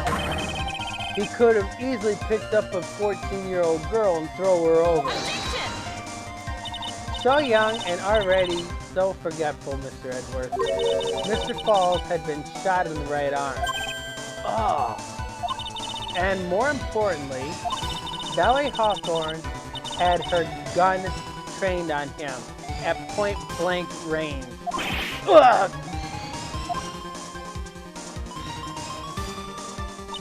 So, Mr. Falls throwing the witness off the bridge? That is clearly impossible. God! Order, order! What is the meaning of this? Dahlia Hawthorne, you jumped into the Eagle River intentionally. What? What is this? He roared like a lion. Indeed. What do you mean by a ridiculous remark? Yes, it's ridiculous. My sister was there to help me. She had her gun and handcuffs. She could have saved me. Jumping into a raging river like that would have been suicide. Objection! Perhaps, but still, that's exactly what you did. You were probably confident that you could handle the swift current. But even more so, the witness had a much more reason for jumping into the river. The witness is still alive. That fact alone explains everything. This is why she risked her life by jumping into the rapids of the Eagle River.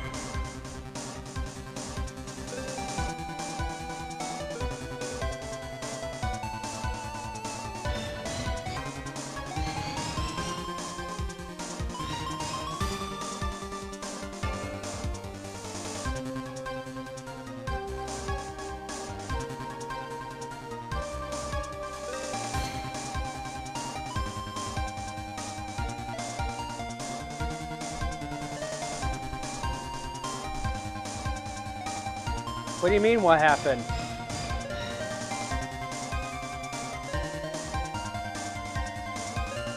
I lost? 960 frames. So you lost,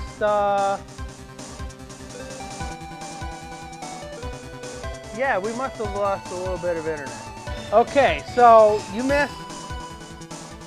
Okay, so after we presented the witness photo, she explained everything in the photo and why it was impossible and accused Dahlia Hawthorne for jumping into the river herself. Now we need a reason why she did it. I didn't even know that we were offline. I see that we lost 960 frames, but that doesn't explain why we lost the frames. We could have had a hiccup in the internet.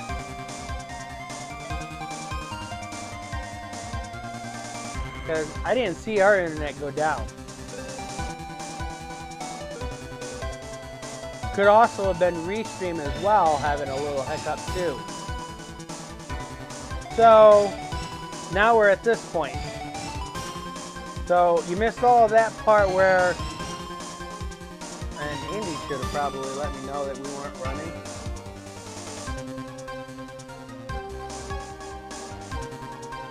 But anyways, that's where we're at. Now we got to find a reason why Dahlia jumped off.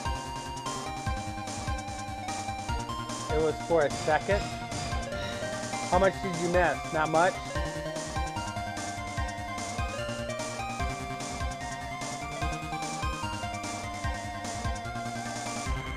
Not much?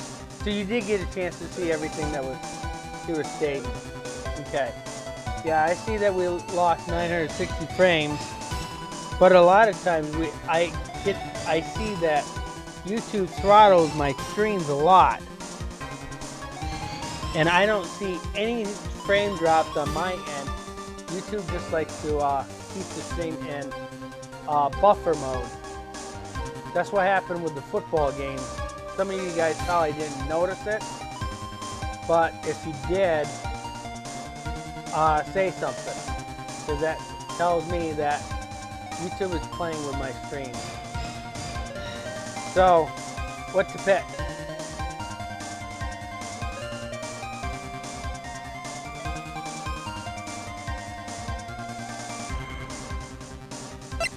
Take that!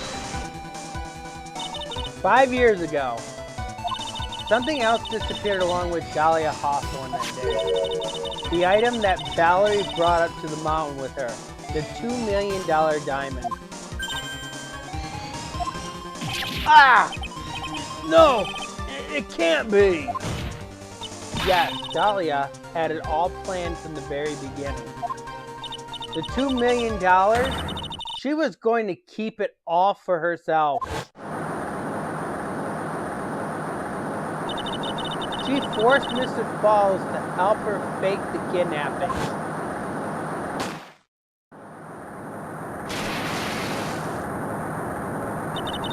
At the last minute, she betrayed him and threw herself into the river, with the ransom tucked away safely in her backpack.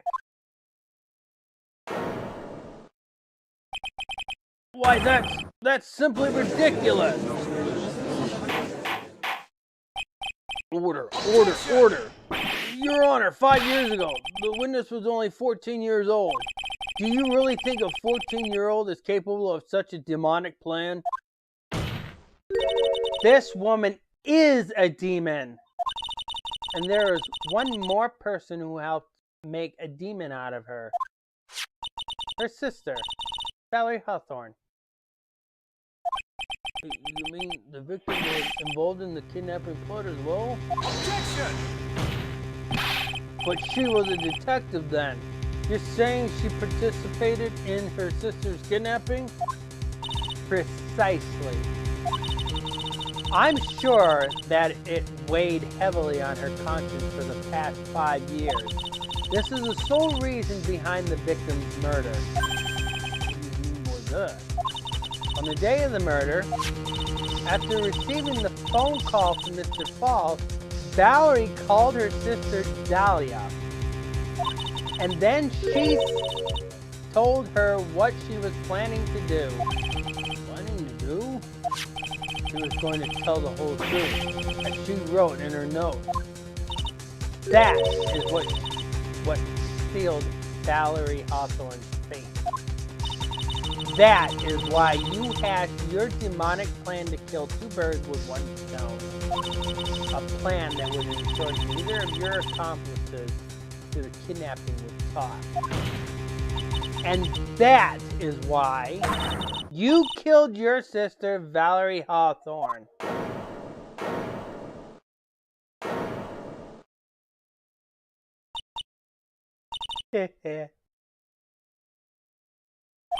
Who is that laughing at a time like this?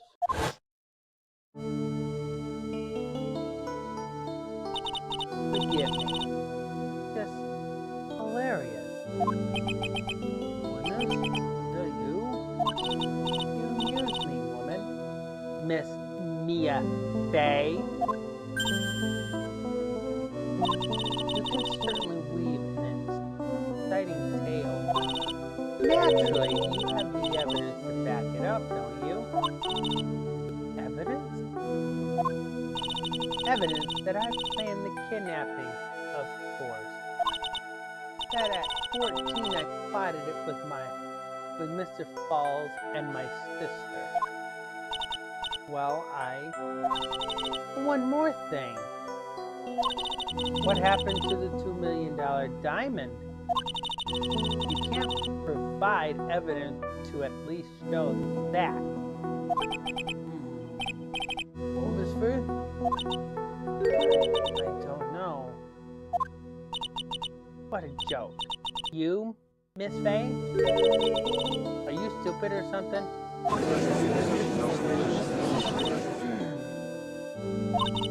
How can I prove a fake kidnapping that happened 5 years ago? I don't even have decisive proof of Valerie Hawthorne's murder. Well, it seems that we've come to the end. To be honest, the witness' behavior does raise certain suspicions. However, I am forced to reject the assertions made by the defense. Of course you are. Is this it? Is it really over? That girl has made a fool of me, and there's nothing I can do about it. Ha! Without evidence, the trial's over? Who decided that? Mr. Armando? Come on now, kitten. Haven't you figured out that you can make your own rules? For example, even if there's no evidence, there's still testimony. Testimony? On the day in question, Dahlia Hawthorne murdered her sister, Valerie Hawthorne. She hid her body in the trunk of Mr. Fall's stolen car, and then went to meet with him. Disguised as her sister, Valerie Hawthorne? That's what you think, right? Yes, that's right. In that case, there's only one answer, right? There's only one person left who can testify about Valerie Hawthorne's murder. There's no proof, there's only one thing left to do. Who's the person who can testify to the demon women's crime?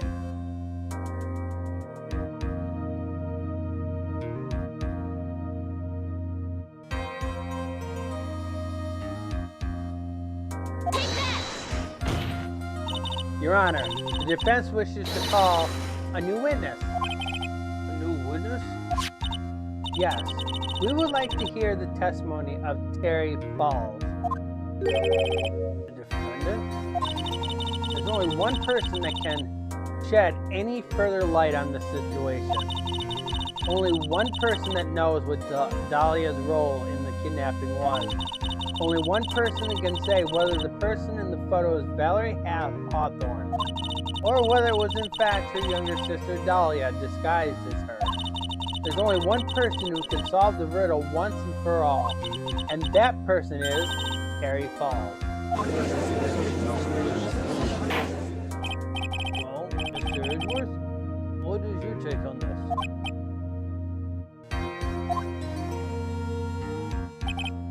Why not? The prosecution has no objections. Very well. Trailer, bring the defendant to the witness stand. This is my last chance, Mr. Falls. My last chance to establish Dahlia's guilt. You're all I have left.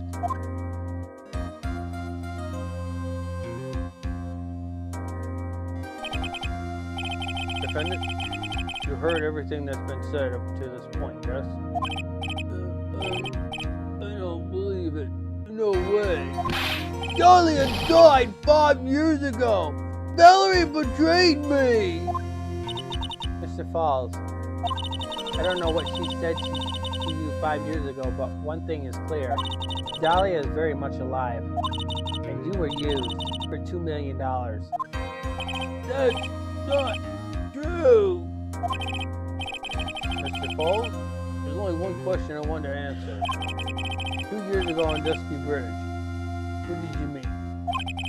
Was it Valerie Hawthorne? Or was it Dahlia Hawthorne? Dahlia, did you betray me? 5 years ago she promised. She promised never ever betray each other. Carrie, Dahlia! It's true! You are alive!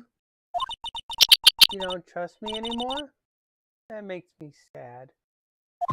Tell the truth! The real truth! I believed in you! I shouldn't need to say it. You should already know. But there is one thing that I will say. My life is in your hands right now, Terry. Oh, Leo!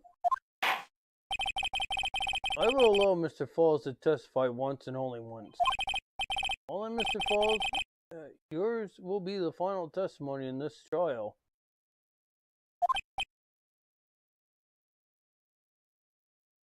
Oh, and is it ever going to be dark?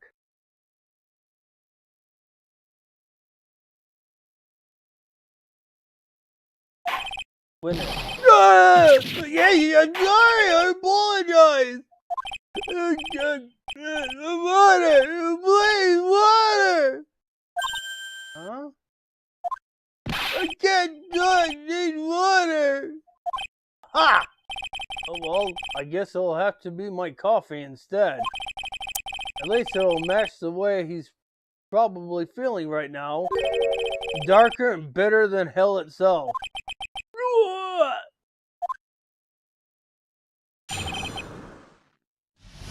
How Terry Falls, or who Terry Falls saw. That day, 4 p.m., I stopped the car. I was in front of Bridge. He wasn't there, so I waited on Bridge. I watched my car from Bridge. I never put no body in that car. Finally, one woman came. She stood in front of me. We talked, then she left. It was Valley, not my Dahlia!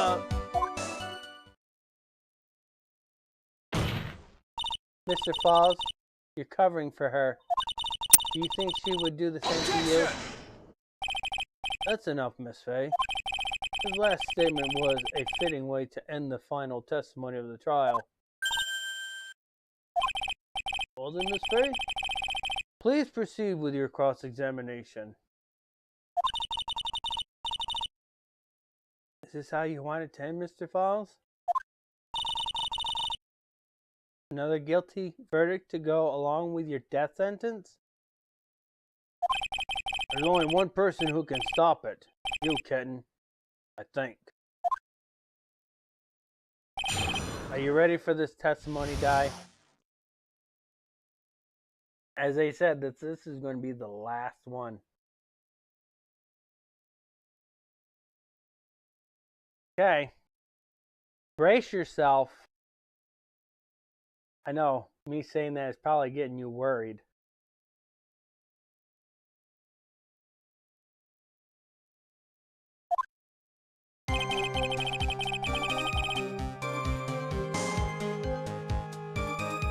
Okay.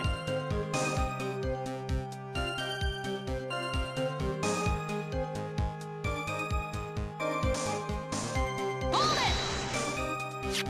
According to the note, the meeting was supposed to take place at 4:30. You certainly arrived early, didn't you? It was raining. Already dark too.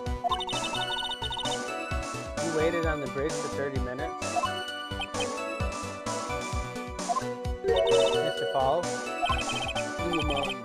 That's fine. Strong memories. Why did he just clam up? Could it be he's hiding something there?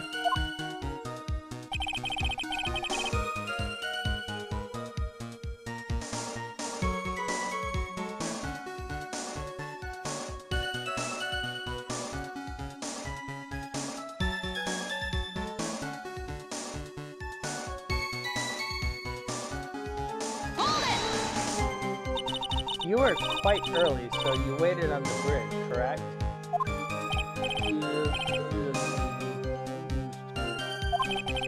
I'm sure he is. Zebra Boy waited 5 years to ask a single question to find out why a woman betrayed him. To him, 30 minutes must have been like a blink of an eye.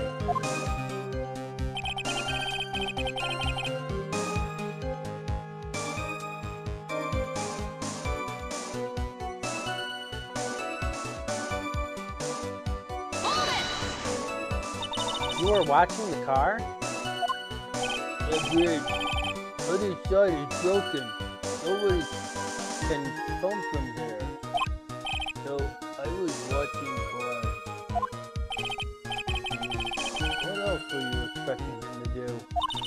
I suppose it's the obvious thing to do, but something's bothering me.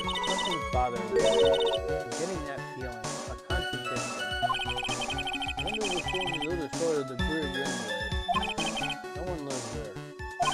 There's a small shrine up there on the mountain, but that's it. Anyways, nobody came. No car, nothing.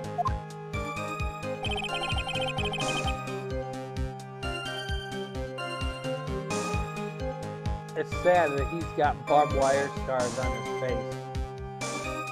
Hold it! Mr. Falls, think carefully now. Are you certain that it was Valerie Hawthorne?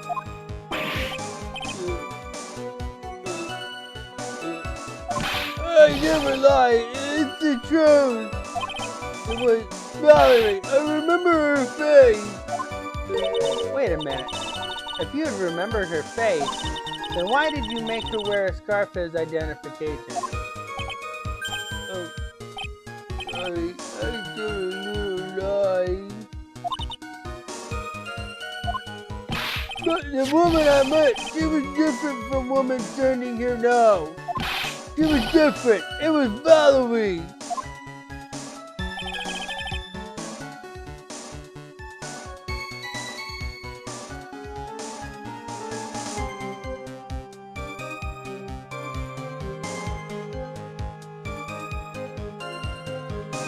Hold it! What did you talk to her about anyway? Mr. Falls, I told the truth about the kidnapping 5 years ago. She said someone needs to take the blame for it. That was all I could think to do. She said that. That's why she lied. Got me the death penalty. were you satisfied with that answer, witness? Now that it died, it was my fault. I don't really remember. Maybe I did push her in. It don't matter no more. Anyway, my dolly up.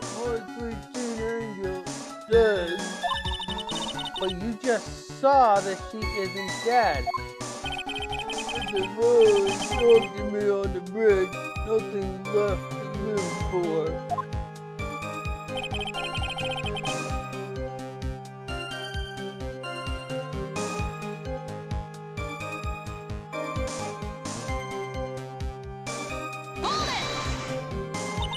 How can you be so sure?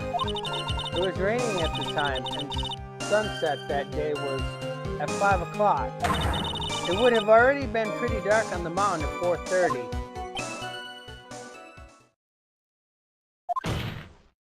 Please, Mr. Falls, this is your last chance. You've already taken the fall once for someone you didn't do. That woman, it wasn't Dahlia. Stop right there. What more needs to be said?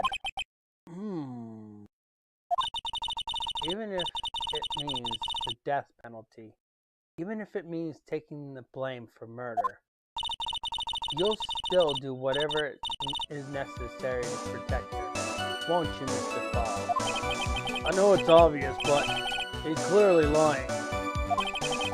He's been cursed by Dahlia Hawthorne.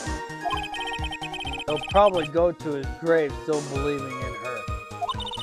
Mr. Falls, Even if you can show he's lying, the poor guy will still be cursed. You'll still have to point out the contradiction anyway. That's the curse of being a defense lawyer, I guess.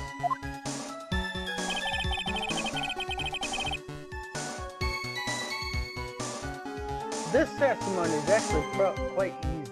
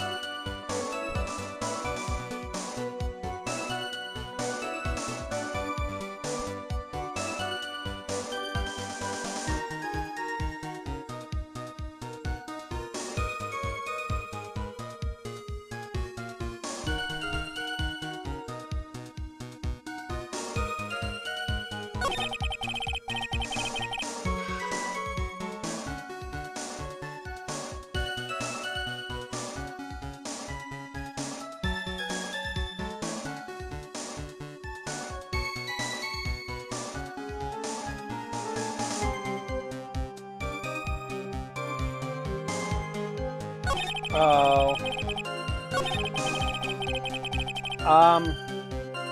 You can.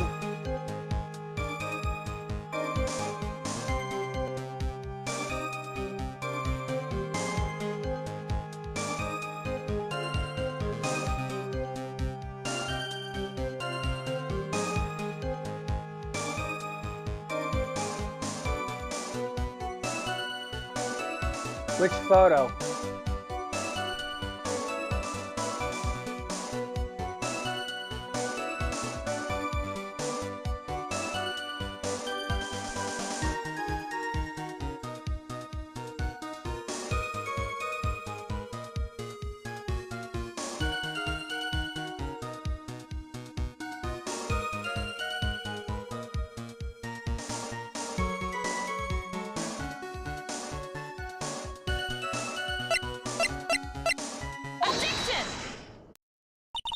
So, when you got to the bridge, no one had a ride, huh? So, this testimony here, statements 2, 3, 4, and 5, you could have presented the witness photo on any of them. So, you waited on the bridge? You sure of that? Yeah, I'm sure. You sure, huh? Well, then, I'm sure too, Mr. Falls. I'm sure that you're lying. What? What? Oh, I would love to hear your rationale on this, Miss Faye. You want to know who arrived at the bridge first? Just look at the photo. It's perfectly clear.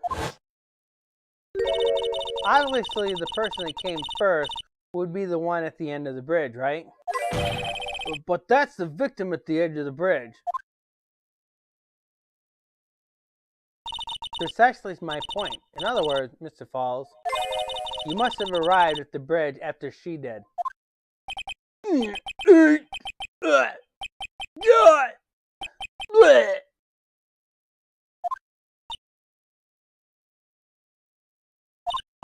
Mr. Falls, please don't get so worked up. We just want the truth. I hate to break it to you, but he's not getting worked up. I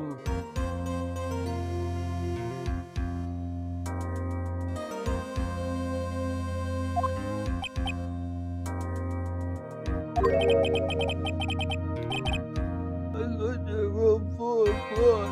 It's true. I had somewhere to go. A special place.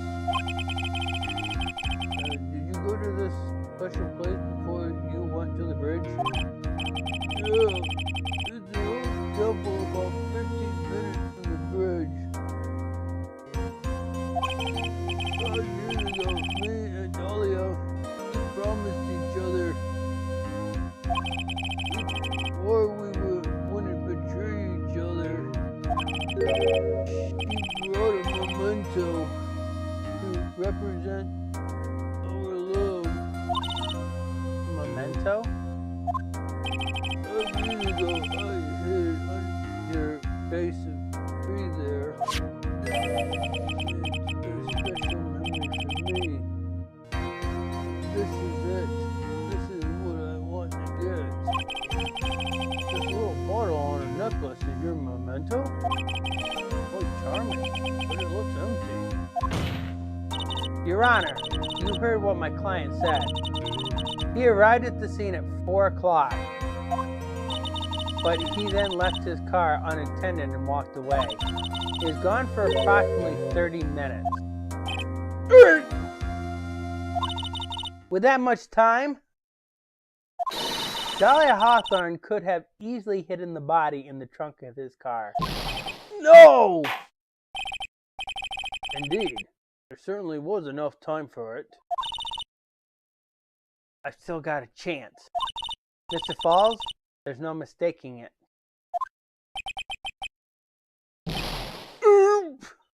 Huh? Mr. Falls!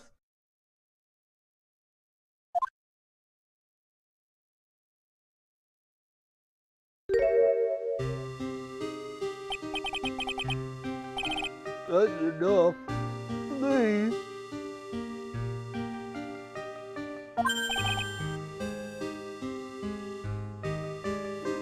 Witness!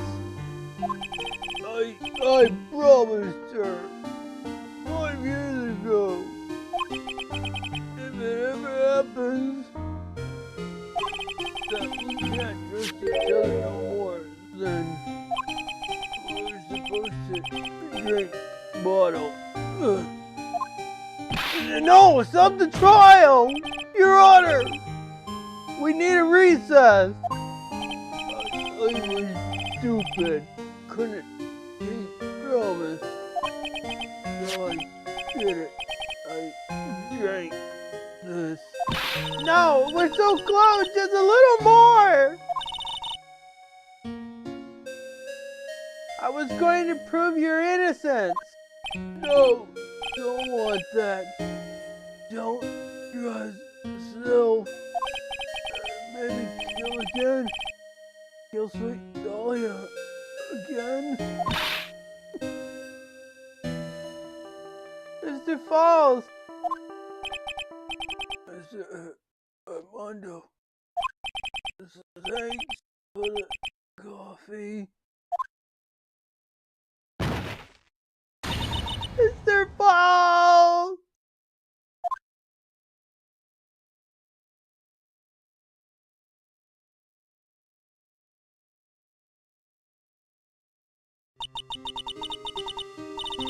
And so my first trial ended Suddenly and tragically, it ended with no winners, only losers.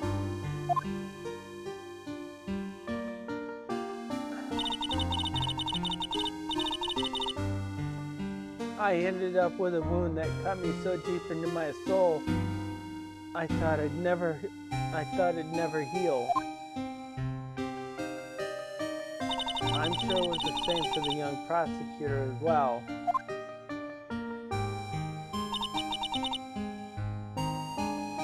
But one person, true criminal, Dahlia Hawthorne, she left the courtroom with a secret smile on her face, demonically sweet face.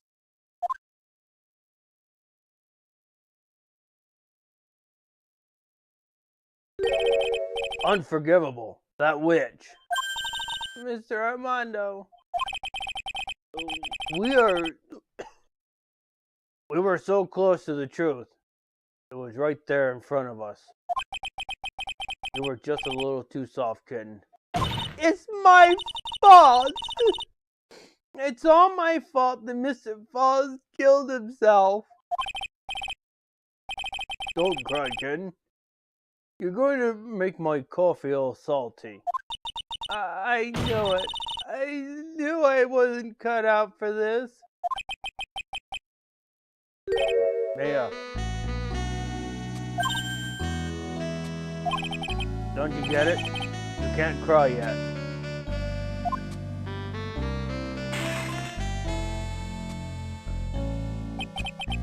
The only time a lawyer can cry is when it's all over.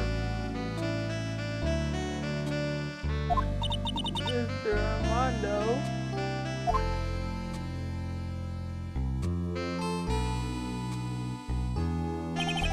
No matter how tough the case, no matter how bitter the memories,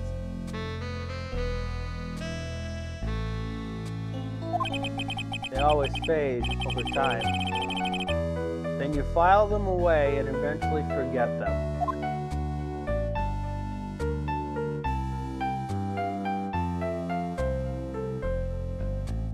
1 year later in this very same courthouse,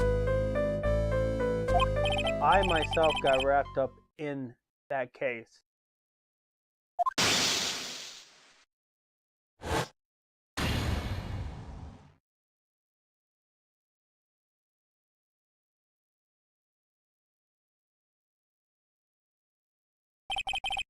Only after that did Dahlia Hawthorne get put on trial for her crimes.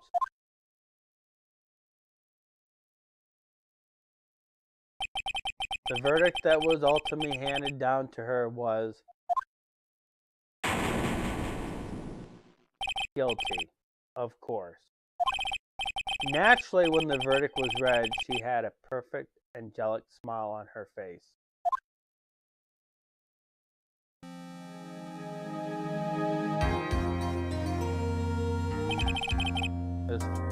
It was finally all over. At least, that's what I thought at the time. Unfortunately, I couldn't have been more wrong. It's been 5 years. Now something has happened that's made me remember all of this.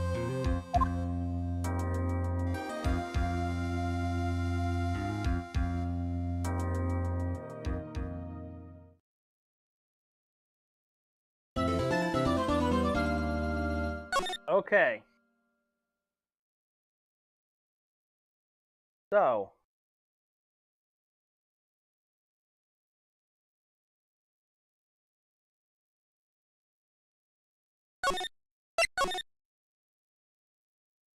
let's think about this for a second. First of all, let me change scene.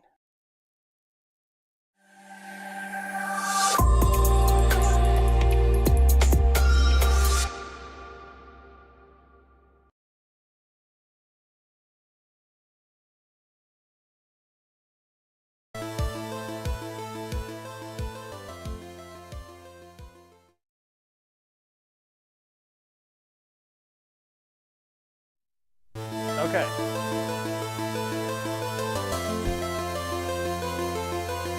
Yes, guys.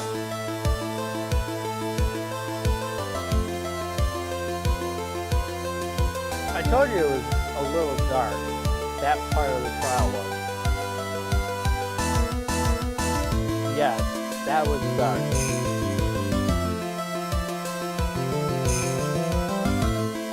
And you'll have more moments like that later. Not in this game though.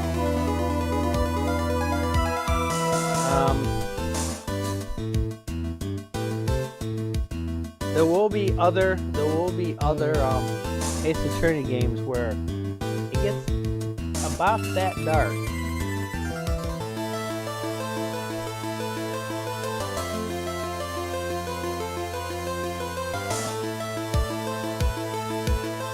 About that dark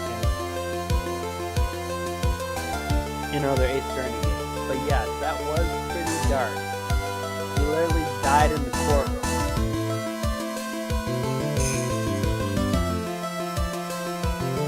MIA? Yeah.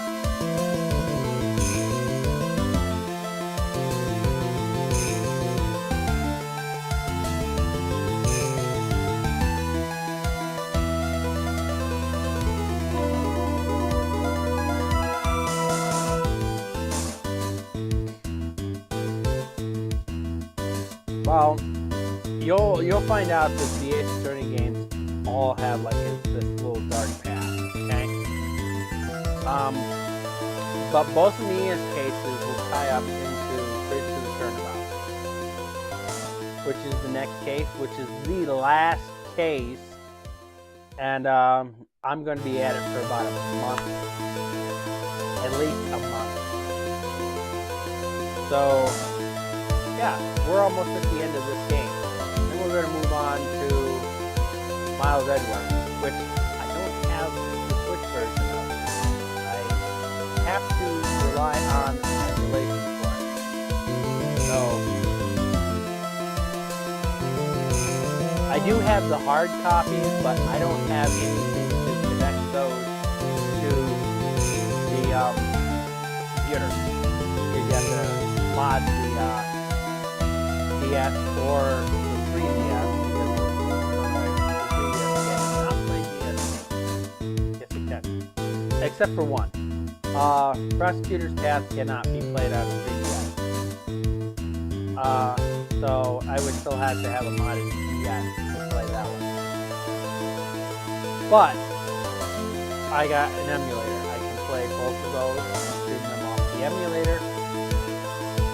And I don't have to worry about Prosecutor's Path crashing on me. I believe the version that we have is still the beta version. So the one I have on card is not beta because it'll say because when they did the translation, or they were doing like one episode each time, and if you had the beta version, you can update it to have the new patch added. So I think that's the version I have. The cart, on the other hand, is the completed version. It's not the beta version. I don't know if you can get that version downloaded. I think everybody's been only able to download the one that says beta onto it. But it's basically all the same thing. It's just the same thing.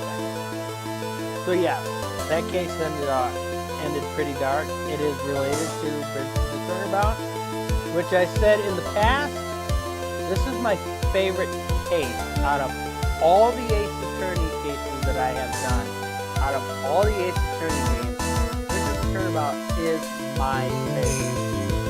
And I will state this, I believe it's also the best case in the entire franchise. And there hasn't been anybody that's been able to prove me wrong.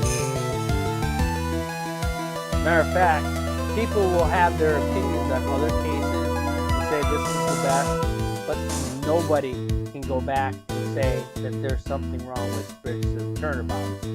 It is one of the best cases that I have played. It is well written, and it has one of the most deepest moments in any of the cases I have ever played.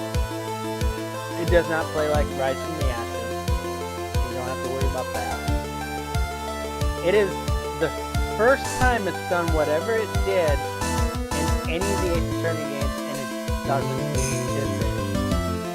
Which I am kind of sad about that. I kind of wish it would have revisited it at some point. But we never get that revision. We never are revisited by that situation again. I kind of wish we would get where we're revisited in that exact moment. Not one-to-one, but in a situation where we have to, like say, instead of using either one of the defense attorneys that are listed in game, the prosecutor has to kill it. So I am going to spoil that a little bit, but I won't explain why. I won't spoil why that happens. But I would like to see that again in another Ace Attorney game. Why? Because it creates dynamic story. That's what I feel. It creates dynamic story. You're going to definitely like this game. You're definitely like it. Alright. So, I'm going to close out this game.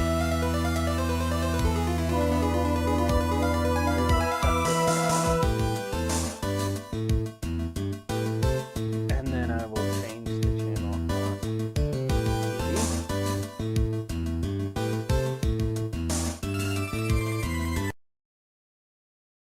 And of course, it's going to move over there where I don't want it.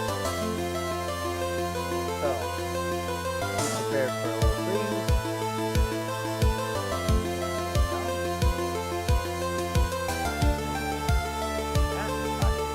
I kind of wish that when I change the channel on this application would lock on this screen and not move over there. Alright. Anyways, let's look up a raid target.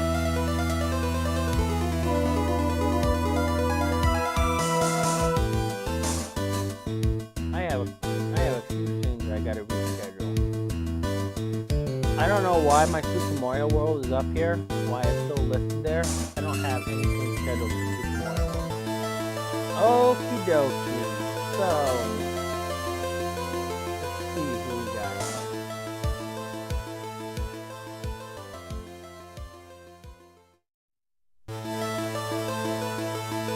So,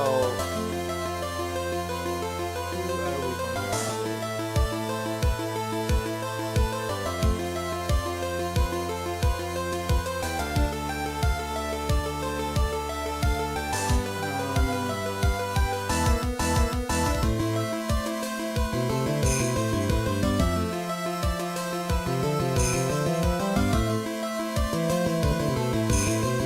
I'm going to go and drop down the ring.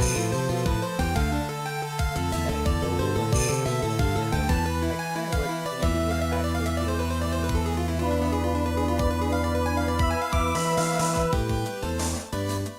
Oh, good. You're back for the raid.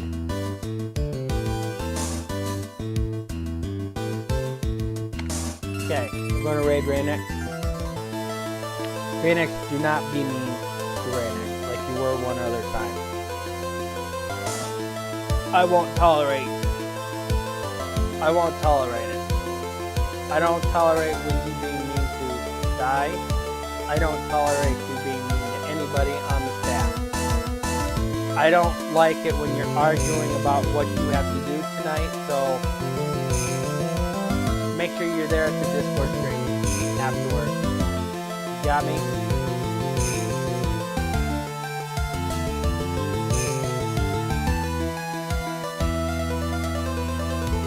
Just answer my question. You got what I'm saying?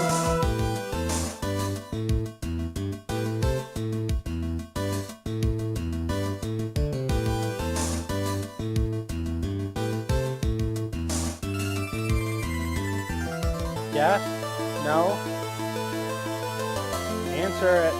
You're going to be at tonight's Discord stream?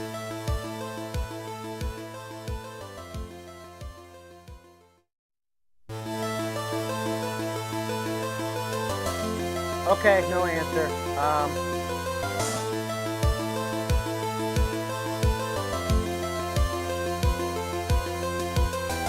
Talk about what? You're going to be working.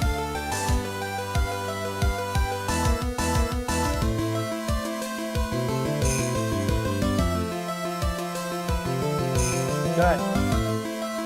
Good. All right. See you guys then.